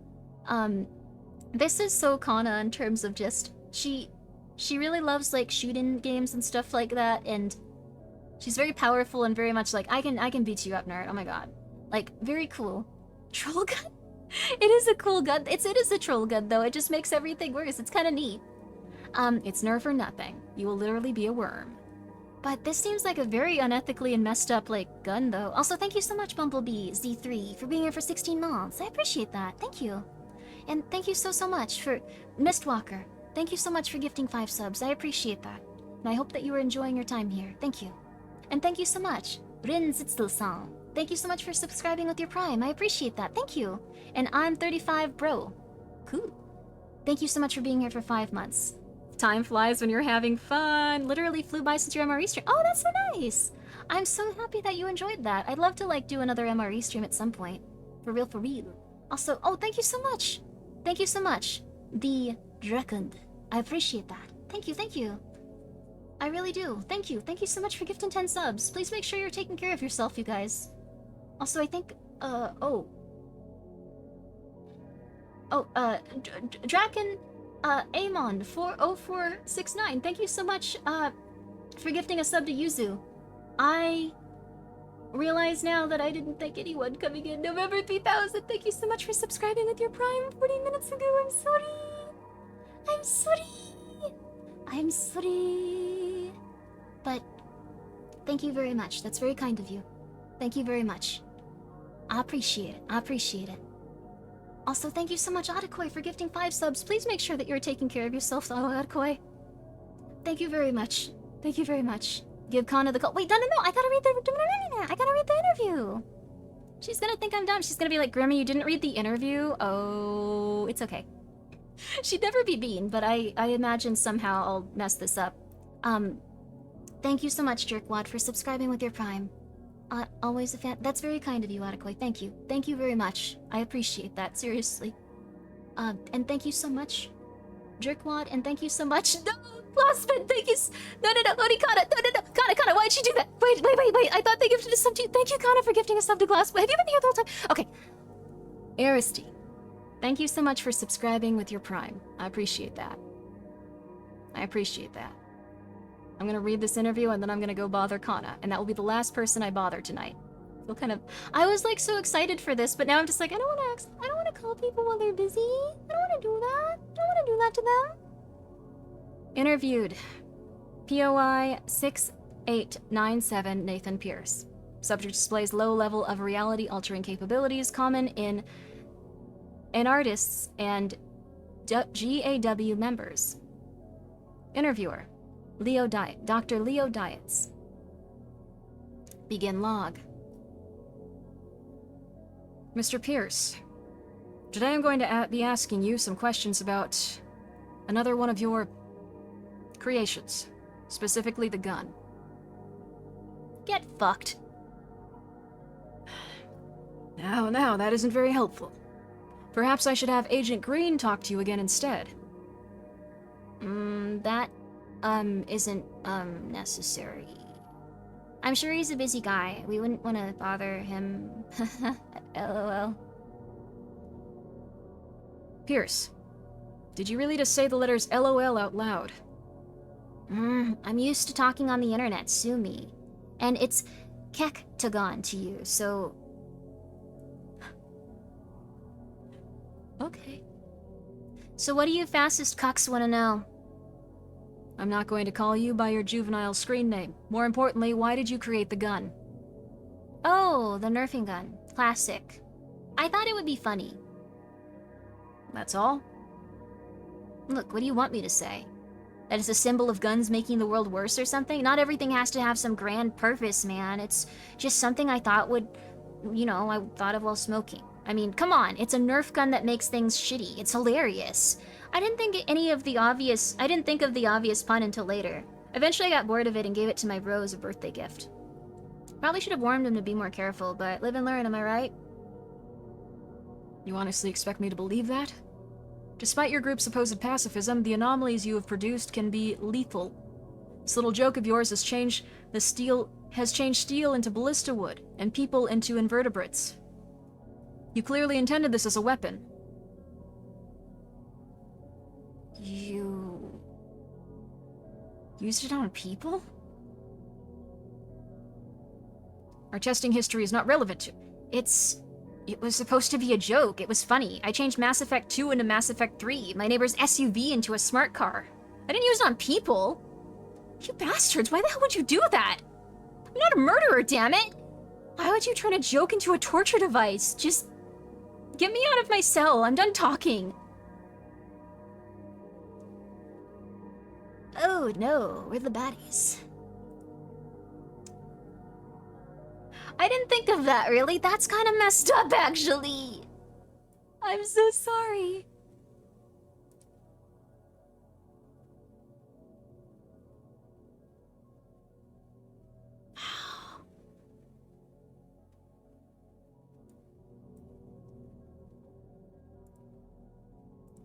Welp? I don't know, you know the SCP is... the SCP Foundation is, like, evil. But, like...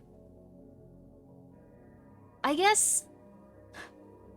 Of course it's a weapon. They made it because they were a stupid little kid. Or, like, like a 19-year-old, but still. Like, They didn't think that anyone could even use it for such evil purposes. They had no concept of it. That's kind of messed up. Did you just realize? But, like, the thing is, you read SCPs all the time and you're like, well, they have to do it. They have to do it for the betterment of humanity. But they were just like, what's wrong with you? You're weird. Oh my god, why would you do that? Ah, some interesting commentary on how the military and government weaponize otherwise harmless technology. Interesting. I turned my dad into Mass Effect 2. It's just a prank, bro. Remember, the ethics committee knew about the experimentations and the Nerf gun. The ethics committee, it seems like a little bit... I don't know, like, couldn't they have just... I don't know, buried the gun or, like, melted it or something? Like, they could have done something with... or even just gone like, hey, we haven't touched this since you'd, like, messed around with this. Fix it. And they'd be like, fine, I'll fix it. You guys are stupid. Like, stuff like that. Oh. Better than being turned into Mass Effect Andromeda. We won't even joke about that. Let me see if I can bother Kana. Hi, Kana. Can I call you? I didn't like Mass Effect Andromeda very much. It crashed on me a lot. And it was also just not... It was fine. It was fine. Andromeda is solid with mods. That's really good. The thing is, I played it like when it just came out, and I was avoiding everything about it. I was like, I am going to have a spoiler-free Mass Effect experience. Spoiler-free one. That was the wrong one to do that for. The other ones I had kind of gotten too excited about and like looked up everything about before they came out. Should have avoided the game as well. Here. Alright, everyone, please give it up for Oni Kana VT. What? Kana! Hi. I watched the entire time and was listening. No! That's so embarrassing. But how are you doing? Not embarrassing. I'm doing good. How are you? I'm doing pretty good. Let me turn you up a little bit. There you go. It's been a long time. I missed you. Yeah, I missed you too. How are you? I'm good. Are you Sleep deprived as always. I was just but about to that's ask, the are you usual. sleeping more? I messed up the other day and I was like, oh, I can spend time with friends that I never get to see. So I went to bed like super late. Oh. And then I woke up at midnight my time. And I was like, oh, my sleep schedule's gone. Oh. So I was just like 4-hour nap today and caffeine. Oh. Try to reset. Well, are you feeling okay-ish at least, or is your entire yeah, I'm okay, feeling that's alright. good. That's good. Yeah. Okay. Just tired. Otherwise, I'm okay. I'm used to it. Okay. Just as long as you're eating food and drinking water. So, did you like the Nerf gun? Kana! Okay, sorry, Kana. But everyone, this is Oni Kana VT. She plays a lot of very cool games where you shoot people and beat them up. I'm not good at those, so I've always been impressed by it. So, thank you for doing so.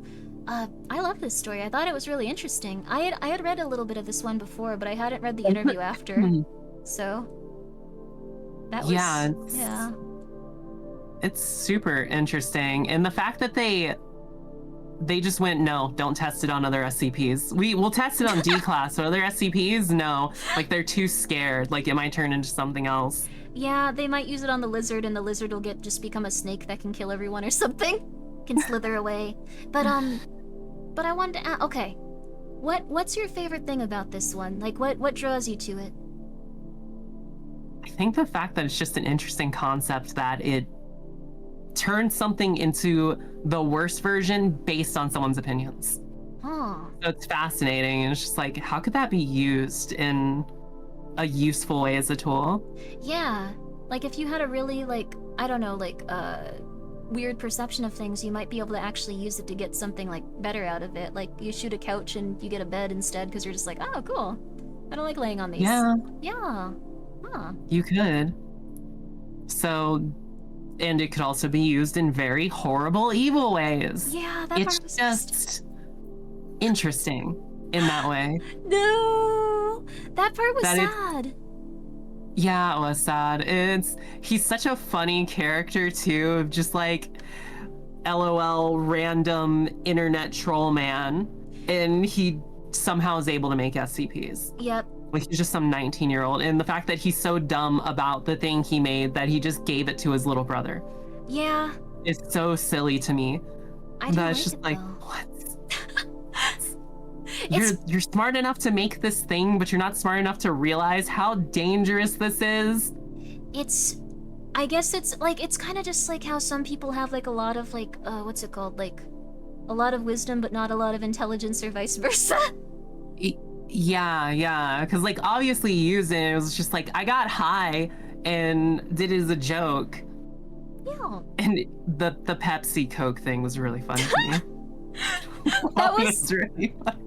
That was my favorite part of it. Do you prefer Pepsi or Coke? Like, which one's your favorite? Okay. I like Coke, but only when it's cold. Warm Coke, awful. But I could drink a warm Pepsi. Yeah, that's so weird, actually. It's because Pepsi has more sugar in it. So if you like sweeter things, you go for Pepsi. Oh, that makes sense. Okay, I didn't know the, like... Yeah, the composition of them is different. They always taste slightly different, but... I don't know, there's... Huh.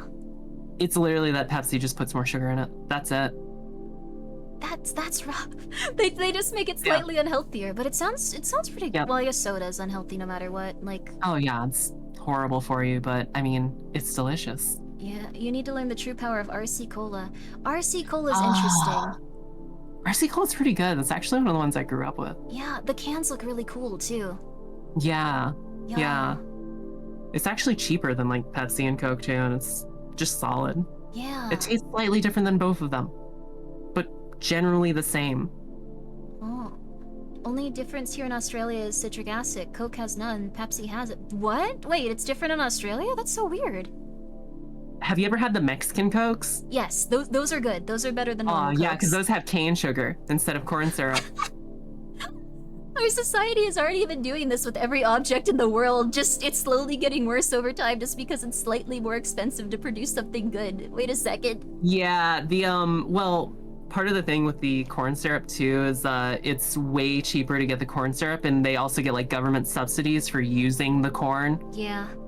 So it's a whole mix of things. Yeah. It's cheaper, they get like bonuses. Yeah. The economic like subsidies behind like corn syrup are really messed up. It sucks. Yep. Yeah. And that's why we have so much corn syrup. That's why we have so much corn syrup. They could have made it and given all like the money that they do to corn farmers to, I don't know, like raspberry farmers or apple farmers, and they would be like 10 cents an apple.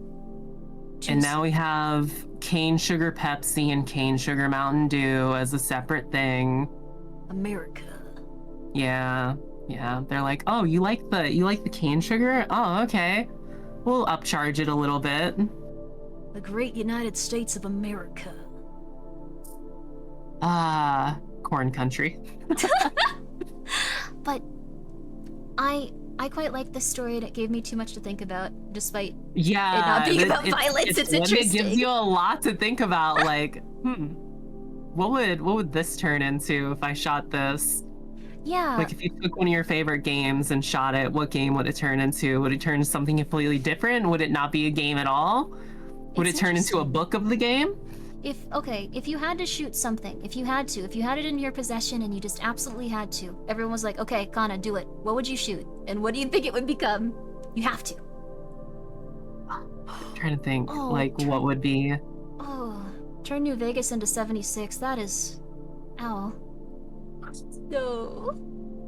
It'd be kind of funny to shoot that CRT monitor I have and see what it turns into. If it just turns into like a newer cheap one, like just a regular LCD monitor. It goes from CRT to LCD, or if it turns into like a picture book or something. Yeah. That would be really fun. Okay. That would be lovely, though, if you just got someone that was, like, just, I guess most people just being like, okay, shoot this TV for me. Why? Just shoot this TV for me. You could get a bunch of, like, little tiny old ones. It'd be cool. So cool. Yeah. Yo. I'm glad that you also very much like CRTs. I've been going insane for them lately. But I do. I got that little one and I love it. Yeah, if you guys haven't checked out Kana streams, she has, like, a little CRT that she puts her guests on while she does stuff. It's really cute. It's really, really cute. Yeah, it'd be cool to get a second one, honestly, and put it up in my room with my main setup and not just in the cooking setup. Yeah, that'd be cool. Like, it's a really cool little prop. It's really neat. Yeah, I love it half to death. Heck yeah. Also, Kana is not this, but if you think that you would want to observe someone that everyone believes is a government psyop, like a cool lady that has a bunch of guns and like goes like, hey boys, I have a ton of cool guns, you want to check them out? That is Kana, but she's not going to report you to the FBI, I promise you. Yeah, I promise, definitely not. Kana, no! There's definitely not a list. You guys are fine. No, can you take me off the FBI list? Don't worry, you're not on it. You're fine. Thank you. Okay, cool. Yeah, okay. Yeah, you're fine. That's awesome. Okay. I'll cover up your crimes. Okay, wait, what crime? Okay, thank you though. Okay, but Kana, there's one thing I've asked everyone about their favorite SCPs tonight. May I ask you? Yeah, of course. What is the moral of this story? I'd say the moral of the story is, don't use tools for evil. Hell yeah. Yeah. Don't take a tool and use it as something to destroy someone's life, I guess that would, that's kind of what happened with dynamite. Yeah, wait, yeah. Yeah, it Yeah, did. Yeah, we yeah. started making more explosives and then it got really bad for, yeah. Yeah, dynamite was made for mining. Oh no. Yep, and then we went, wow, we could really kill people with this. Let's do that. No! It's nerf or Yeah. nothing. Yeah. Yeah, and that's also the moral of the story. It's nerf or nothing. It's nerf or nothing. Connor, are you streaming right now? Yes, I'm playing Crow Country since everyone was screaming at me to play it. Oh my and I god, Crow finally Country's so paid good. for it. Crow Country's so good. Yeah. Crow Country's so good. Crow Country's so good. I'm trying to see if I can just beat it in this stream. I bet you can. I bet you can. Yeah, I'm already down into the bottom area. Oh, that part's so good. Well, everyone, this was Onikana, VT. Bye. I think you're gonna be getting to know her very well in just a moment. So, Kana, thank you so much for this. Thank you so much for that. I didn't even realize you were rating. I had your stream up. Thank you so much. Thank you so much. Hi. Everyone, it was a lovely stream hanging out with you guys and reading SCPs. This is Kana. She gave us the last one and she's a very kind person. I think you will genuinely really enjoy what she's playing right now. Crow Country is amazing. Please take care and enjoy your night. Sorry, that was rude of me, but I've been a demon tonight. I've just been annoying everyone and going crazy. Good night, Kana. Good night. Thank you for the raid. Thank you for everything with the SCP and stuff. It was very fun. Oh heck yeah! It was Yeah. very lovely. I'm gonna read your other ones on stream and try to call you later if that's okay too. Not Yeah, tonight, but sure, okay. sure. Okay. Yeah, whenever you want. All right. Good night, Kana. Good night, Yeah. everybody. Night. Bye. Good night.